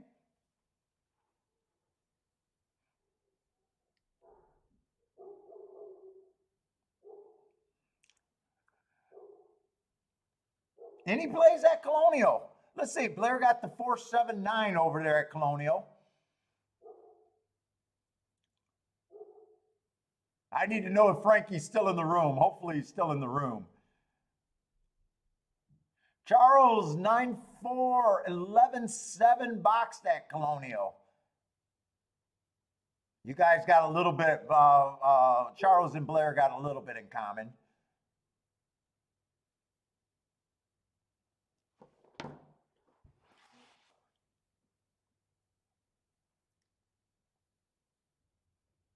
Steven, 4-7, it looks like 4 and 7 is super popular.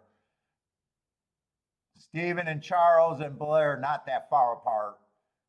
All got 4-7. Charles and Steven both got the 11 in there too.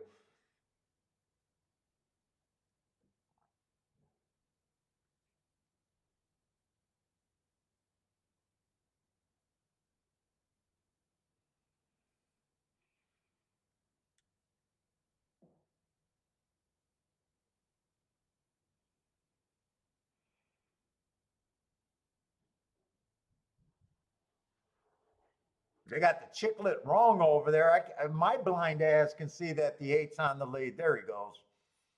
I think they had the 2 on the lead, unless my eyes were wrong. I can never trust my eyes though.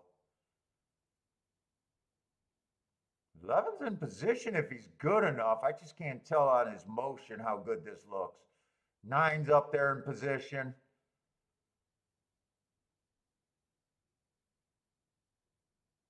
9 looks like the winner right now. 4's coming up the rail, but way too far back right now. 9-5. Looks like 9-5-7. 5's going to help the 9 in the exact at the very least. Yes, Frankie, I will call you out, man, but definitely let us know, man. I know you can't watch the show, and I know you're not going to do that bullshit. I have complete faith that it should be a good show. Nope, I can't speak Spanish. Oh, Captain, I'm sorry, I'm not bilingual. All I can say is my amigo. What's up, amigo?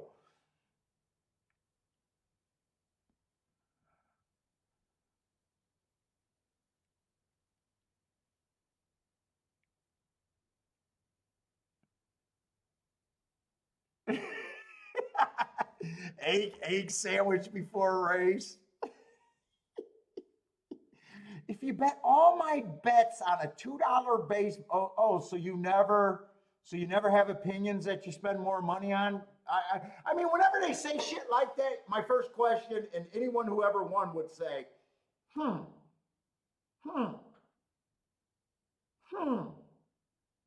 Yeah, that's not how people operate. All your opinions are equal every race. Every race? You like every race the same? Your bets are the same? Your first choice? Yeah, yeah, yeah. Yeah, you bet all your first choice equally. When people say like that, all I hear is loser. All I do is paste loser right across their head right away.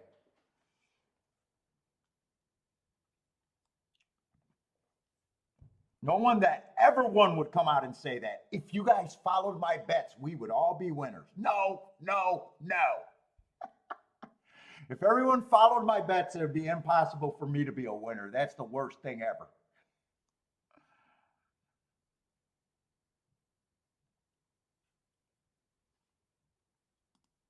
Sorry, I got to call out the New York people because they're terrible doing it. They are terrible telling you that if everyone followed your bets, we can all be profitable. Par Mutual Pool does not allow it. Stop it. Stop it, Sarah. I'm calling you out by name. Stop it. Stop it, Matt. Put on your tie and your little hat. Stop it. We can't all follow your bets and be profitable. $2 base bet. Get the fuck out of here. By the way, we are not a tout service. I don't do any charging for this. By the way, we are not a tout service. I don't do any charging for this. I make my money betting. That's it. I want nothing from anybody.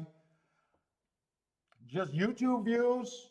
We're a hardcore handicapping channel. We're going to put our opinions down. I'm going to write tickets. I'm going to write tickets that I go, that I'm betting. I'm going to sit out races. This is just a handicapping show.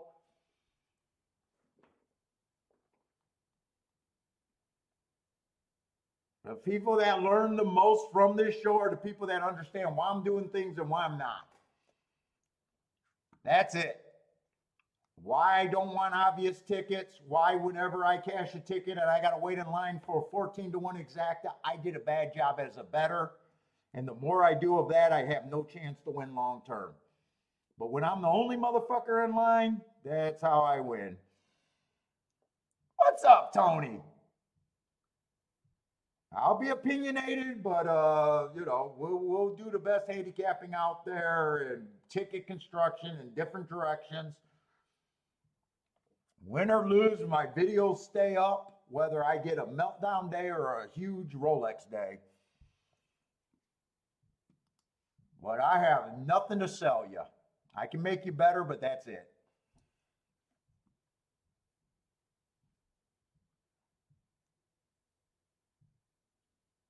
Oh, doing great today, man. Already hit 2 bombs. One was a super nice ticket.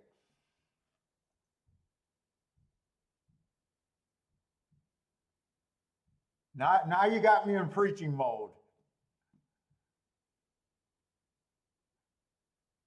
Marco Lou's favorite time of the show when I go into preacher mode.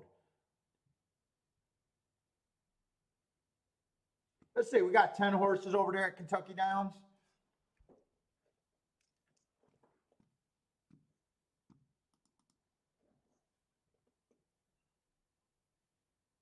Let's see, we got 11 minutes at Kentucky Downs. I think I'm going to have to bail on watching Horseshoe, but good luck, Blair, with the pick.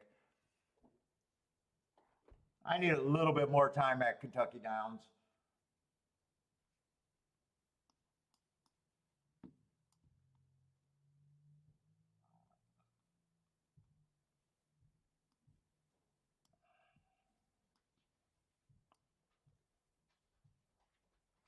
Six, 7, 8, 9, 10, 11. I must be in the wrong fucking race. Yeah, and by the way, I look like I'm in the wrong race over there. We're going in the 8th race.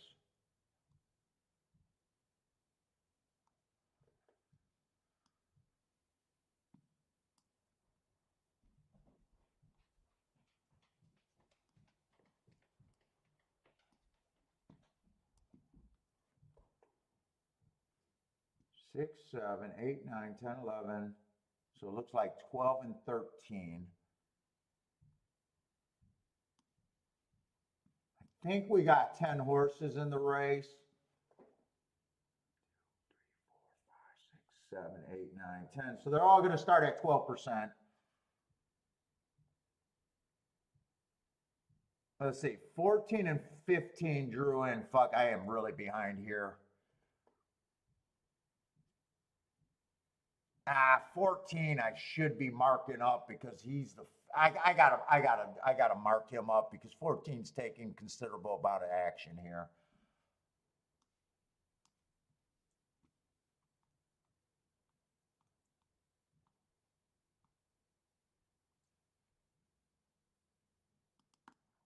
Let's see if I can do this quick. Let's see, 720, 910.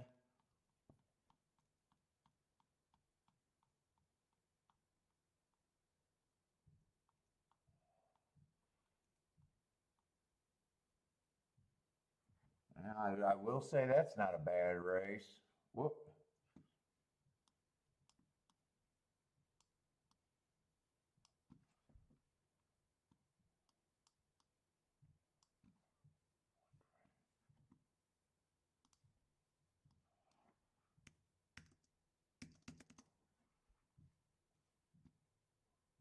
Let me get to 15 while I'm here. 722 at Ellis Park. I don't know if I got that form actually. 722, that form does not sound familiar. No, I stopped playing 7-9 over there at Ellis, I guess.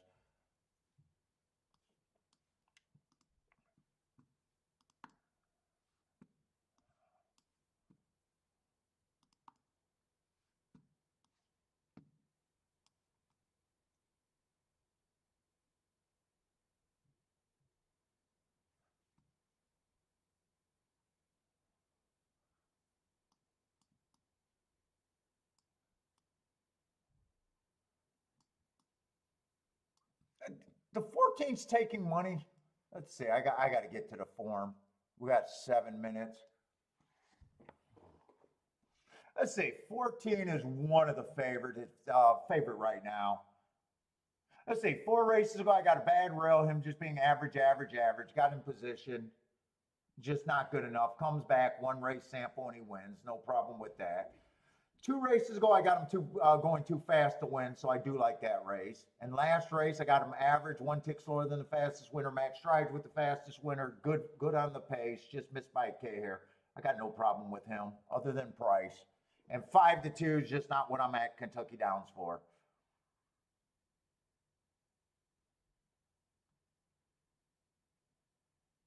Who's the other horse that's taking action? 10's taking quite a bit of action. Looks like a 1-run closer. Just 3-1. I got him running 3 races ago against the early pressing day. He was a closer, so he would have ran against the bias. Last race, again, early pressing day, he was closer to being a closer. So if I'm right about the notes on him, he got an upside. But 3-1's not really what I come to Kentucky Downs to play. He got really nice marks. 3 races ago went too fast to win. Feels a little cheap here though. What kind of race is this? He got good marks, but who was I talking about? The 8. He just feels a little cheap. I'd be worried about a little bit of fitness. This is a mile, right? Oh, this is 7 furlongs. Wait a minute. I was looking at this race thinking it was a sprint. He still feels cheap. Got really good marks.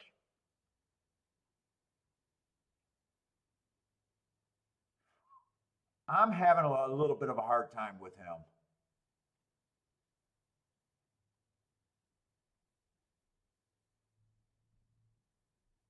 5's probably priced right. There's not a lot of sprinters in this race, is there?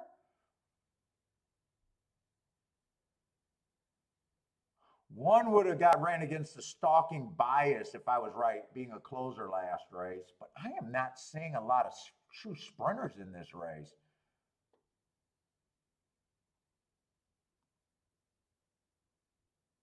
Normally, I don't like route to sprint. I will admit on Kentucky Downs, I can loosen that restriction because it's such an oddball course.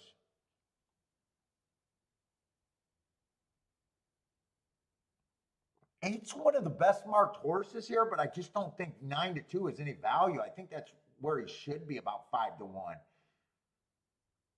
I'm holding it against him that he's been at 25,000 for the last 3 races. Even though he's the best marked horse here.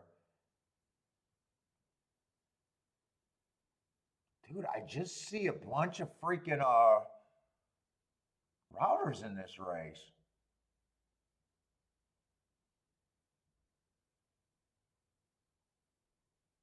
Fourteen has speed and able to stalk, but I don't like route to sprint. I think I want, there's not much here.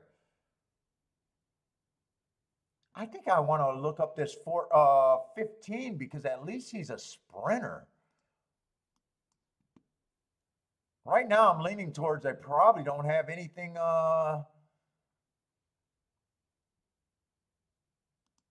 in this race kind of deal. Unless this horse comes back really.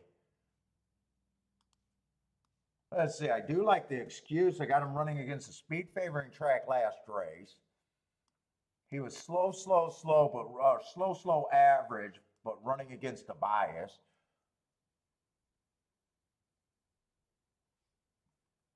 Two races ago, he ran on an inside day. He had the inside.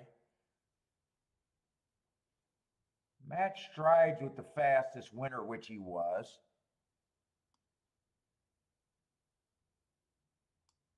Average match, finished the race as the fastest. He would have to like turf, but at least he's a sprinter in my head.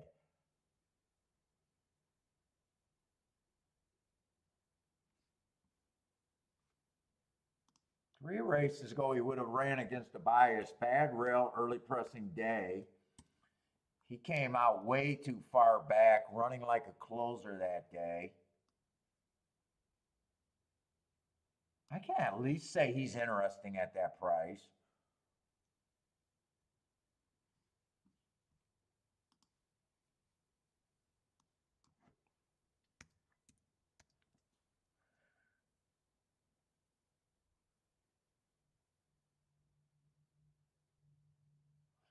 And 4 races ago, he would have chased the slowest pace of the day, but he's a horse that comes from behind, so I even think that's a sneaky decent race.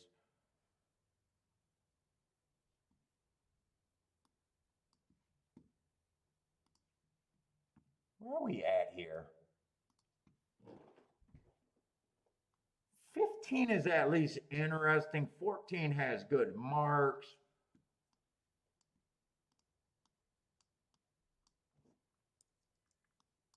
Is there anyone else I want to use?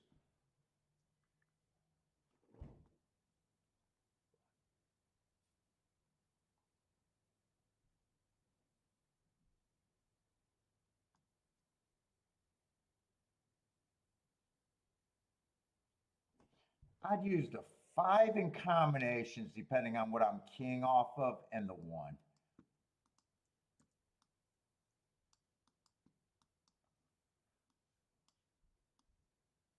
$15 and 1, I'd be interested in win bets. Ooh, it might be 1 and 15 with that group of horses. Trying to get the 1 and 15 first and second.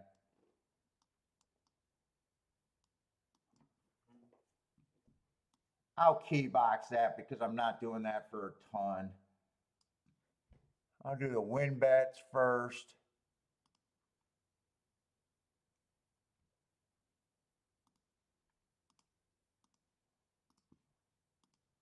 Exact the key box. I might not get that in if I let's see. Nope, I did not get the exact in. All I got was win bets. They got in the gate fast.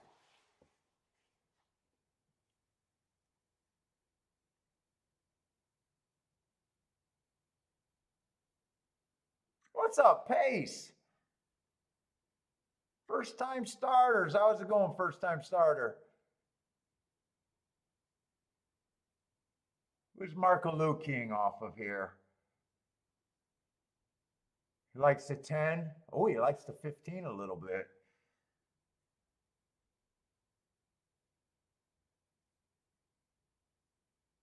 Five and 8 got the lead. Those were two horses I was going to use in the combination, but not together. I would need either the 1 or the 15 to win or get second to have a shot here. Come on, 1. Is that the 1 on the inside making the move? Nah, he's flattening out right now.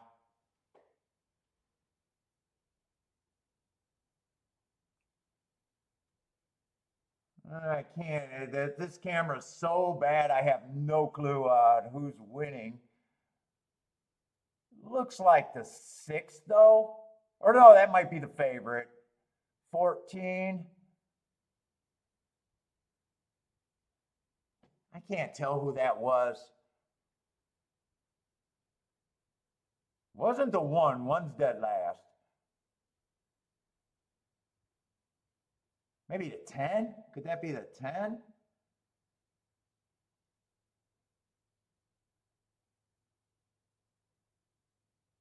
I think it's a 10-14. So just oh, I wasn't using the 10 there, huh?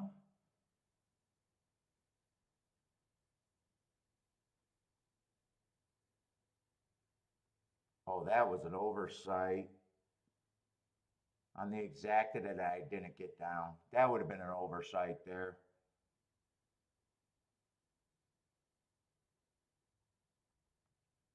But 10-14, can't play that. Well, you could. Pretty sure that's a 14. I don't think my 15 ever run. Yeah, I think the 10 went up. I think the 10 was taking a lot of action. I thought he was kind of chalk for a while.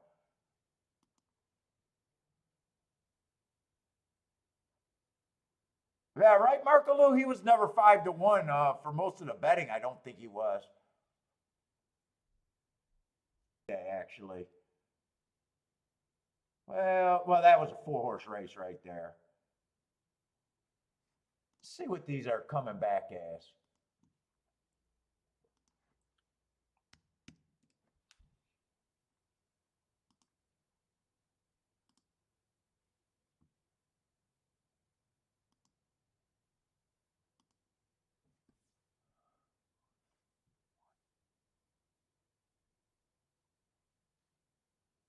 I'm just going to start over. So when I already got them on there, sometimes it's too difficult. Let me start over.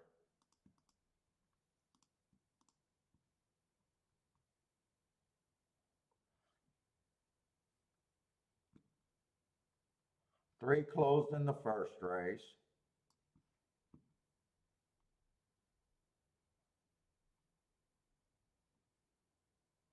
One closed in the second. Two stalked in the third. That was the horse that was at 1-9 or whatever. In a 4-horse race. 5-horse. Stalk, that's my 5.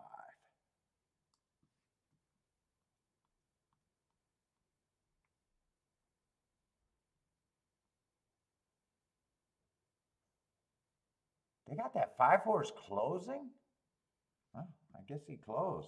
I thought he stalked, but okay, I'll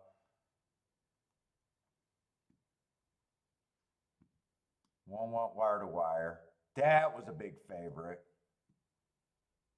Oh, that was a 4-horse in the 1 hole. Okay, I do remember that. That was a 4-horse. I didn't realize he had the 1 hole.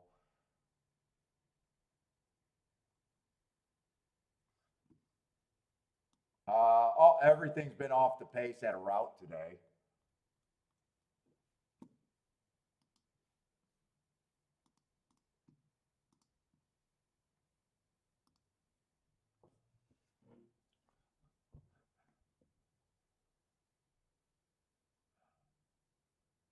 Yeah, that's what I thought too, Marco. Lou. I thought the 10. That's why I said if 1 or 15 got first or second, it would have been a mistake for me not having the 10. Because I knew it. He was taking action, and I do remember he looked good enough. And if I'm keying off of those two horses, I should have had it.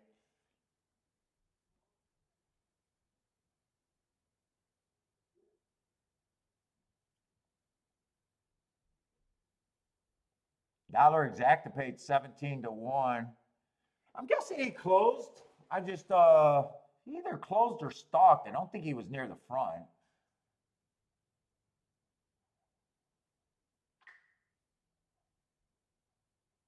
And they got too much time between these Kentucky Downs races. It's freaking too long.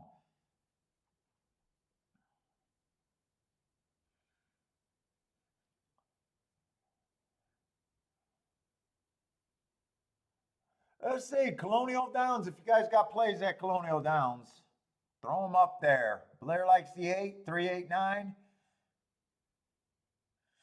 Yeah, Marco, if you would have got 5 to 1, you would have had a win ticket.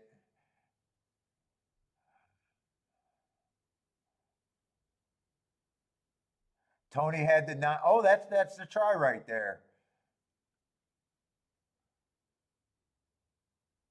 Yeah, I don't know if I'm sold on the outside. Last couple races were outside. I'm more sold on they're coming off the pace at a route right now.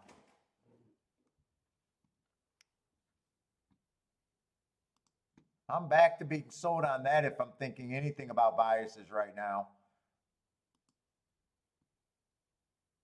Where did the 10 come from? 5 had the 3 or 5 had the lead. I can't even make out these. I'm still trying to figure out. Looks like 10 came from at least 5 lengths back. That's the 10 right there. So 10 definitely closed.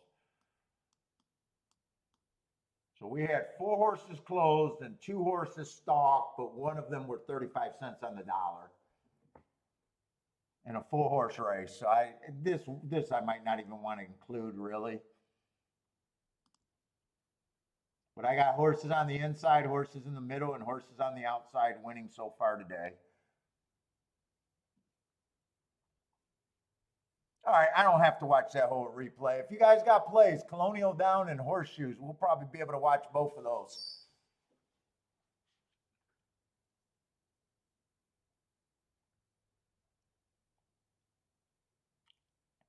And I'm probably going to be done soon as Kiki.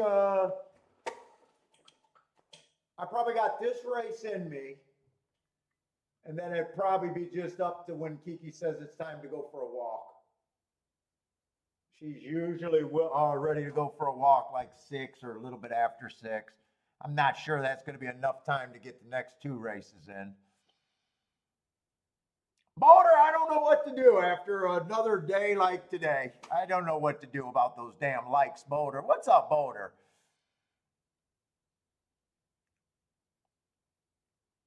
Hey, Boulder, it's expected on these shows. They want to be impressed before they actually give me a like.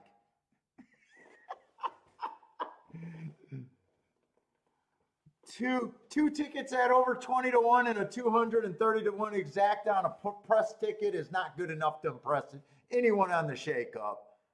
Boulder, I set the standards way too high for likes. They're just set too high.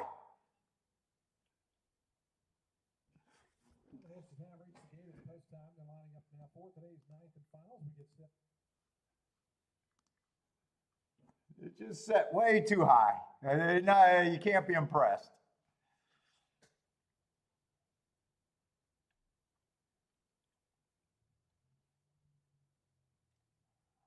Hey, Boulder, maybe it's because I started a day with a 14 to 1 exacta that I cheered for. Maybe I deserve no likes today after hitting a 14 to 1 exacta. I think it was actually 13 to 1. I think I'm rounding up actually.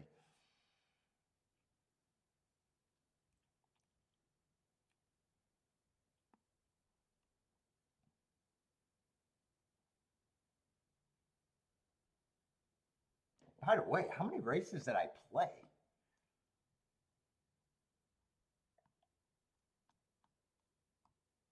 1. 2. $13 exacta.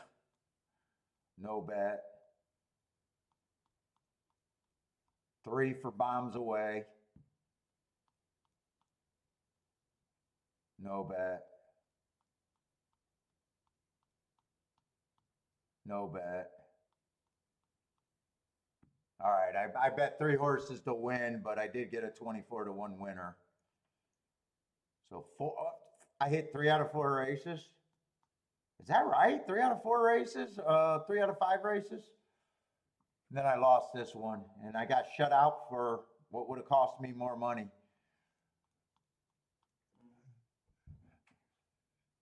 Thank you, Boulder.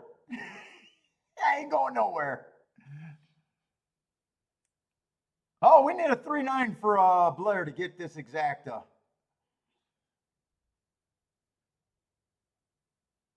3-1-9.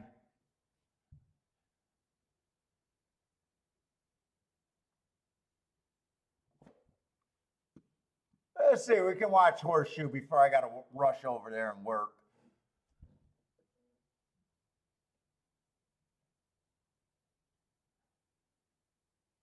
Let's see, we do got some scratches in this race.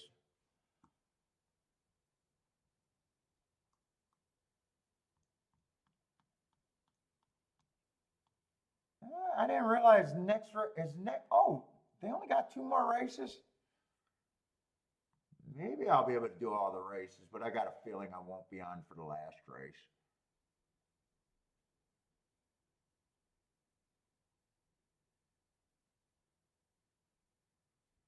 Let's see, 3 and 4 are going to get scratched here.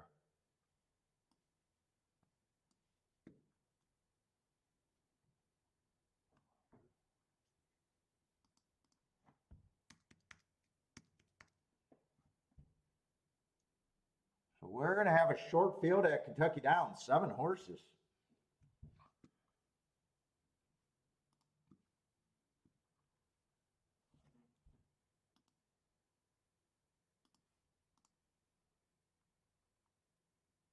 This race is over my pay grade, Charles says. It might be. I think it's a little stakes race, isn't it? It's a little stakes race. Wow, this is a race where right away I looked at this and I said, there's going to be monsters. And I don't know why my eye went directly to class. And I'm like, oh, wait. Either one's a filler or this race might not be as tough as I think, class-wise.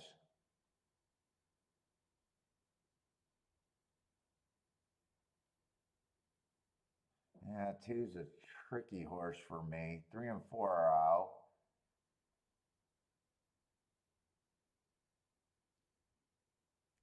I don't have marks on the last 2 races of the 5. I can get the marks on the 6.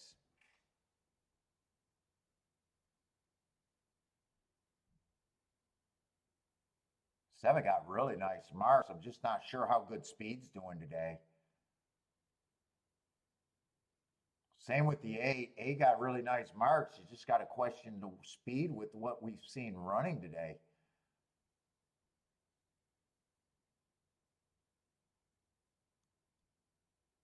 Anyone got any Woodbine play? I'll be doing Woodbine tomorrow. Tomorrow we'll have 2 tracks. Bull, check us out tomorrow. We'll have Gulfstream and Woodbine on tomorrow.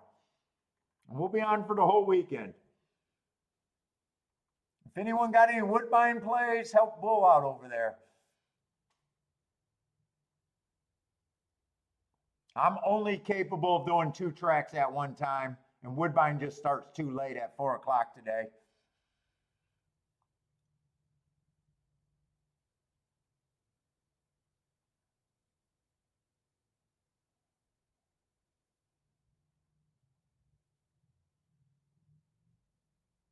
That's it. Tillis thinks the inside's chewed up and now thinking that the outside's good. Might be. The early races were won by the inside. And the last 2 races were definitely won by the outside.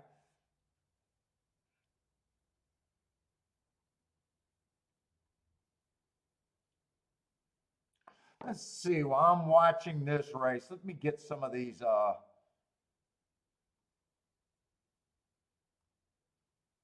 let me see if I can grab some of these, horses that I don't have marks on.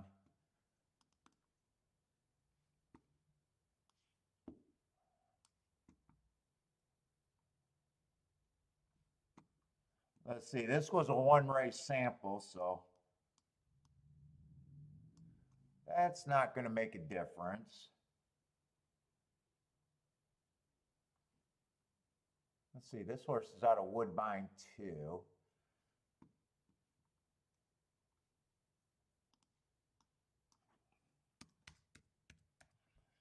Stalking closing day would have ran against the bias there.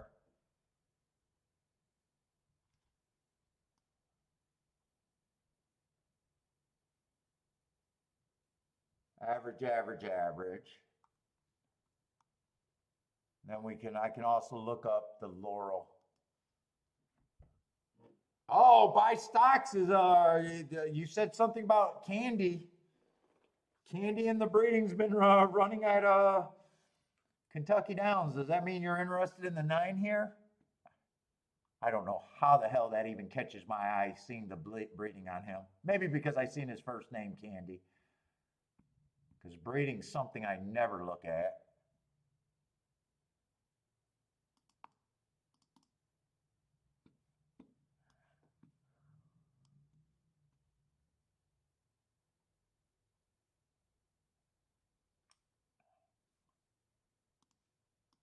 Let's see, I have that as an early press. Oh, a rare early pressing day at Laurel. So he would have ran against the bias that day.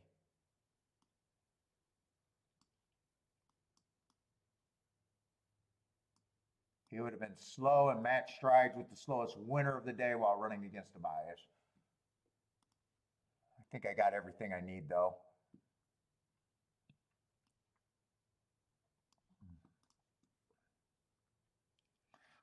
Blair says if 7 gets a easy lead. Yeah, I'm not sure how good speed it is, but an easy lead is always dangerous.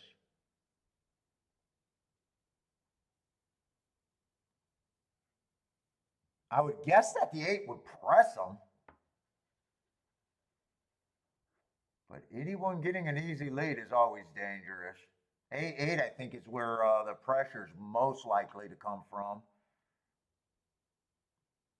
7 got great marks. I just haven't seen anything look like they're going wire to wire today, at least at a route.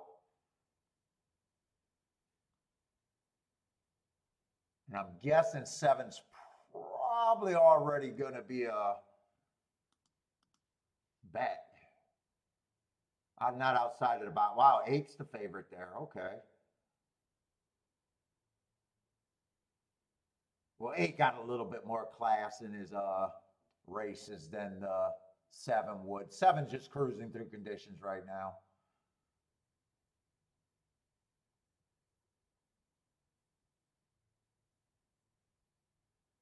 If they're backing up, let's see, the 6, the 7, the 2, and the 1 would all benefit if the track is favoring off the pace.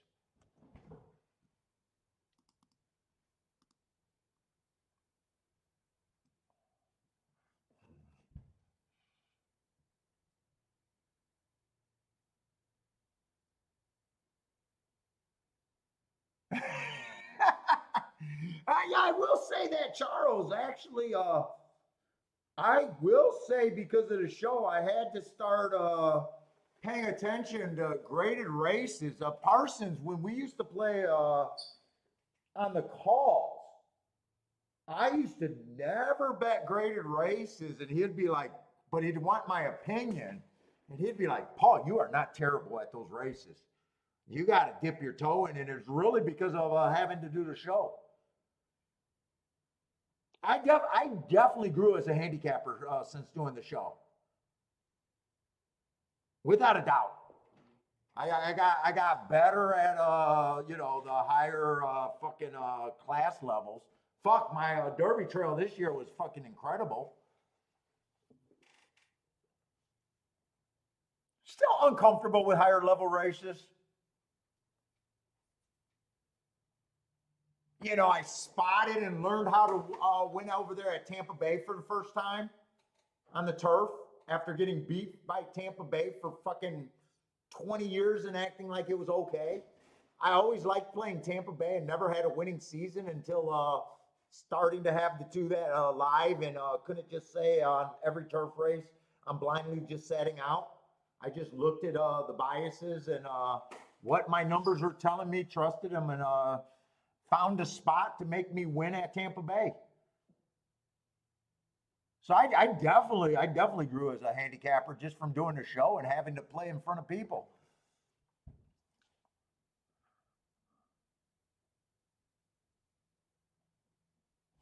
Colonial, it was a favorite, I think 9-1.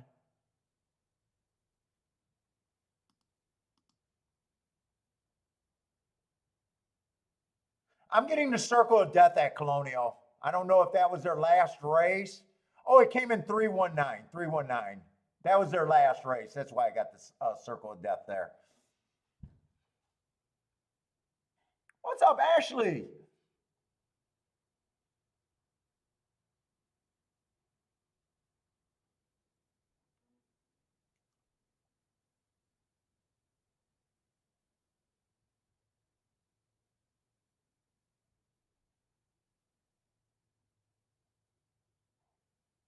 I'm trying to think of what else. I got better at explaining, I think, what I did too at the beginning. I think I even started understanding betting more. And definitely like even before I got to this point of narrowing down my tickets and pressing, I think just having to talk about what was good in betting, I fucking made me better automatically.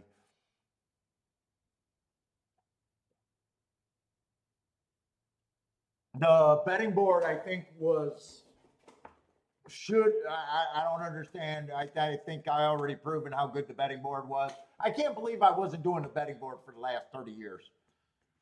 Or say, you know, at least the last 20 years. I can't believe I didn't think of a spreadsheet and just quickly been able to do my betting board instead of trying to do it in my head and the math never ending up. I think that made me better.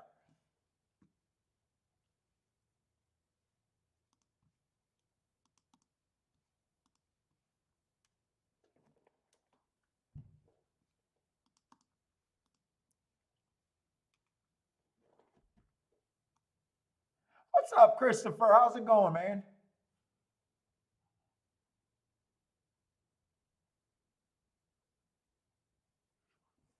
So no one on wire to wire. We even got a slow pace last race and they closed, right? I thought that 2550, or was that 2 races ago? I think that was when I hit the 12 horse. Yeah, that was 2 races ago. And he closed on a slow pace.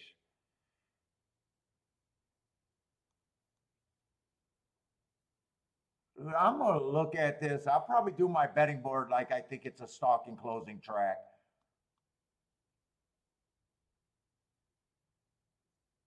Let's see, the 5 and the.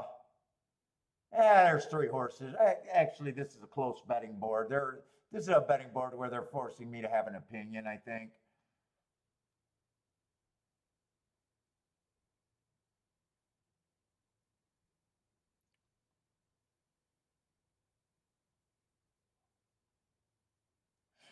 Two, I'm not sure what the 2 is because at race 3 back at Kentucky at Keelan, I don't like my marks on him, but he was coming off a little bit of a layoff, and he won a race at Indiana.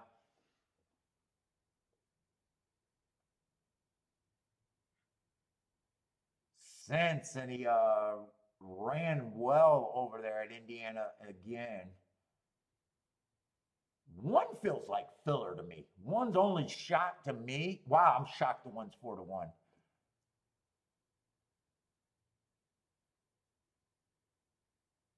I mean, he's on a tear, but he's on a tear at 25,000 in last race at Colonial. I don't know. I know you guys keep telling me that Colonial turf racing got good. But even if I throw out that race at 100,000, I mean, man, he just feels like a step up here. I'm nowhere near 4-1 on him. I'll just go ahead and say that. Let's see, there's 7 horses in here. I mean, I'm thinking 9-1, and I'm not even sure if I say filler, I probably think he's closer to should be 25-1, but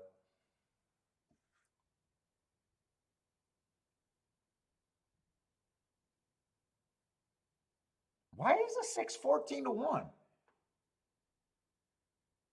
They've been closing. He does a good job getting in position. 6 should not be 14-1. 7, I love the marks on him. Same with the 8. But I'm worried about horses going to lead right now.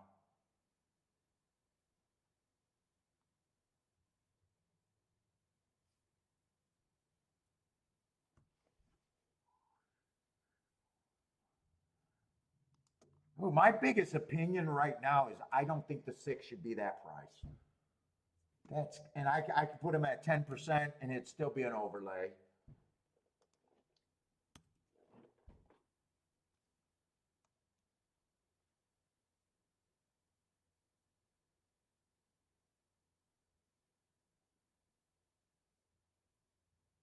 One, I'm even thinking about taking points away for the 1. I can't get to the 1.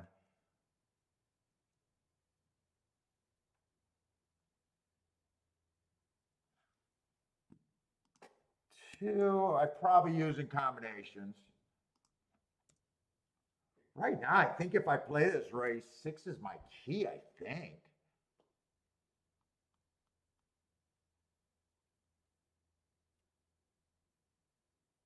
5, I got no problem with the 5 horse being the favorite. My biggest problem with him is the price. I can't bet him to win. He could be in combinations if I key off of the right horse.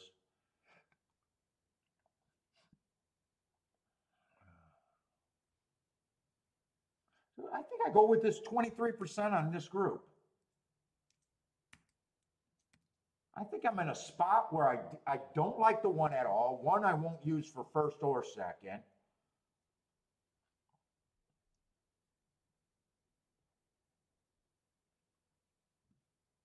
6 to me is the thing that's keeping me most interested in the race.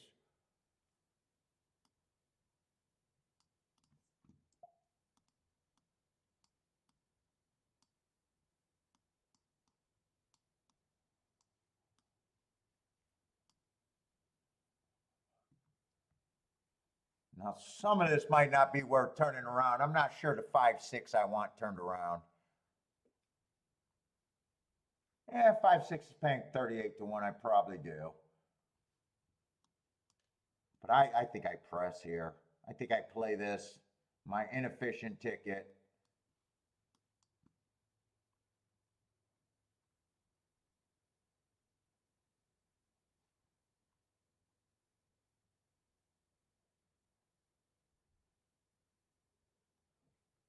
Dude, I think I'm about this 6.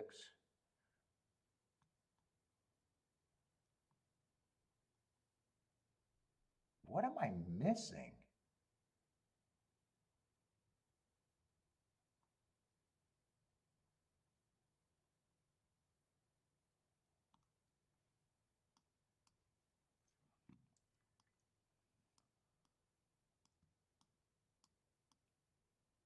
I want that pressed.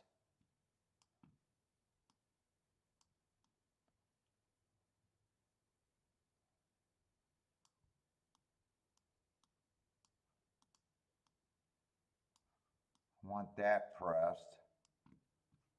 Whoa! I'll do the 3 horse exacta box first because I'm worried about getting everything in here. And I want what I think is the biggest meat sandwich to get.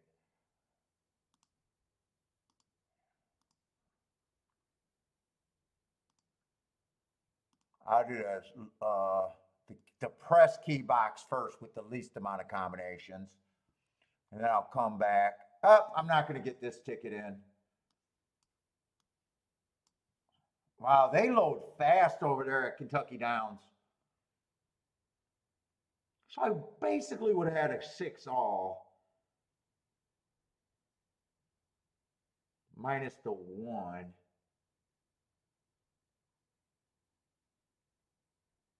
I did the press tickets first.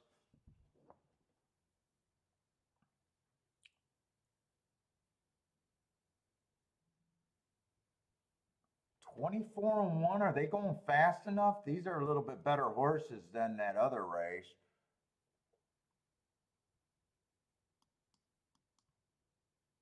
I like where the 6 is. He just needs to be good enough. I don't mind where he's at, as long as he can stay there.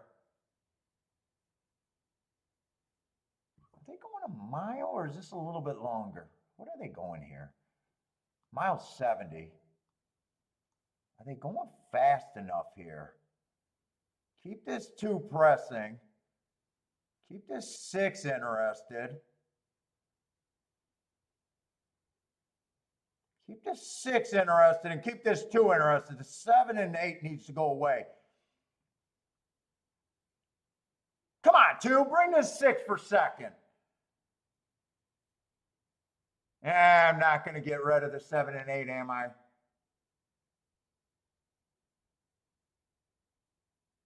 No, 7 and 8.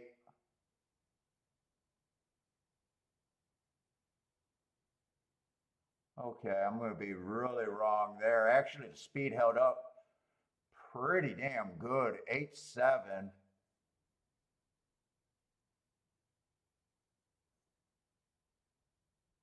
Maybe 8-7-1. Did that come in 8-7-1?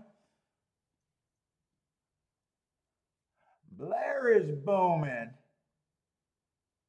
Well, I don't mind getting. Ooh, that 49-4 got slow there. 49-4 got really slow. 75-2. What does that break down? 75-2. What does that break down to? 25?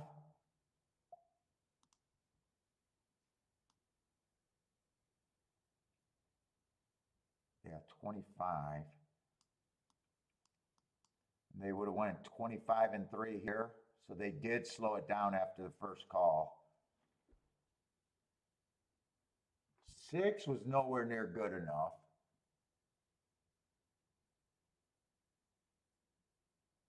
So I was wrong on the opinion on him. 7 and 8 were my best 2 marked horses.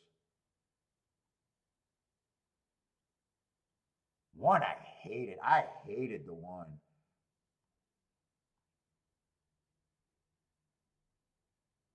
One got third.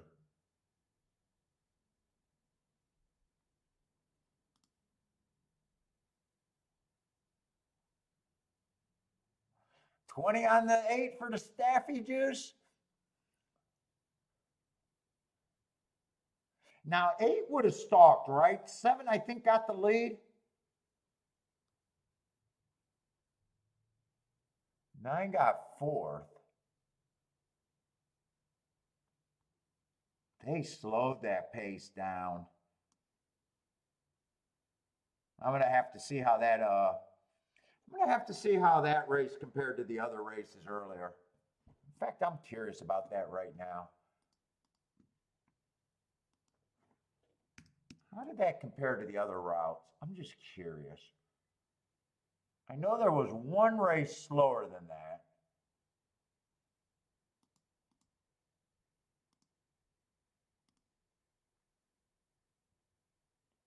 First race, they went 23 and 148, so that's a lot slower. Second race, they went 23 and 4. That's pretty close. 49, so that's slower, 49. And they closed on that pace. The 4-horse race, I won't even consider that because 4 horses, that was a slow pace.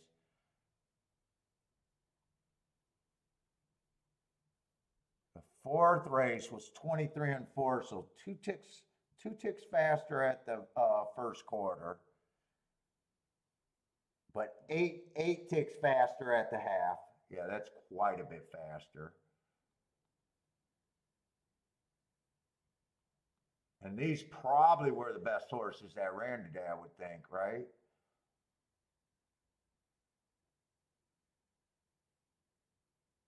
That's a slower race.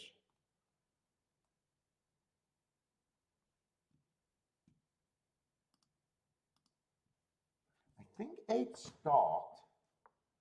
My betting line was good. 8, well, it couldn't have been bad. He wasn't a big enough overlay.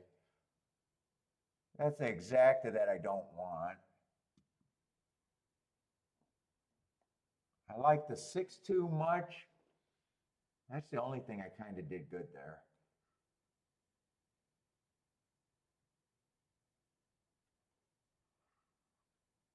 I like the 6 too much. And I hated the 1 horse.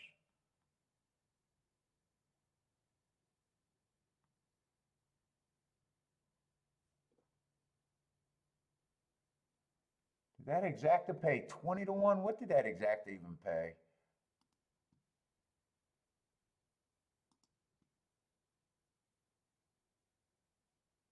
Oh, is it not up yet? Might not be up yet. It's not up on mine.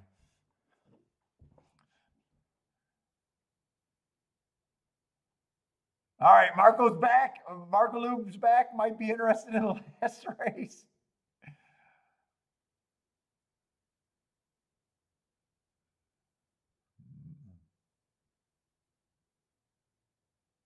Blair, are you alive in a multi-ticket here? Or just hoping for the last race?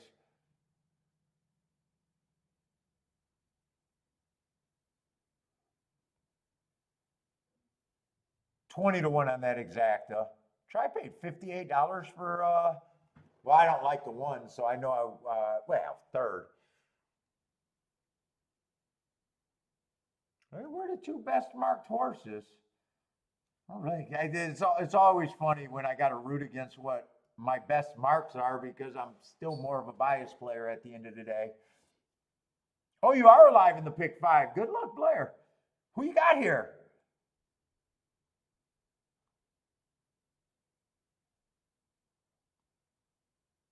I don't know if I'm going to be on or not. I'm just waiting. If Kiki calls me to walk the dog, we're probably gone.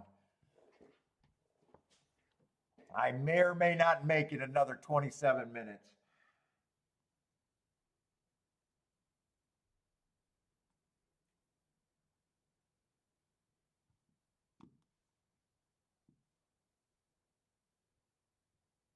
Marco Lou's been on the 4 for 5 trip.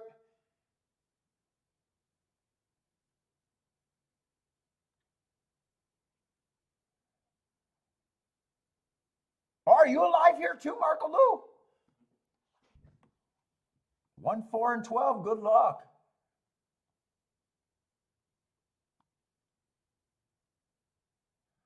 1, 3, and 10 in the last leg. Yeah, 1's a horse I just don't have an idea. I'd say that first race out is a very useful first race out, though. That definitely looks like a race you can build off of.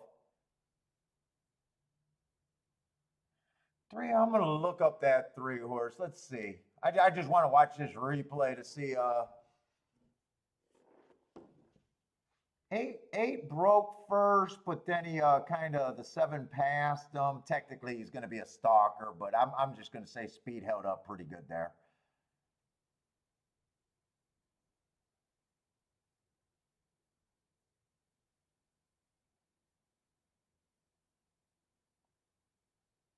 Six, I'd say 6 was in the position where I wanted him to be. He just wasn't good enough, and I have no problem being wrong when I'm not when the horse isn't good enough. He sold me a bill of goods. I was happy with the position on the 6 there. But when the real running got started, he just didn't have what I thought he had. two, I'm surprised two was up there kind of dueling for the lead. I was surprised by that, and I thought he was probably long gone when he hit the lead.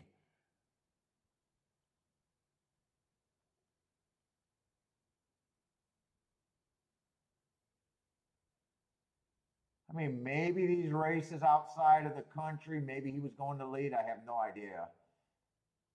But just off of these three races, I was kind of surprised to see him that close to the pace.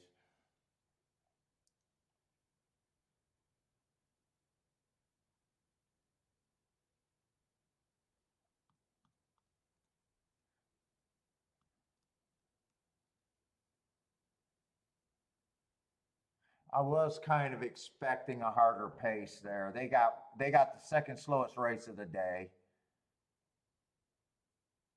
There was only two horses that I thought could have got the lead there, so maybe I should have thought that could have been a slower pace. But that's not exactly that I want, really.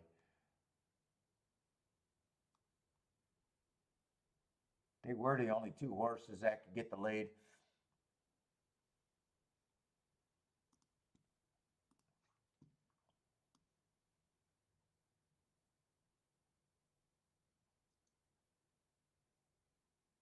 What's up, Jay? How's it going, man? Let's see. I wanted to look up that three horse at Monmouth.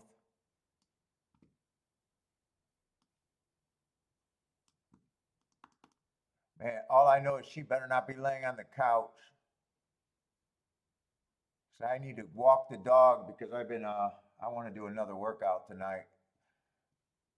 So she better not be dicking off.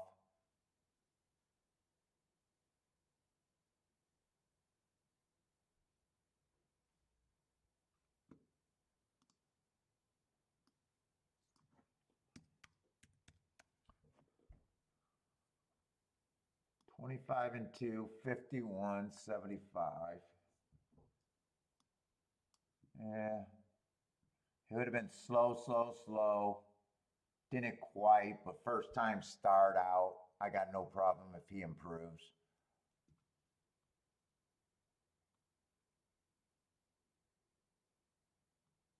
There's no one else to really look up here. Unless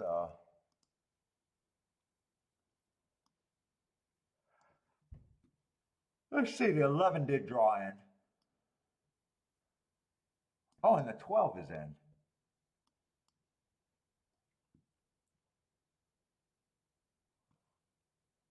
Let's see, I got to get to the right race now. Yeah, Midnight Angel drew in.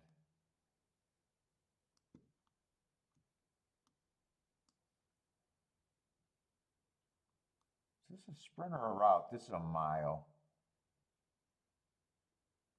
I doubt it if those horses are going to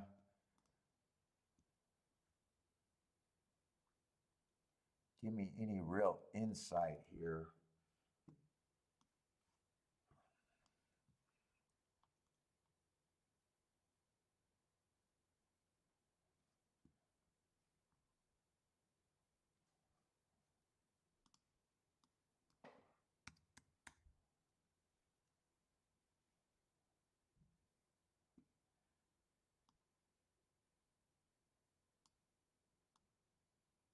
That's slow. He was only one length off of the slowest pace of the day, so that doesn't really concern me.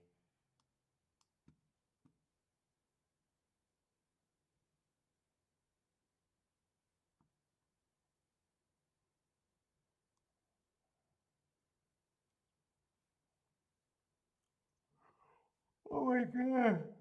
I'm getting tired. 22 and 4. Yeah, that one doesn't look great. I'm not sure there's too many spots to even get here. I don't think anyone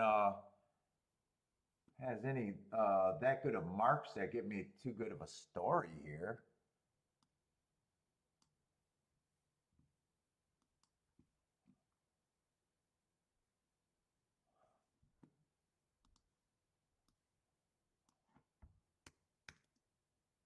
Well, at least he ran on a bad rail first time out, if I'm right about that. He improved the next two races. I would have just had him slow, slow, and nothing. Oh my God, I'm looking at a camera and just yawning my ass off. Is there a dentist in here that could have checked my teeth there?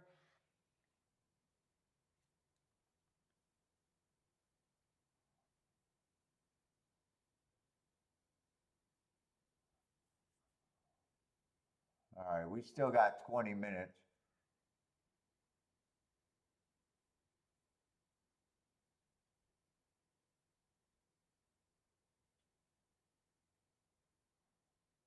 One, I think, could probably be the favorite just on that first race alone. Two, I'm going to have no idea being a first time starter. You guys know that I just ignore them. Three, stalking closing day, he ran with the track. Almost didn't quite get in position at the top of the stretch. No shame in being 3x2, but I can definitely see him improving from there. But it's 3-1 where I'm trying to get, not really.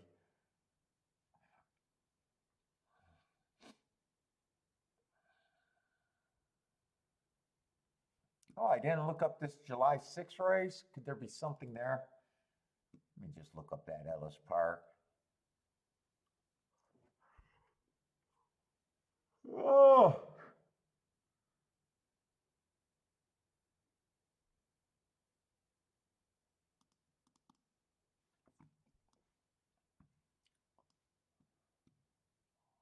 Oh, that's Belterra.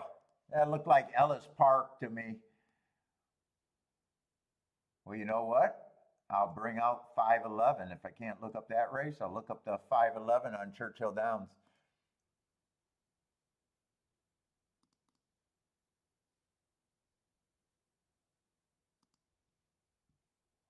Oh, really? They nailed him? The kid from the 70s show? 70 years for rape?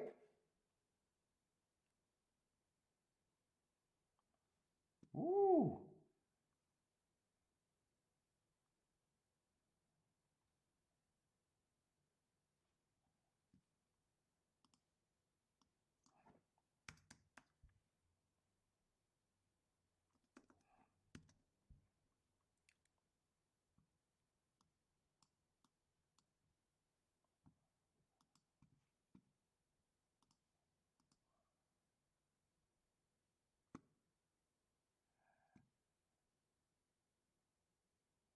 He was a Scientologist? I don't know if that has anything to do with it. I doubt it. Hey, Matt Gray, you're not a victim. You said you saw him at the Hollywood hotel in Hollywood. I hope you weren't a victim.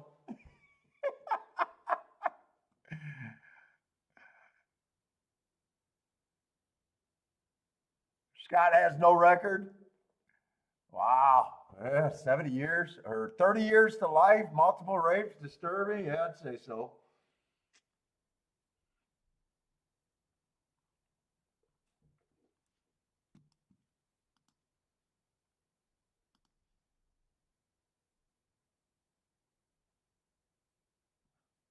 Let's see. I got to check on Kiki real quick.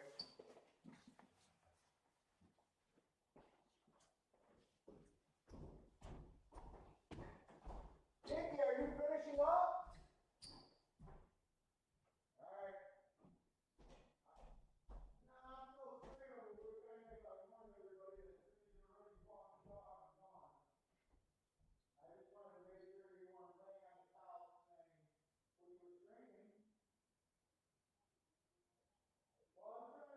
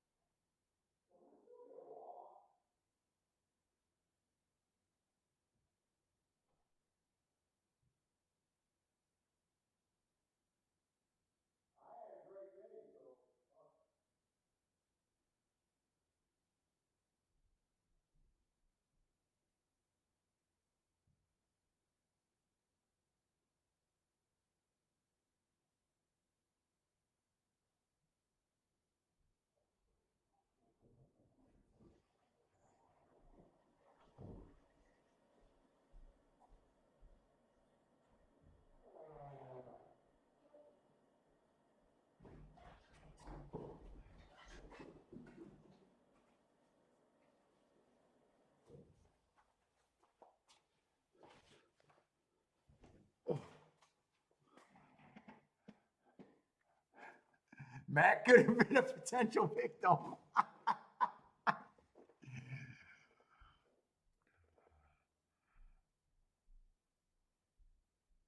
I got a feeling she just wrapped it up after I checked on her. I honestly don't think I would have played this race.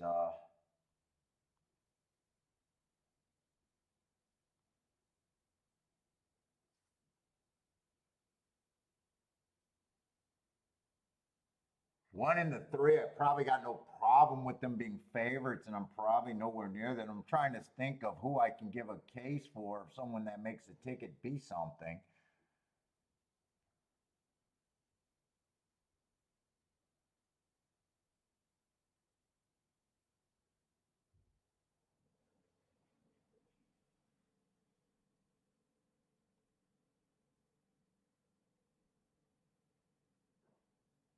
So many horses are stretching out on this tricky, and you've seen how wobbly they get.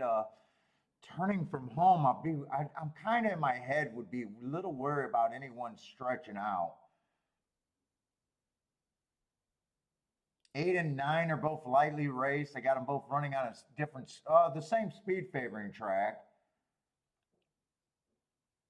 8 would have ran the better race, running against the bias. If I'm right about that, I could see him improving. But I don't really see anyone that I could really say is a key or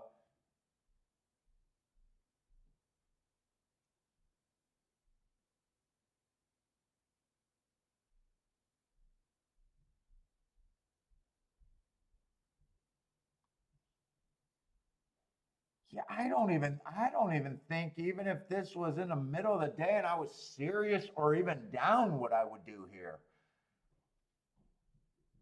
4 I'd say, but it'd have to like the turf. Or 6. I got ran against the inside early pressing day. They already tried a stakes race with them. They tried something, but out of Lone Star. But at least that's a mark I can understand a horse improving off of. So you did just get done. All right. I don't think would be interested in this race anyway. So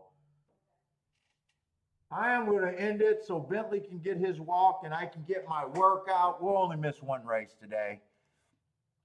But tomorrow, we'll be back live tomorrow for Gulfstream and Woodbine tomorrow. So I'm going to end it here. I don't have a play. I don't really even have a thought here, really.